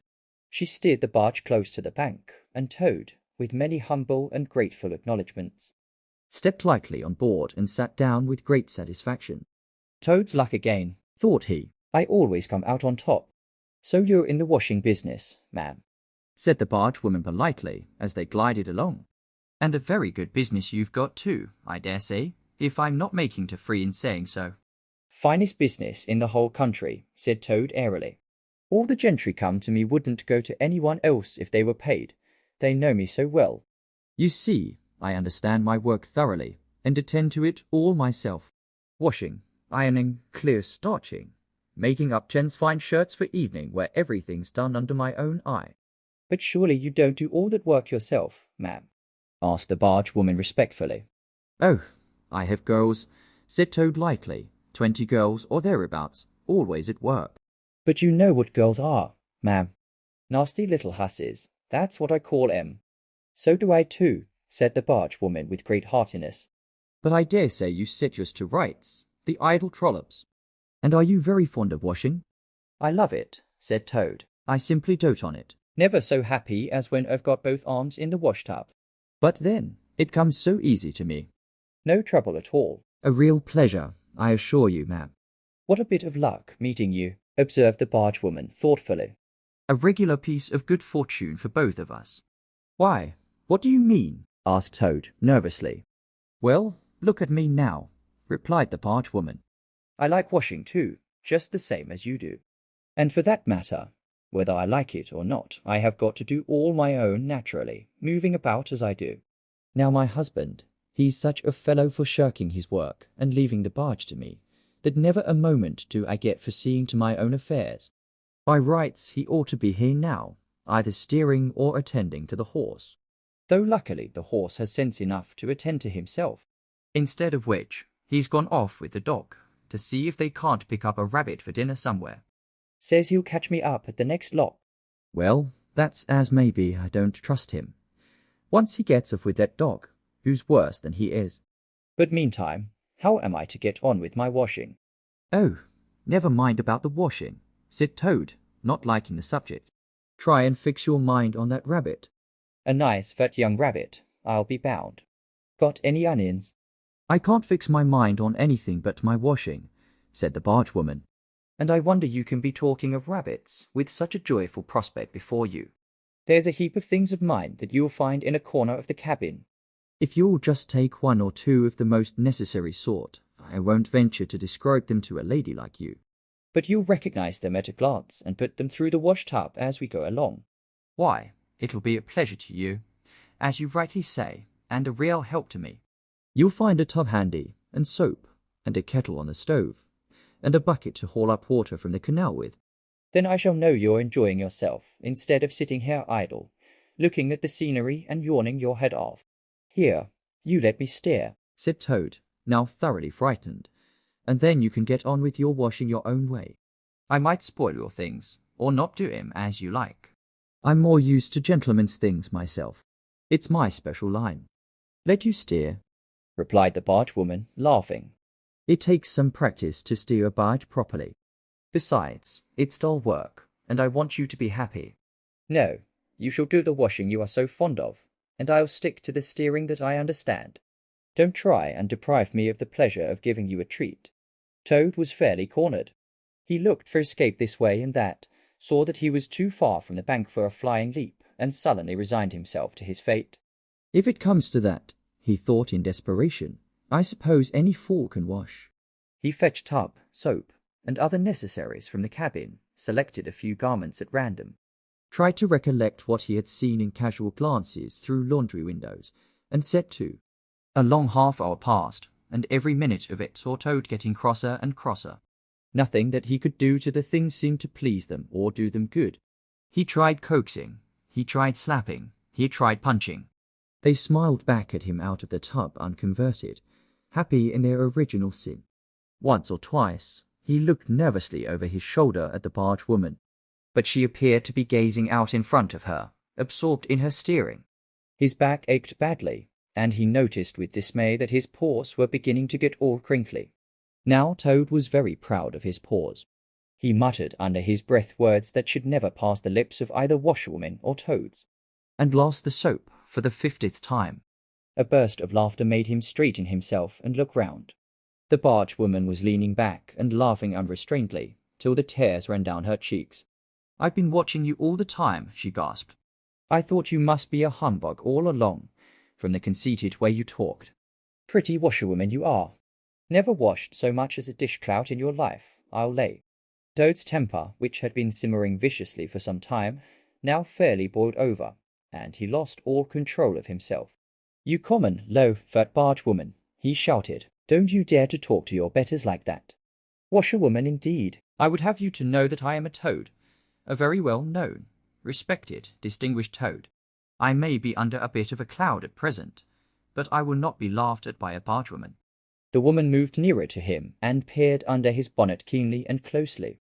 "Why, so you are," she cried. "Well, I never. A horrid, nasty, crawly toad. And in my nice clean barge, too. Now, that is a thing that I will not have." She relinquished the tiller for a moment. One big mottled arm shot out and caught Toad by a foreleg, while the other gripped him fast by a hind leg. Then the world turned suddenly upside down. The barge seemed to flit lightly across the sky. The wind whistled in his ears, and Toad found himself flying through the air, revolving rapidly as he went. The water, when he eventually reached it with a loud splash, proved quite cold enough for his taste, though its chill was not sufficient to quell his proud spirit or slake the heat of his furious temper. He rose to the surface spluttering, and when he had wiped the duckweed out of his eyes, the first thing he saw was the fat barge woman looking back at him over the stern of the retreating barge and laughing, and he vowed, as he coughed and choked, to be even with her.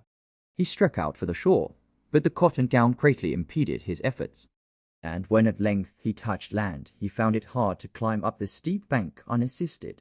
He had to take a minute or two's rest to recover his breath.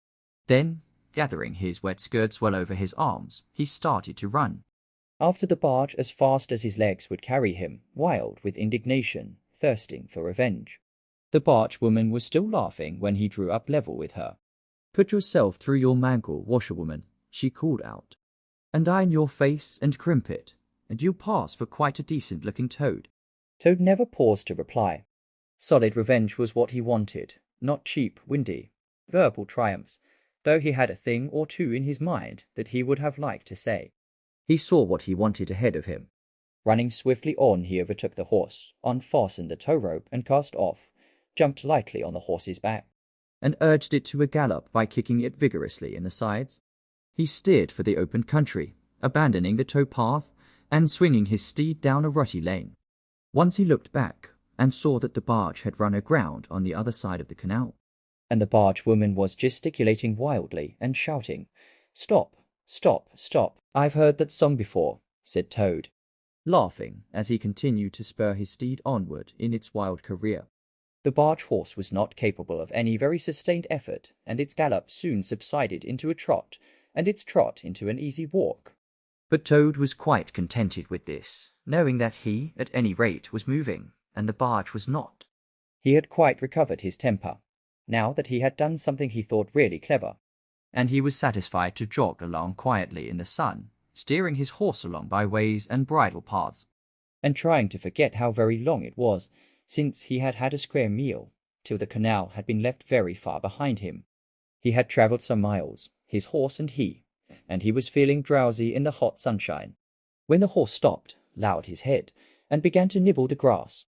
And Toad, waking up, just saved himself from falling off by an effort. He looked about him and found he was on a wide common, dotted with patches of gorse and bramble as far as he could see. Near him stood a dingy gypsy caravan, and beside it a man was sitting, on a bucket turned upside down, very busy smoking and staring into the wide world.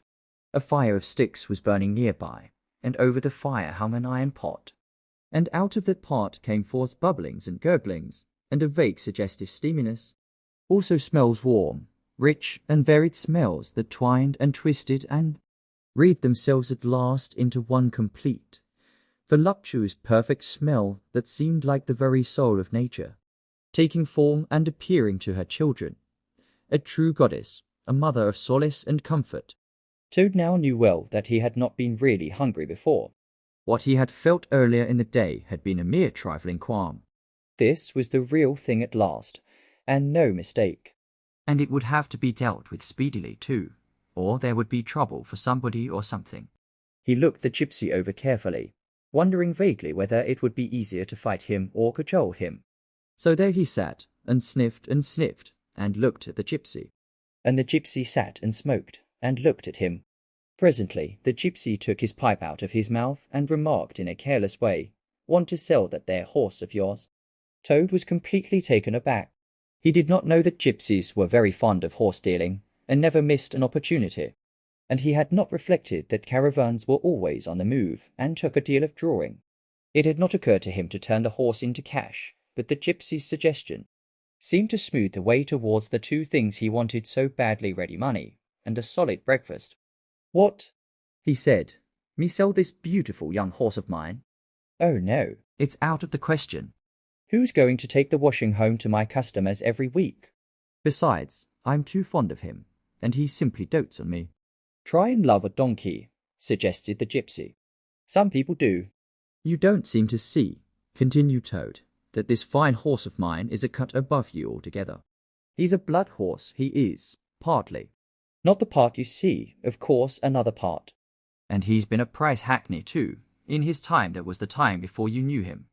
"But you can still tell it on him at a glance, if you understand anything about horses." "No, it's not to be thought of for a moment."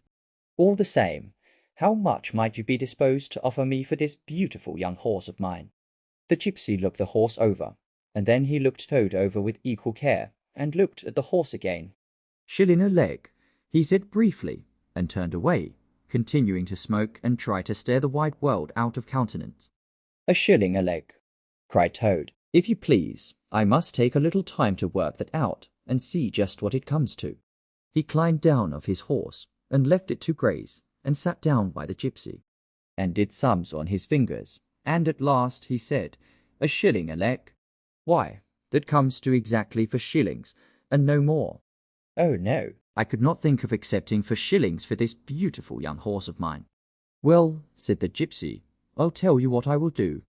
I'll make it 5 shillings, and that's 3 and 6pence more than the animal's worth. And that's my last word." Then Toad sat and pondered long and deeply, for he was hungry and quite penniless, and still some way he knew not how far from home, and enemies might still be looking for him. To one in such a situation, 5 shillings may very well appear a large sum of money. On the other hand, it did not seem very much to get for a horse. But then, again, the horse hadn't cost him anything, so whatever he got was all clear profit. At last he said firmly, "Look here, gypsy, I tell you what we will do. And this is my last word. You shall hand me over 6 shillings and 6pence, cash down. And further, in addition thereto, you shall give me as much breakfast as I can possibly eat at one sitting, of course, out of that iron pot of yours that keeps sending forth such delicious and exciting smells. In return, I will make over to you my spirited young horse, with all the beautiful harness and trappings that are on him, freely thrown in."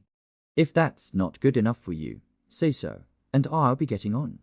I know a man near here who's wanted this horse of mine for years." The gypsy grumbled frightfully, and declared if he did a few more deals of that sort he'd be ruined. But in the end he lugged a dirty canvas bag out of the depths of his trouser pocket, and counted out 6 shillings and 6pence into Toad's paw. Then he disappeared into the caravan for an instant, and returned with a large iron plate and a knife, fork, and spoon. He tilted up the pot, and a glorious stream of hot rich stew gurgled into the plate. It was, indeed, the most beautiful stew in the world, being made of partridges, and pheasants, and chickens, and hares, and rabbits, and pea-hens, and guinea fowls, and 1 or 2 other things. Toad took the plate on his lap, almost crying, and stuffed, and stuffed, and kept asking for more, and the gypsy never grudged it him. he thought that he had never eaten so good a breakfast in all his life. When Toad had taken as much stew on board as he thought he could possibly hold, he got up and said good-bye to the gypsy, and took an affectionate farewell of the horse. And the gypsy, who knew the riverside well, gave him directions which way to go, and he set forth on his travels again in the best possible spirits. He was, indeed, a very different Toad from the animal of an hour ago. The sun was shining brightly. His wet clothes were quite dry again. He had money in his pocket once more. He was nearing home and friends in safety, and most and best of all, he had had a substantial meal, hot and nourishing, and felt big and strong and careless and self-confident. As he tramped along gaily, he thought of his adventures and escapes, and how when things seemed at their worst he had always managed to find a way out, and his pride and conceit began to swell within him. "Ho," he said to himself as he marched along with his chin in the air. "What a clever Toad I am! There is surely no animal equal to me for cleverness in the whole world. My enemies shut me up in prison, encircled by sentries, watched night and day by warders. I walk out through them all, by sheer ability coupled with courage. They pursue me with engines, and policemen, and revolvers. I snap my fingers at them, and vanish, laughing, into space. I am unfortunately thrown into a canal by a woman fat of body and very evil-minded. What of it? I swim ashore, I seize her horse, I ride off in triumph. And I sell the horse for a whole pocket full of money and an excellent breakfast.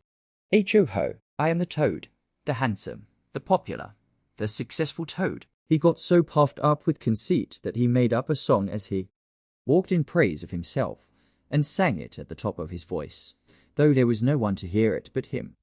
It was perhaps the most conceited song that any animal ever composed.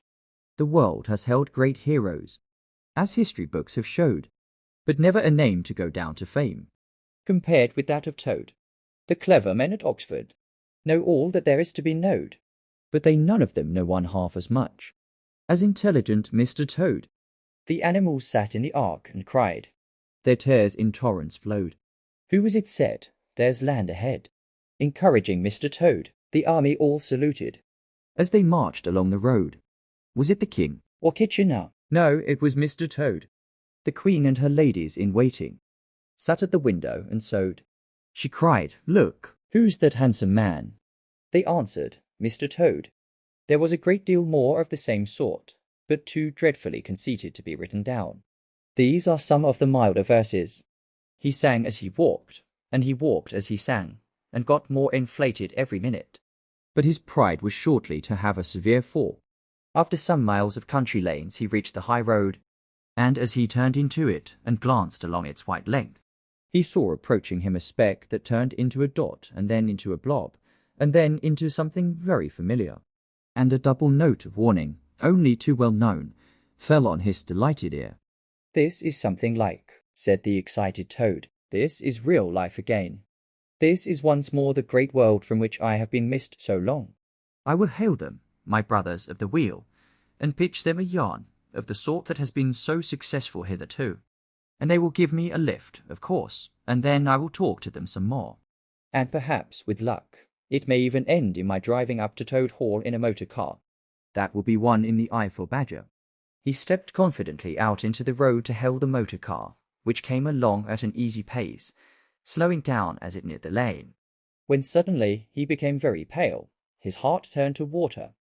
His knees shook and yielded under him, and he doubled up and collapsed with a sickening pain in his interior. and well he might, the unhappy animal. For the approaching car was the very one he had stolen out of the yard of the Red Lion Hotel on that fatal day when all his troubles began.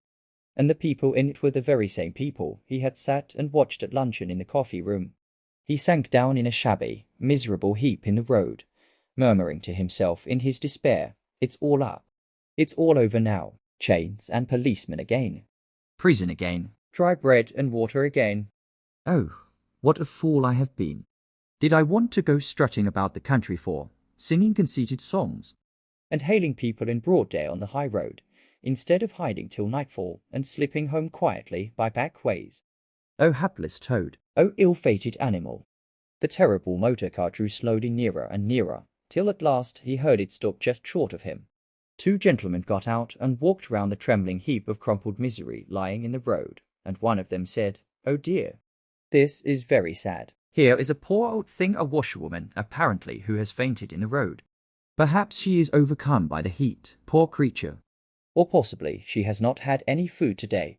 Let us lift her into the car and take her to the nearest village, where doubtless she has friends." They tenderly lifted Toad into the motor car and propped him up with soft cushions, and proceeded on their way. When Toad heard them talk in so kind and sympathetic a way, and knew that he was not recognized, his courage began to revive, and he cautiously opened first one eye and then the other. "Look," said one of the gentlemen, "she is better already. The fresh air is doing her good. How do you feel now, ma'am?" "Thank you kindly, sir," said Toad in a feeble voice. "I'm feeling a great deal better." "That's right," said the gentleman. "Now keep quite still, and above all, don't try to talk." "I won't," said Toad. "I was only thinking if I might sit on the front seat there, beside the driver." "Where I could get the fresh air full in my face. I should soon be all right again." "What a very sensible woman," said the gentleman. "Of course you shall." So they carefully helped Toad into the front seat beside the driver, and on they went again. Toad was almost himself again by now. He sat up, looked about him, and tried to beat down the tremors, the yearnings, the old cravings that rose up and beset him and took possession of him entirely. "It is fate," he said to himself. "Why strive? Why struggle?" And he turned to the driver at his side. "Please, sir," he said, "I wish you would kindly let me try and drive the car for a little. I've been watching you carefully, and it looks so easy and so interesting. And I should like to be able to tell my friends that once I had driven a motor car." The driver laughed at the proposal, so heartily that the gentleman inquired what the matter was. When he heard, he said, to Toad's delight, "Bravo, ma'am. "I like your spirit. Let her have a try, and look after her. She won't do any harm." Toad eagerly scrambled into the seat vacated by the driver, took the steering wheel in his hands, listened with affected humility to the instructions given him, and set the car in motion, but very slowly and carefully at first, for he was determined to be prudent. The gentlemen behind clapped their hands and applauded, and Toad heard them saying, "How well she does it!" Fancy a washerwoman driving a car as well as that, the first time. Toad went a little faster, then faster still, and faster. He heard the gentleman call out warningly, "Be careful, washerwoman," and this annoyed him, and he began to lose his head. The driver tried to interfere, but he pinned him down in his seat with one elbow, and put on full speed. The rush of air in his face, the hum of the engines, and the light jump of the car beneath him intoxicated his weak brain. "Washerwoman, indeed," he shouted recklessly. "H-O, ho! I am the Toad, the motor car snatcher, the prison breaker, the Toad who always escapes. Sit still, and you shall know what driving really is, for you are in the hands of the famous, the skillful, the entirely fearless Toad." With a cry of horror the whole party rose and flung themselves on him. "Seize him," they cried. "Seize the Toad, the wicked animal who stole our motor car. "Bind him, chain him, drag him to the nearest police station." Down with the desperate and dangerous Toad." Alas, they should have thought. They ought to have been more prudent. They should have remembered to stop the motor car somehow before playing any pranks of that sort. With a half turn of the wheel the Toad sent the car crashing through the low hedge that ran along the roadside. One mighty bound, a violent shock, and the wheels of the car were churning up the thick mud of a horse pond.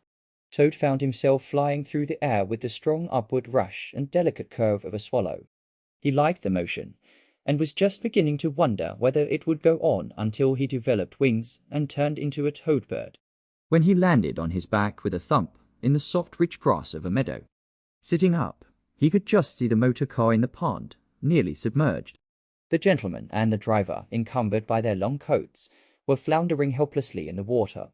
He picked himself up rapidly, instead of running across country as hard as he could, scrambling through hedges, jumping ditches, pounding across fields till he was breathless and weary and had to settle down into an easy walk. When he had recovered his breath somewhat and was able to think calmly, he began to giggle. And from giggling he took to laughing, and he laughed till he had to sit down under a hedge. "H-O, ho!" he cried in ecstasies of self-admiration. Toad again. Toad, as usual, comes out on the top. Who was it got them to give him a lift? Who managed to get on the front seat for the sake of fresh air? Who persuaded them into letting him see if he could drive? Who landed them all in a horse pond? Who escaped, flying gaily and unscathed through the air, leaving the narrow-minded grudging, timid excursionists in the mud where they should rightly be? Why, Toad, of course. Clever Toad, great Toad, good Toad. Then he burst into song again and chanted with uplifted voice. The motor car went poop, poop, poop as it raced along the road. Who was it steered it into a pond? Ingenious Mr. Toad. Oh, how clever I am! How clever, how clever, how very clever. A slight noise at a distance behind him made him turn his head and look. Oh horror, oh misery, oh despair. About 2 fields off, a chauffeur in his leather gaiters and 2 large rural policemen were visible, running towards him as hard as they could go. Poor Toad sprang to his feet and pelted away again, his heart in his mouth. "Oh, my!" he gasped as he panted along. "What an ass I am! What a conceited and heedless ass!" Swaggering again, shouting and singing songs again, sitting still and gassing again. "Oh my, oh my, oh my!" He glanced back and saw to his dismay that they were gaining on him. On he ran desperately, but kept looking back, and saw that they still gained steadily. He did his best, but he was a fat animal, and his legs were short, and still they gained. He could hear them close behind him now. Ceasing to heed where he was going, he struggled on blindly and wildly, looking back over his shoulder at the now triumphant enemy. When suddenly the earth failed under his feet, he grasped at the air, and splash! He found himself head over ears in deep water, rapid water, water that bore him along with a force he could not contend with. And he knew that in his blind panic he had run straight into the river. He rose to the surface and tried to grasp the reeds and the rushes that grew along the water's edge close under the bank. But the stream was so strong that it tore them out of his hands. "Oh my," gasped poor Toad, "if ever I steal a motor car again. If ever I sing another conceited song," then down he went, and came up breathless and spluttering.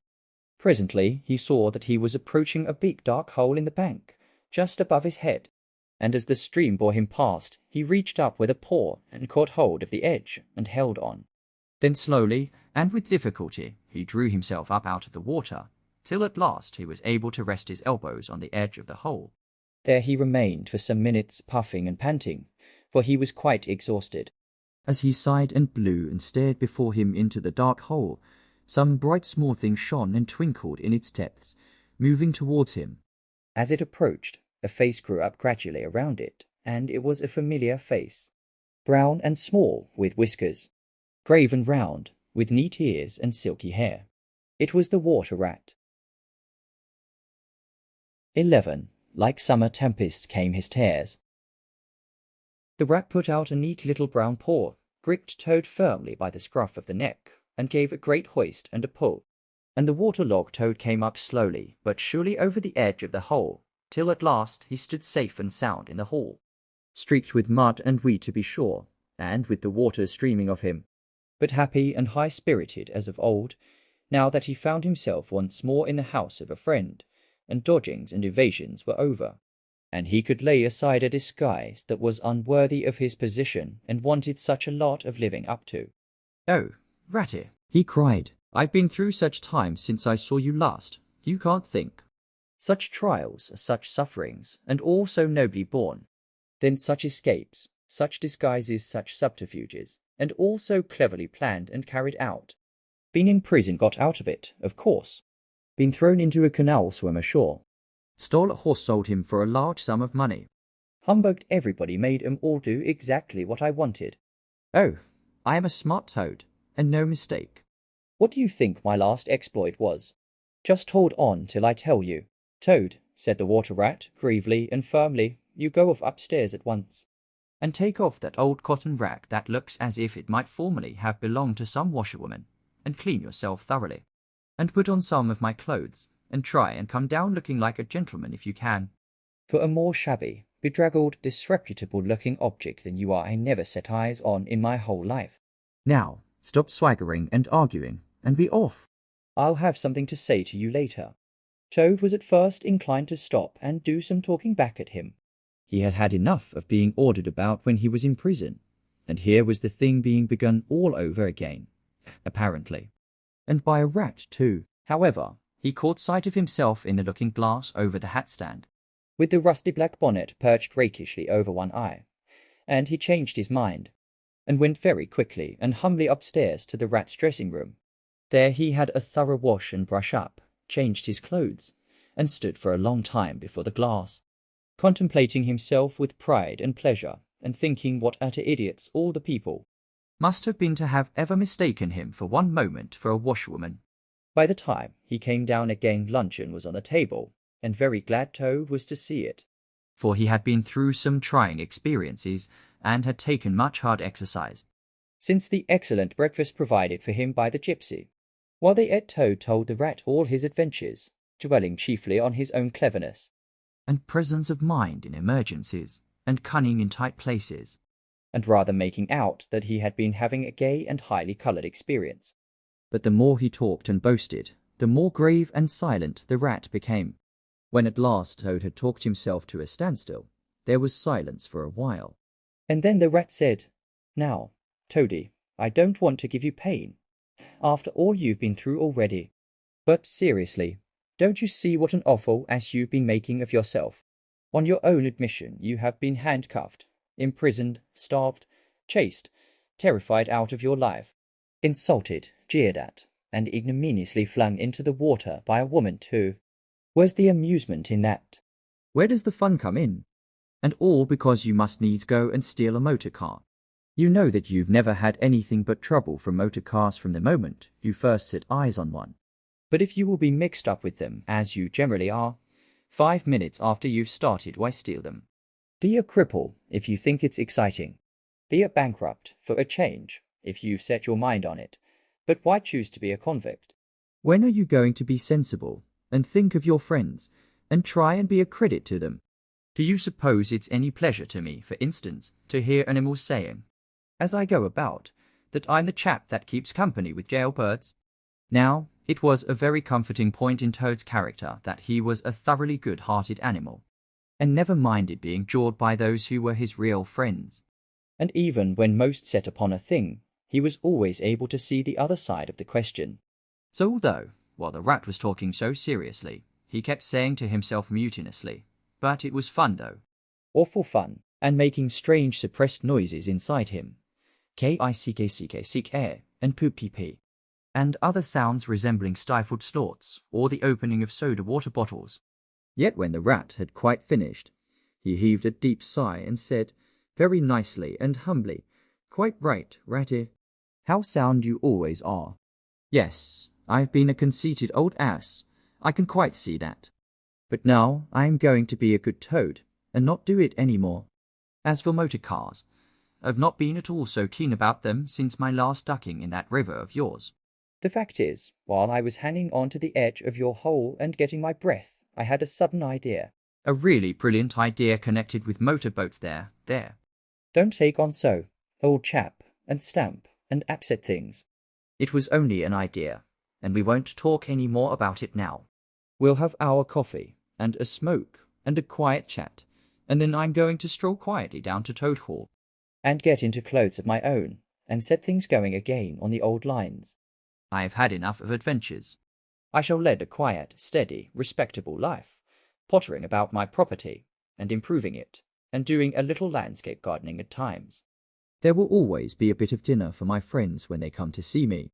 And I shall keep a pony chaise to jog about the country in, just as I used to in the good old days, before I got restless and wanted to do things.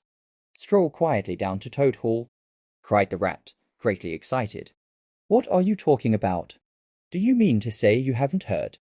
Heard what? Said Toad, turning rather pale. Go on, Ratty, quick, don't spare me. What haven't I heard? Do you mean to tell me, shouted the rat, thumping with his little fist upon the table, that you've heard nothing about the stoats and weasels? What, the wild wooders? Cried Toad, trembling in every limb. No, not a word. What have they been doing? And how they've been and taken Toad Hall? Continued the rat. Toad leaned his elbows on the table and his chin on his paws, and a large tear welled up in each of his eyes, overflowed and splashed on the table. Plop, plop. Go on, Ratty, he murmured presently. Tell me all. The worst is over. I am an animal again. I can bear it. When you got into that trouble of yours, said the rat, slowly and impressively. I mean, when you disappeared from society for a time, over that misunderstanding about a machine, you know. Toad merely nodded. Well, it was a good deal talked about down here, naturally, continued the rat, not only along the riverside, but even in the wild wood. Animals took sides, as always happens. The riverbankers stuck up for you, and said you had been infamously treated, and there was no justice to be had in the land nowadays. But the wild wood animals said hard things, and served you right, and it was time this sort of thing was stopped. And they got very cocky, and went about saying you were done for this time. You would never come back again. Never, never. Toad nodded once more, keeping silence. That's the sort of little beasts they are, the rat went on. But Mole and Badger, they stuck out through thick and thin that you would come back again soon somehow. They didn't know exactly how, but somehow. Toad began to sit up in his chair again, and to smirk a little. They argued from history, continued the rat.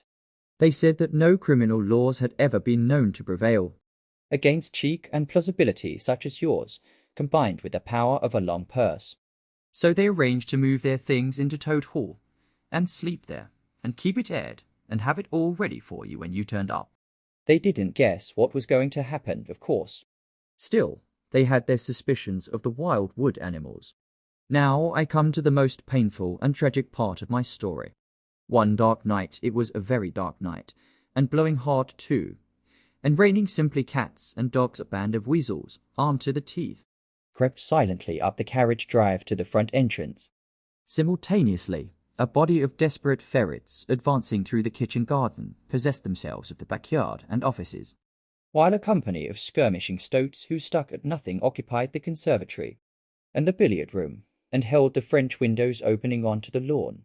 The Mole and the Badger were sitting by the fire in the smoking room, telling stories and suspecting nothing, for it wasn't a night for any animals to be out in, when those bloodthirsty villains broke down the doors and rushed in upon them from every side. They made the best fight they could, but what was the good? They were unarmed and taken by surprise, and what can two animals do against hundreds? They took and beat them severely with sticks, those two poor faithful creatures, and turned them out into the cold and the wet, with many insulting and uncalled for remarks. Here the unfeeling Toad broke into a snigger, and then pulled himself together and tried to look particularly solemn. And the wild wooders have been living in Toad Hall ever since, continued the rat, and going on simply anyhow, lying in bed half the day, and breakfast at all hours, and the place in such a mess I'm told it's not fit to be seen, eating your grub, and drinking your drink, and making bad jokes about you, and singing vulgar songs about prisons and magistrates and policemen, horrid personal songs, with no humour in them. And they're telling the tradespeople and everybody that they've come to stay for good. Oh, have they? Said Toad, getting up and seizing a stick. I'll jolly soon see about that. It's no good, Toad, called the rat after him. You'd better come back and sit down. You'll only get into trouble. But the Toad was off, and there was no holding him. He marched rapidly down the road, his stick over his shoulder, fuming and muttering to himself in his anger, till he got near his front gate, when suddenly there popped up from behind the palings a long yellow ferret with a gun. "Who comes there?" said the ferret sharply.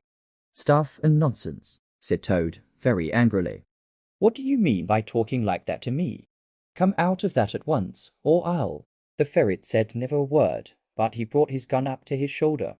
Toad prudently dropped flat in the road, and bang! A bullet whistled over his head. The startled Toad scrambled to his feet and scampered off down the road as hard as he could. And as he ran, he heard the ferret laughing and other horrid thin little laughs taking it up and carrying on the sound. He went back, very crestfallen, and told the water rat. "What did I tell you?" said the rat. "It's no good. They've got sentries posted, and they are all armed." "You must just wait." Still, Toad was not inclined to give in all at once. So he got out the boat, and set of rowing up the river to where the garden front of Toad Hall came down to the waterside. Arriving within sight of his old home, he rested on his oars and surveyed the land cautiously. All seemed very peaceful and deserted and quiet. He could see the whole front of Toad Hall, glowing in the evening sunshine, the pigeons settling by twos and threes along the straight line of the roof, the garden, a blaze of flowers, the creek that led up to the boathouse, the little wooden bridge that crossed it, all tranquil, uninhabited, apparently waiting for his return. He would try the boathouse first, he thought. Very warily he paddled up to the mouth of the creek, and was just passing under the bridge when, crash! A great stone, dropped from above, smashed through the bottom of the boat.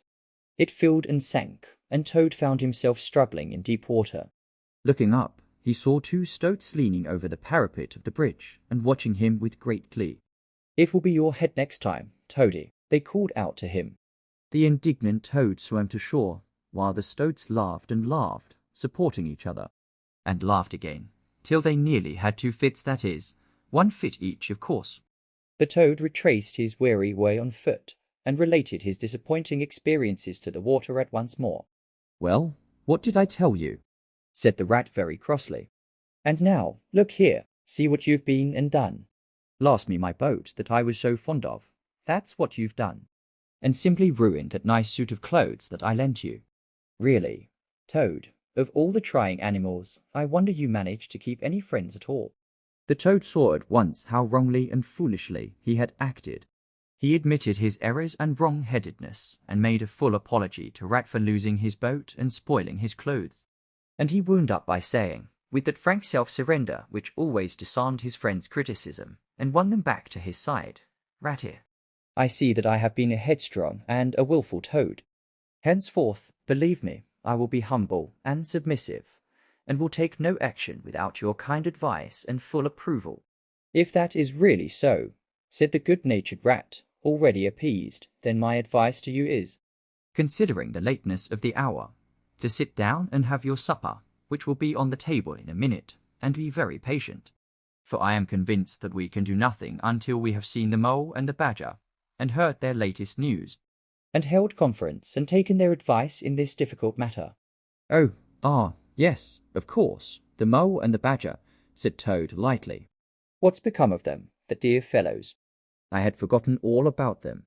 "Well may you ask," said the rat reproachfully. "While you were riding about the country in expensive motor cars, and galloping proudly on blood horses, and breakfasting on the fat of the land, those to poor devoted animals have been camping out in the open, in every sort of weather, living very rough by day, and lying very hard by night, watching over your house, patrolling your boundaries, keeping a constant eye on the stoats and the weasels, scheming and planning and contriving how to get your property back for you. You don't deserve to have such true and loyal friends. Toad, you don't really. Some day, when it's too late, you'll be sorry you didn't value them more while you had them." "I'm an ungrateful beast, I know," sobbed Toad, shedding bitter tears. "Let me go out and find them, out into the cold, dark night, and share their hardships, and try and prove by. Hold on a bit. Surely I heard the chink of dishes on a tray. Supper's here at last, hooray." "Come on, Ratty." The rat remembered that poor Toad had been on prison fare for a considerable time, and that large allowances had therefore to be made. He followed him to the table accordingly, and hospitably encouraged him in his gallant efforts to make up for past privations. They had just finished their meal and resumed their armchairs, when there came a heavy knock at the door. Toad was nervous, but the rat, nodding mysteriously at him, went straight up to the door and opened it, and in walked Mr. Badger. He had all the appearance of one who for some nights had been kept away from home and all its little comforts and conveniences. His shoes were covered with mud, and he was looking very rough and tousled. But then he had never been a very smart man, the Badger, at the best of times. He came solemnly up to Toad, shook him by the paw, and said, "Welcome home, Toad." Alas, what am I saying? Home, indeed. This is a poor homecoming. Unhappy Toad. Then he turned his back on him, sat down to the table, drew his chair up, and helped himself to a large slice of cold pie. Toad was quite alarmed at this very serious and portentous style of greeting. But the rat whispered to him, "Never mind. Don't take any notice, and don't say anything to him just yet. He's always rather low and despondent when he's wanting his victuals. In half an hour's time, he'll be quite a different animal." So they waited in silence, and presently there came another and a lighter knock. The rat, with a nod to Toad, went to the door and ushered in the mole, very shabby and unwashed, with bits of hay and straw sticking in his fur. "Hooray, here's old Toad," cried the mole, his face beaming. "Fancy having you back again." And he began to dance round him. "We never dreamt you would turn up so soon." "Why, you must have managed to escape, you clever, ingenious, intelligent Toad." The rat, alarmed, pulled him by the elbow. But it was too late. Toad was puffing and swelling already. Clever? "Oh no," he said. "I'm not really clever, according to my friends. "I've only broken out of the strongest prison in England, that's all. And captured a railway train and escaped on it, that's all. And disguised myself and gone about the country humbugging everybody, that's all. Oh no, I'm a stupid ass, I am." "I'll tell you one or two of my little adventures, Mole, and you shall judge for yourself." "Well, well," said the mole, moving towards the supper table. "Supposing you talk while I eat. Not a bite since breakfast. Oh my, oh my." And he sat down and helped himself liberally to cold beef and pickles. Toad straddled on the hearth rug, thrust his paw into his trouser pocket, and pulled out a handful of silver. "Look at that," he cried, displaying it. "That's not so bad, is it, for a few minutes' work?" "And how do you think I done it, Mole?" "Horse dealing." "That's how I done it." "Go on, Toad," said the mole, immensely interested. "Toad, do be quiet, please," said the rat. "And don't you egg him on, Mole, when you know what he is." "But please tell us as soon as possible what the position is, and what's best to be done, now that Toad is back at last." "The position's about as bad as it can be," replied the mole grumpily. "And as for what's to be done, why, blessed if I know. The Badger and I have been round and round the place, by night and by day. Always the same thing. Sentries posted everywhere, guns poked out at us, stones thrown at us. Always an animal on the lookout, and when they see us, my, how they do laugh. That's what annoys me most." "It's a very difficult situation," said the rat, reflecting deeply. "But I think I see now, in the depths of my mind, what Toad really ought to do. I will tell you, he ought to—" "No, he oughtn't," shouted the mole, with his mouth full. "Nothing of the sort. You don't understand. What he ought to do is, he ought to—" "Well, I shan't do it anyway," cried Toad, getting excited. "I'm not going to be ordered about by you fellows. It's my house we're talking about, and I know exactly what to do, and I'll tell you. I'm going to." By this time they were all three talking at once, at the top of their voices. And the noise was simply deafening when a thin, dry voice made itself heard, saying, "Be quiet at once, all of you," and instantly everyone was silent. It was the Badger who, having finished his pie, had turned round in his chair and was looking at them severely. When he saw that he had secured their attention, and that they were evidently waiting for him to address them, he turned back to the table again and reached out for the cheese. And so great was the respect commanded by the solid qualities of that admirable animal, that not another word was uttered until he had quite finished his repast and brushed the crumbs from his knees. The Toad fidgeted a good deal, but the rat held him firmly down. When the Badger had quite done, he got up from his seat and stood before the fireplace, reflecting deeply. At last he spoke. "Toad," he said severely, "you bad, troublesome little animal. Aren't you ashamed of yourself? What do you think your father, my old friend, would have said if he had been here tonight and had known of all your goings on? Toad, who was on the sofa by this time, with his legs up, rolled over on his face, shaken by sobs of contrition. There, there, went on the Badger more kindly. Never mind, Stop crying. We're going to let bygones be bygones and try and turn over a new leaf. but what the Mole says is quite true. The Stoats are on guard at every point, and they make the best sentinels in the world. It's quite useless to think of attacking the place. They're too strong for us. Then it's all over, sobbed the Toad, crying into the sofa cushions. I shall go and enlist for a soldier, and never see my dear Toad Hall any more. Come, cheer up, Toady, said the Badger. There are more ways of getting back a place than taking it by storm. I haven't said my last word yet. Now I'm going to tell you a great secret. Toad sat up slowly and dried his eyes. Secrets had an immense attraction for him, because he never could keep one. And he enjoyed the sort of unhallowed thrill he experienced when he went and told another animal, after having faithfully promised not to. There is an underground passage, said the Badger, impressively, that leads from the river bank, quite near here, right up into the middle of Toad Hall. Oh, nonsense, Badger, said Toad, rather airily.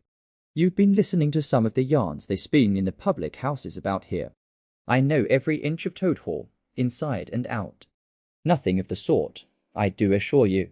My young friend, said the Badger, with great severity, your father, who was a worthy animal, a lot worthier than some others I know, was a particular friend of mine, and told me a great deal he wouldn't have dreamt of telling you.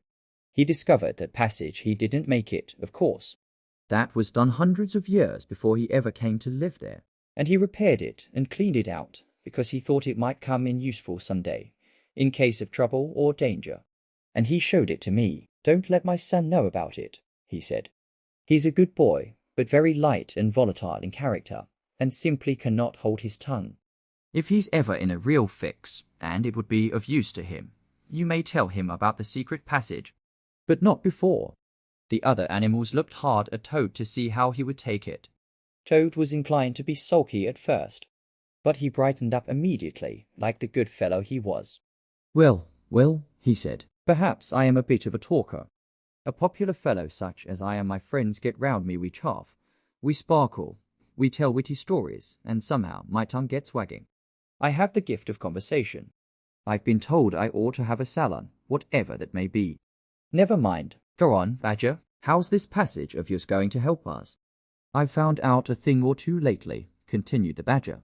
I got Otter to disguise himself as a sweep and call at the back door with brushes over his shoulder, asking for a job. There's going to be a big banquet tomorrow night. It's somebody's birthday, the Chief Weasel's, I believe, and all the weasels will be gathered together in the dining hall, eating and drinking and laughing and carrying on, suspecting nothing. No guns, no swords, no sticks, no arms of any sort whatever. But the sentinels will be posted as usual, remarked the Rat. Exactly, said the Badger. That is my point. The weasels will trust entirely to their excellent sentinels. And that is where the passage comes in. That very useful tunnel leads right up under the butler's pantry, next to the dining hall. Aha! That squeaky board in the butler's pantry, said Toad. Now I understand it. We shall creep out quietly into the butler's pantry, cried the Mole. With our pistols and swords and sticks, shouted the Rat. And rush in upon them, said the Badger. And whack 'em, and whack 'em, and whack 'em, cried the Toad in ecstasy, running round and round the room, and jumping over the chairs. Very well, then, said the Badger, resuming his usual dry manner. Our plan is settled, and there's nothing more for you to argue and squabble about. So, as it's getting very late, all of you go right off to bed at once. We will make all the necessary arrangements in the course of the morning tomorrow. Toad, of course, went off to bed dutifully with the rest. He knew better than to refuse, though he was feeling much too excited to sleep. But he had had a long day, with many events crowded into it. And sheets and blankets were very friendly and comforting things. After plain straw, and not too much of it, spread on the stone floor of a draughty cell. And his head had not been many seconds on his pillow before he was snoring happily. Naturally, he dreamt a good deal. About roads that ran away from him just when he wanted them, and canals that chased him and caught him. and a barge that sailed into the banqueting hall with his week's washing, just as he was giving a dinner party. And he was alone in the secret passage, pushing onwards, but it twisted and turned round and shook itself, and sat up on its end. Yet somehow, at the last, he found himself back in Toad Hall, safe and triumphant, with all his friends gathered round about him, earnestly assuring him that he really was a clever toad. He slept till a late hour next morning, and by the time he got down he found that the other animals had finished their breakfast some time before. The mole had slipped off somewhere by himself, without telling anyone where he was going to. The badger sat in the armchair, reading the paper, and not concerning himself in the slightest about what was going to happen that very evening. The rat, on the other hand, was running round the room busily, with his arms full of weapons of every kind, distributing them in 4 little heaps on the floor, and saying excitedly under his breath, as he ran, "Here's a sword for the rat, here's a sword for the mole, here's a sword for the toad, here's a sword for the badger, here's a pistol for the rat, here's a pistol for the mole, here's a pistol for the toad, here's a pistol for the badger," and so on, in a regular rhythmical way, while the 4 little heaps gradually grew and grew. "That's all very well, rat," said the badger presently, looking at the busy little animal over the edge of his newspaper. "I'm not blaming you, but just let us once get past the stoats, with those detestable guns of theirs, and I assure you we shan't want any swords or pistols.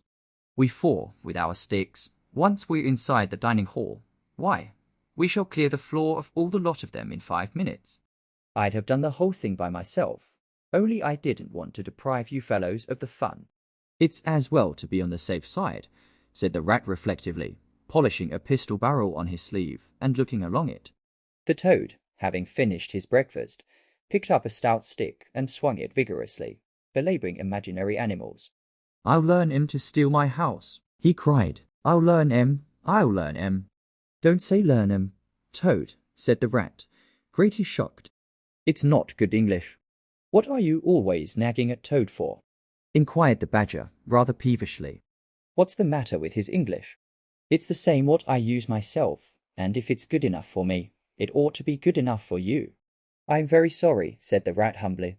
"Only I think it ought to be teach 'em, not learn 'em." "But we don't want to teach 'em," replied the badger. "We want to learn 'em, learn 'em, learn 'em. And what's more, we're going to do it too." "Oh, very well, have it your own way," said the rat. He was getting rather muddled about it himself, and presently he retired into a corner, where he could be heard muttering, "Learn 'em, teach 'em, teach 'em, learn 'em," till the badger told him rather sharply to leave off. Presently the mole came tumbling into the room, evidently very pleased with himself. "I've been having such fun," he began at once. "I've been getting a rise out of the stoats." "I hope you've been very careful, Mole," said the rat anxiously. "I should hope so too," said the mole confidently. "I got the idea when I went into the kitchen to see about Toad's breakfast being kept hot for him. I found that old washerwoman dress that he came home in yesterday, hanging on a towel horse before the fire. So I put it on, and the bonnet as well, and the shawl, and off I went to Toad Hall, as bold as you please. The sentries were on the lookout, of course, with their guns and their who comes there, and all the rest of their nonsense. 'Good morning, gentlemen,' says I, very respectful. 'Want any washing done today?' They looked at me very proud and stiff and haughty, and said, 'Go away, washerwoman. We don't do any washing on duty.' 'Or any other time,' says I. 'H-O, ho, ho, wasn't I funny, Toad?' 'Poor frivolous animal,' said Toad, very loftily. The fact is, he felt exceedingly jealous of Mole for what he had just done. It was exactly what he would have liked to have done himself, if only he had thought of it first, and hadn't gone and overslept himself. Some of the stoats turned quite pink, continued the Mole, and the sergeant in charge, he said to me, 'Very short,' he said. 'Now run away, my good woman, run away. Don't keep my men idling and talking on their posts. Run away.' Says I, 'It won't be me that'll be running away, in a very short time from now.' 'Oh, Moley, how could you?' said the rat, dismayed. The badger laid down his paper. 'I could see them pricking up their ears and looking at each other,' went on the Mole. 'And the sergeant said to them, "Never mind her. She doesn't know what she's talking about." "Oh, don't I?" said I. "Well, let me tell you this. My daughter, she washes for Mr. Badger, and that'll show you whether I know what I'm talking about. And you will know pretty soon, too. 100 bloodthirsty badgers, armed with rifles, are going to attack Toad Hall this very night, by way of the paddock. 6 boatloads of rats, with pistols and cutlasses, will come up the river and effect a landing in the garden, while a picked body of toads, known as the diehards, or the death or glory toads, will storm the orchard and carry everything before them, yelling for vengeance. There won't be much left of you to wash by the time they've done with you, unless you clear out while you have the chance." Then I ran away, and when I was out of sight I hid, and presently I came creeping back along the ditch and took a peep at them through the hedge. They were all as nervous and flustered as could be, running all ways at once, and falling over each other, and every one giving orders to everybody else and not listening. And the sergeant kept sending of parties of stoats to distant parts of the grounds, and then sending other fellows to fetch him back again. And I heard them saying to each other, "That's just like the weasels. They're to stop comfortably in the banqueting hall, and have feasting and toasts and songs and all sorts of fun, while we must stay on guard in the cold and the dark, and in the end be cut to pieces by bloodthirsty badgers." "Oh, you silly ass, Mo," cried Toad. "You've been and spoilt everything." "Mo," said the badger, in his dry, quiet way, "I perceive you have more sense in your little finger than some other animals have in the whole of their fat bodies. You have managed excellently, and I begin to have great hopes of you. Good mole, clever mole." The Toad was simply wild with jealousy, more especially as he couldn't make out, for the life of him, what the mole had done that was so particularly clever. But fortunately for him, before he could show temper or expose himself to the badger's sarcasm, the bell rang for luncheon. It was a simple but sustaining meal, bacon and broad beans and a macaroni pudding, and when they had quite done, the badger settled himself into an armchair and said, "Well, we've got our work cut out for us tonight, and it will probably be pretty late before we're quite through with it. So I'm just going to take 40 winks while I can." And he drew a handkerchief over his face and was soon snoring. The anxious and laborious rat at once resumed his preparations, and started running between his 4 little heaps, muttering, "Here's a belt for the rat, here's a belt for the mole, here's a belt for the toad, here's a belt for the badger," and so on, with every fresh accoutrement he produced, to which there seemed really no end. So the mole drew his arm through Toad's, led him out into the open air, shoved him into a wicker chair, and made him tell him all his adventures from beginning to end, which Toad was only too willing to do. The mole was a good listener, and Toad, with no one to check his statements or to criticize in an unfriendly spirit, rather let himself go. Indeed, much that he related belonged more properly to the category of what might have happened had I only thought of it in time instead of 10 minutes afterwards. Those are always the best and the raciest adventures. And why should they not be truly ours, as much as the somewhat inadequate things that really come off? 12. The Return of Ulysses.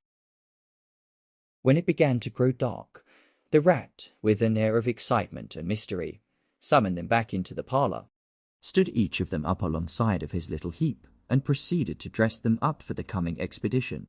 He was very earnest and thoroughgoing about it, and the affair took quite a long time. First, there was a belt to go round each animal, and then a sword to be stuck into each belt, and then a cutlass on the other side to balance it. Then a pair of pistols, a policeman's truncheon, several sets of handcuffs, some bandages and sticking plaster, and a flask and a sandwich case. The badger laughed good-humouredly and said, "All right, Ratty. It amuses you, and it doesn't hurt me. I'm going to do all I've got to do with this here stick." But the rat only said, "Please, Badger, you know I shouldn't like you to blame me afterwards and say I had forgotten anything." When all was quite ready, the badger took a dark lantern in one paw, grasped his great stick with the other, and said, "Now then, follow me. Mole first, 'cause I'm very pleased with him. Rat next, Toad last, and look here, Toady, don't you chatter so much as usual, or you'll be sent back, as sure as fate." The Toad was so anxious not to be left out that he took up the inferior position assigned to him without a murmur, and the animals set off. The badger led them along by the river for a little way, and then suddenly swung himself over the edge into a hole in the riverbank, a little above the water. The mole and the rat followed silently, swinging themselves successfully into the hole as they had seen the badger do. But when it came to Toad's turn, of course he managed to slip and fall into the water with a loud splash and a squeal of alarm. He was hauled out by his friends, rubbed down and wrung out hastily, comforted, and set on his legs. But the badger was seriously angry, and told him that the very next time he made a fool of himself, he would most certainly be left behind. So at last they were in the secret passage, and the cutting-out expedition had really begun. It was cold and dark and damp and low and narrow, and poor Toad began to shiver. Partly from dread of what might be before him, partly because he was wet through. The lantern was far ahead, and he could not help lagging behind a little in the darkness. Then he heard the rat call out warningly, "Come on, Toad," and a terror seized him of being left behind, alone in the darkness. And he came on with such a rush that he upset the rat into the mole and the mole into the badger, and for a moment all was confusion. The badger thought they were being attacked from behind, and as there was no room to use a stick or a cutlass, drew a pistol, and was on the point of putting a bullet into Toad. When he found out what had really happened, he was very angry indeed, and said, "Now this time that tiresome Toad shall be left behind." But Toad whimpered, and the other two promised that they would be answerable for his good conduct. And at last the badger was pacified, and the procession moved on. Only this time the rat brought up the rear, with a firm grip on the shoulder of Toad. So they groped and shuffled along, with their ears pricked up and their paws on their pistols, till at last the badger said, "We ought by now to be pretty nearly under the hall." Then suddenly they heard, far away as it might be, and yet apparently nearly over their heads, a confused murmur of sound, as if people were shouting and cheering and stamping on the floor and hammering on tables. The Toad's nervous terrors all returned, but the badger only remarked placidly, "They are going it, the weasels." The passage now began to slope upwards. They groped onward a little further, and then the noise broke out again, quite distinct this time, and very close above them. "Oh-oh-ree-ree-oh-ree-ree," they heard, and the stamping of little feet on the floor, and the clinking of glasses as the little fists pounded on the table. "What a time they're having," said the badger. "Come on." They hurried along the passage till it came to a full stop, and they found themselves standing under the trapdoor that led up into the butler's pantry. Such a tremendous noise was going on in the banqueting hall that there was little danger of their being overheard. The badger said, "Now, boys, all together," and the four of them put their shoulders to the trapdoor and heaved it back. Hoisting each other up, they found themselves standing in the pantry, with only a door between them and the banqueting hall, where their unconscious enemies were carousing. The noise, as they emerged from the passage, was simply deafening. At last, as the cheering and hammering slowly subsided, a voice could be made out, saying, "Well, I do not propose to detain you much longer, great applause, but before I resume my seat renewed cheering, I should like to say one word about our kind host, Mr. Toad. We all know Toad, great laughter, good Toad, modest Toad, honest Toad, shrieks of merriment." "Only just let me get at him," muttered Toad, grinding his teeth. "Hold hard a minute," said the badger, restraining him with difficulty. "Get ready, all of you." "Let me sing you a little song," went on the voice, "which I have composed on the subject of Toad." Prolonged applause. Then the chief weasel, for it was he, began in a high, squeaky voice. Toad he went a-pleasuring gaily down the street. The badger drew himself up, took a firm grip of his stick with both paws, glanced round at his comrades, and cried, "The hour is come, follow me," and flung the door open wide. My! What a squealing and a squeaking and a screeching filled the air. Well might the terrified weasels dive under the tables and spring madly up at the windows. Well might the ferrets rush wildly for the fireplace and get hopelessly jammed in the chimney. Well might tables and chairs be upset, and glass and china be sent crashing on the floor, in the panic of that terrible moment when the four heroes strode wrathfully into the room. The mighty badger, his whiskers bristling, his great cudgel whistling through the air. Mole, black and grim, brandishing his stick and shouting his awful war cry, a mole. A mole, rat, desperate and determined, his belt bulging with weapons of every age and every variety. Toad, frenzied with excitement and injured pride, swollen to twice his ordinary size, leaping into the air and emitting toad hoops that chilled them to the marrow. "Toad he went a-pleasuring," he yelled. "I'll pleasure him," and he went straight for the chief weasel. They were but 4 in all, but to the panic-stricken weasels the hall seemed full of monstrous animals. Grey, black, brown, and yellow, whooping and flourishing enormous cudgels. And they broke and fled with squeals of terror and dismay, this way and that. Through the windows, up the chimney, anywhere to get out of reach of those terrible sticks. The affair was soon over. Up and down, the whole length of the hall, strode the 4 friends, whacking with their sticks at every head that showed itself. And in 5 minutes the room was cleared. Through the broken windows the shrieks of terrified weasels escaping across the lawn were borne faintly to their ears. On the floor lay prostrate some dozen or so of the enemy, on whom the mole was busily engaged in fitting handcuffs. The badger, resting from his labours, leant on his stick and wiped his honest brow. "Mole," he said, "you're the best of fellows. Just cut along outside and look after those stout sentries of yours, and see what they're doing. I've an idea that, thanks to you, we shan't have much trouble from them tonight." The mole vanished promptly through a window. And the badger bade the other 2 set a table on its legs again. Pick up knives and forks and plates and glasses from the debris on the floor, and see if they could find materials for a supper. "I want some grub, I do," he said, in that rather common way he had of speaking. "Stir your stumps, Toad, and look lively. We've got your house back for you, and you don't offer us so much as a sandwich." Toad felt rather hurt that the badger didn't say pleasant things to him, as he had to the mole, and tell him what a fine fellow he was, and how splendidly he had fought. For he was rather particularly pleased with himself and the way he had gone for the chief weasel, and sent him flying across the table with one blow of his stick. But he bustled about, and so did the rat, and soon they found some guava jelly in a glass dish, and a cold chicken, a tongue that had hardly been touched, some trifle, and quite a lot of lobster salad. And in the pantry they came upon a basketful of French rolls and any quantity of cheese, butter, and celery. They were just about to sit down when the mole clambered in through the window, chuckling, with an armful of rifles. "It's all over," he reported, from what I can make out, as soon as the stoats, who were very nervous and jumpy already, heard the shrieks and the yells and the uproar inside the hall. Some of them threw down their rifles and fled. The others stood fast for a bit, but when the weasels came rushing out upon them, they thought they were betrayed. And the stoats grappled with the weasels, and the weasels fought to get away, and they wrestled and wriggled and punched each other, and rolled over and over, till most of them rolled into the river. They've all disappeared by now, one way or another, and I've got their rifles. So that's all right. Excellent and deserving animal, said the badger, his mouth full of chicken and trifle.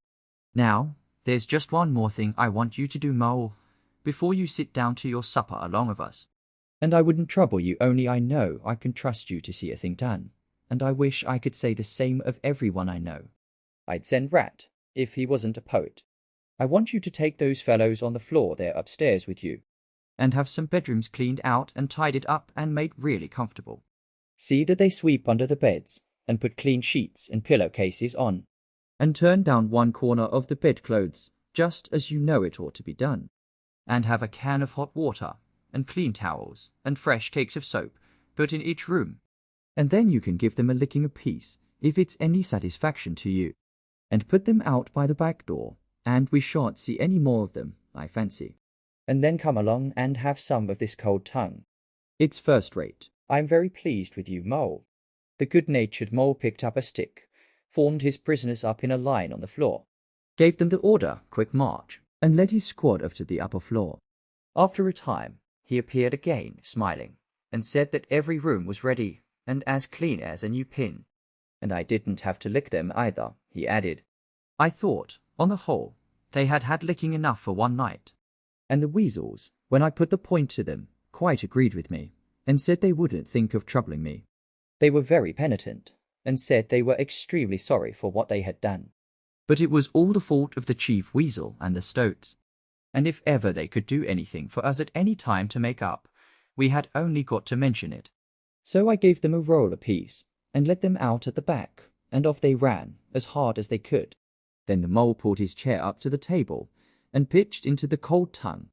And Toad, like the gentleman he was, put all his jealousy from him, and said heartily, "Thank you kindly, dear Mole, for all your pains and trouble tonight, and especially for your cleverness this morning." The Badger was pleased at that, and said, "There spoke my brave Toad." So they finished their supper in great joy and contentment, and presently retired to rest between clean sheets, safe in Toad's ancestral home, won back by matchless valour, consummate strategy, and a proper handling of sticks.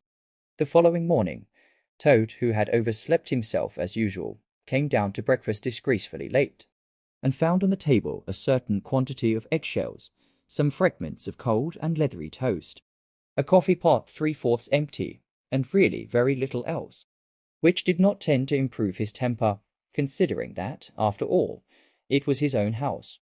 Through the French windows of the breakfast room, he could see the Mole and the Water Rat sitting in wicker chairs out on the lawn, evidently telling each other stories, roaring with laughter and kicking their short legs up in the air. The Badger, who was in an armchair and deep in the morning paper, merely looked up and nodded when Toad entered the room. But Toad knew his man, so he sat down and made the best breakfast he could, merely observing to himself that he would get square with the others sooner or later.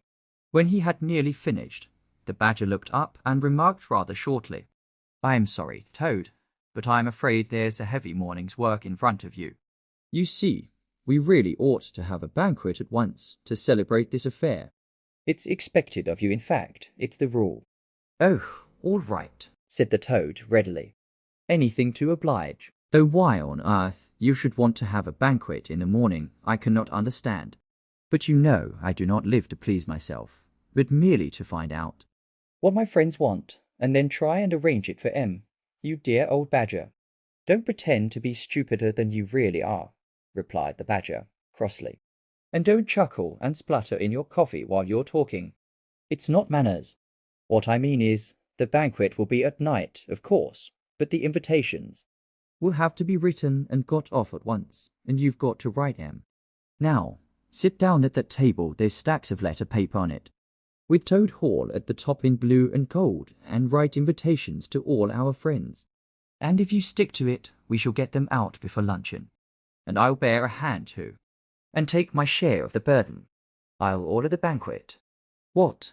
cried Toad, dismayed. "Me stop indoors and write a lot of rotten letters on a jolly morning like this, when I want to go around my property and set everything and everybody to rights and swagger about and enjoy myself?" "Certainly not. I'll see you. Stop a minute, though." "Why, of course, dear Badger." "What is my pleasure or convenience compared with that of others?" "You wish it done, and it shall be done." "Go, Badger. Order the banquet. Order what you like." Then join our young friends outside in their innocent mirth, oblivious of me and my cares and toils. "I sacrifice this fair morning on the altar of duty and friendship." The Badger looked at him very suspiciously, but Toad's frank, open countenance made it difficult to suggest any unworthy motive in this change of attitude. He quitted the room accordingly in the direction of the kitchen, and as soon as the door had closed behind him, Toad hurried to the writing table. A fine idea had occurred to him while he was talking. He would write the invitations, and he would take care to mention the leading part he had taken in the fight, and how he had laid the chief weasel flat. And he would hint at his adventures, and what a career of triumph he had to tell about. And on the fly-leaf he would set out a sort of a programme of entertainment for the evening, something like this, as he sketched it out in his head. Speech by Toad. There will be other speeches by Toad during the evening. Address by Toad. Synopsis our prison system, the waterways of Old England horse dealing, and how to deal property, its rights and its duties back to the land, a typical English squire. Song by Toad, composed by himself. Other compositions by Toad will be sung in the course of the evening by the composer. The idea pleased him mightily, and he worked very hard and got all the letters finished by noon, at which hour it was reported to him that there was a small and rather bedraggled weasel at the door, inquiring timidly whether he could be of any service to the gentleman. Toad swaggered out and found it was one of the prisoners of the previous evening, very respectful and anxious to please. He patted him on the head, shoved the bundle of invitations into his paw, and told him to cut along quick and deliver them as fast as he could. And if he liked to come back again in the evening, perhaps there might be a shilling for him, or again, perhaps there mightn't. And the poor weasel seemed really quite grateful, and hurried off eagerly to do his mission. When the other animals came back to luncheon, very boisterous and breezy after a morning on the river, the mole, whose conscience had been pricking him, looked doubtfully at Toad, expecting to find him sulky or depressed. Instead, he was so uppish and inflated that the mole began to suspect something, while the rat and the badger exchanged significant glances. As soon as the meal was over, Toad thrust his paws deep into his trouser pockets, remarked casually, "Well, look after yourselves, you fellows. Ask for anything you want," and was swaggering off in the direction of the garden, where he wanted to think out an idea or two for his coming speeches, when the rat caught him by the arm. Toad rather suspected what he was after, and did his best to get away. But when the badger took him firmly by the other arm, he began to see that the game was up. The two animals conducted him between them into the small smoking room that opened out of the entrance hall, shut the door, and put him into a chair. Then they both stood in front of him, while Toad sat silent and regarded them with much suspicion and ill humour. "Now, look here, Toad," said the rat. "It's about this banquet, and very sorry I am to have to speak to you like this. But we want you to understand clearly, once and for all, that there are going to be no speeches and no songs. Try and grasp the fact that on this occasion we're not arguing with you. We're just telling you." Toad saw that he was trapped. They understood him. They saw through him. They had got ahead of him. His pleasant dream was shattered. "Mayn't I sing them just one little song?" he pleaded piteously. "No, not one little song," replied the rat firmly, though his heart bled as he noticed the trembling lip of the poor disappointed Toad. "It's no good, Toady. You know well that your songs are all conceit and boasting and vanity, and your speeches are all self-praise and gross exaggeration and gas," put in the badger, in his common way. "It's for your own good, Toady," went on the rat. "You know you must turn over a new leaf sooner or later, and now seems a splendid time to begin. A sort of turning point in your career. Please don't think that saying all this doesn't hurt me more than it hurts you." Toad remained alone while plunged in thought. At last he raised his head, and the traces of strong emotion were visible on his features. "You have conquered my friends," he said in broken accents. "It was, to be sure, but a small thing that I ask merely leave to blossom and expand for yet one more evening, to let myself go and hear the tumultuous applause that always seems to me somehow to bring out my best qualities. However, you are right, I know, and I am wrong. Henceforth I will be a very different Toad. My friends, you shall never have occasion to blush for me again. But, oh dear, this is a hard world." And pressing his handkerchief to his face, he left the room with faltering footsteps. "Badger," said the rat, "I feel like a brute." "I wonder what you feel like." "Oh, I know, said the badger gloomily. "But the thing had to be done. This good fellow has got to live here, and hold his own, and be respected. Would you have him a common laughing stock, mocked and jeered at by stoats and weasels?"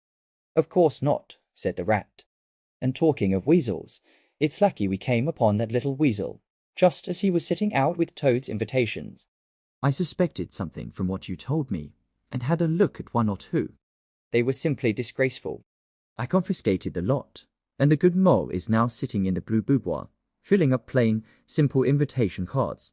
At last the hour for the banquet began to draw near, and Toad, who on leaving the others had retired to his bedroom, was still sitting there, melancholy and thoughtful. His brow resting on his paw, he pondered long and deeply. Gradually his countenance cleared, and he began to smile long, slow smiles. Then he took to giggling in a shy, self-conscious manner.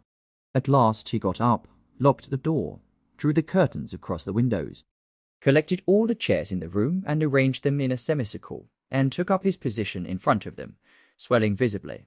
Then he bowed, coughed twice, and letting himself go, with uplifted voice he sang, to the enraptured audience that his imagination so clearly saw, Toad's last little song. The Toad came home. There was panic in the parlours and howling in the halls. There was crying in the cowsheds and shrieking in the stalls. When the Toad came home, When the toad came home, There was smashing in of window and crashing in of door.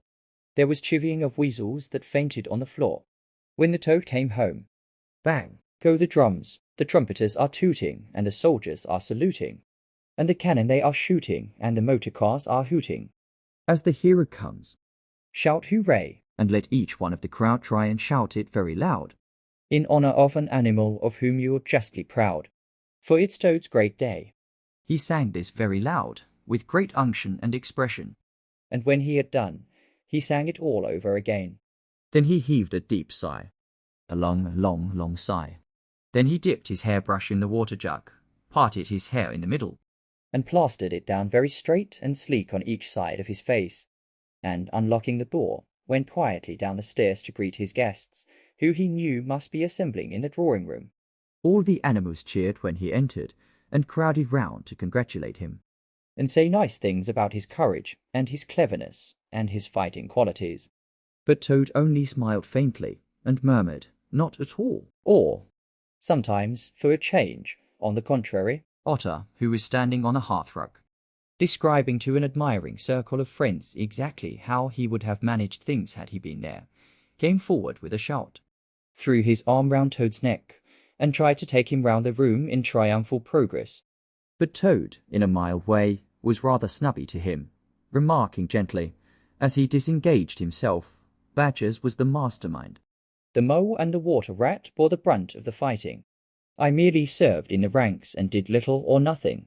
The animals were evidently puzzled and taken aback by this unexpected attitude of his, And Toad felt, as he moved from one guest to the other, making his modest responses, that he was an object of absorbing interest to everyone. The Badger had ordered everything of the best, and the banquet was a great success. There was much talking and laughter and chaff among the animals, but through it all Toad, who of course was in the chair, looked down his nose and murmured pleasant nothings to the animals on either side of him. At intervals he stole a glance at the Badger and the Rat, and always when he looked they were staring at each other with their mouths open, and this gave him the greatest satisfaction. Some of the younger and livelier animals, as the evening wore on, got whispering to each other that things were not so amusing as they used to be in the good old days, and there were some knockings on the table and cries of Toad. Speech, speech from Toad, song, Mr. Toad's song. But Toad only shook his head gently, Raised one paw in mild protest, and by pressing delicacies on his guests, by topical small talk, and by earnest inquiries after members of their families not yet old enough to appear at social functions, managed to convey to them that this dinner was being run on strictly conventional lines.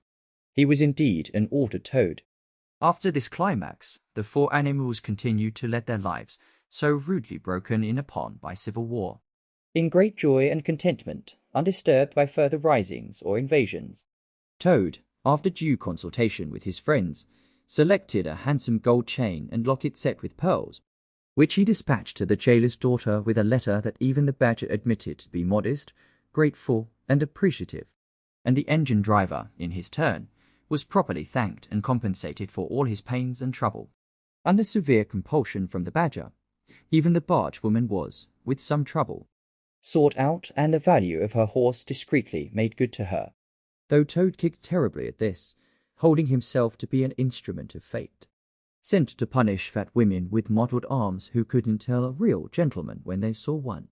The amount involved, it was true, was not very burdensome, The gypsy's valuation being admitted by local assessors to be approximately correct. Sometimes, in the course of long summer evenings, the friends would take a stroll together, in the wild wood, now successfully tamed so far as they were concerned, And it was pleasing to see how respectfully they were greeted by the inhabitants.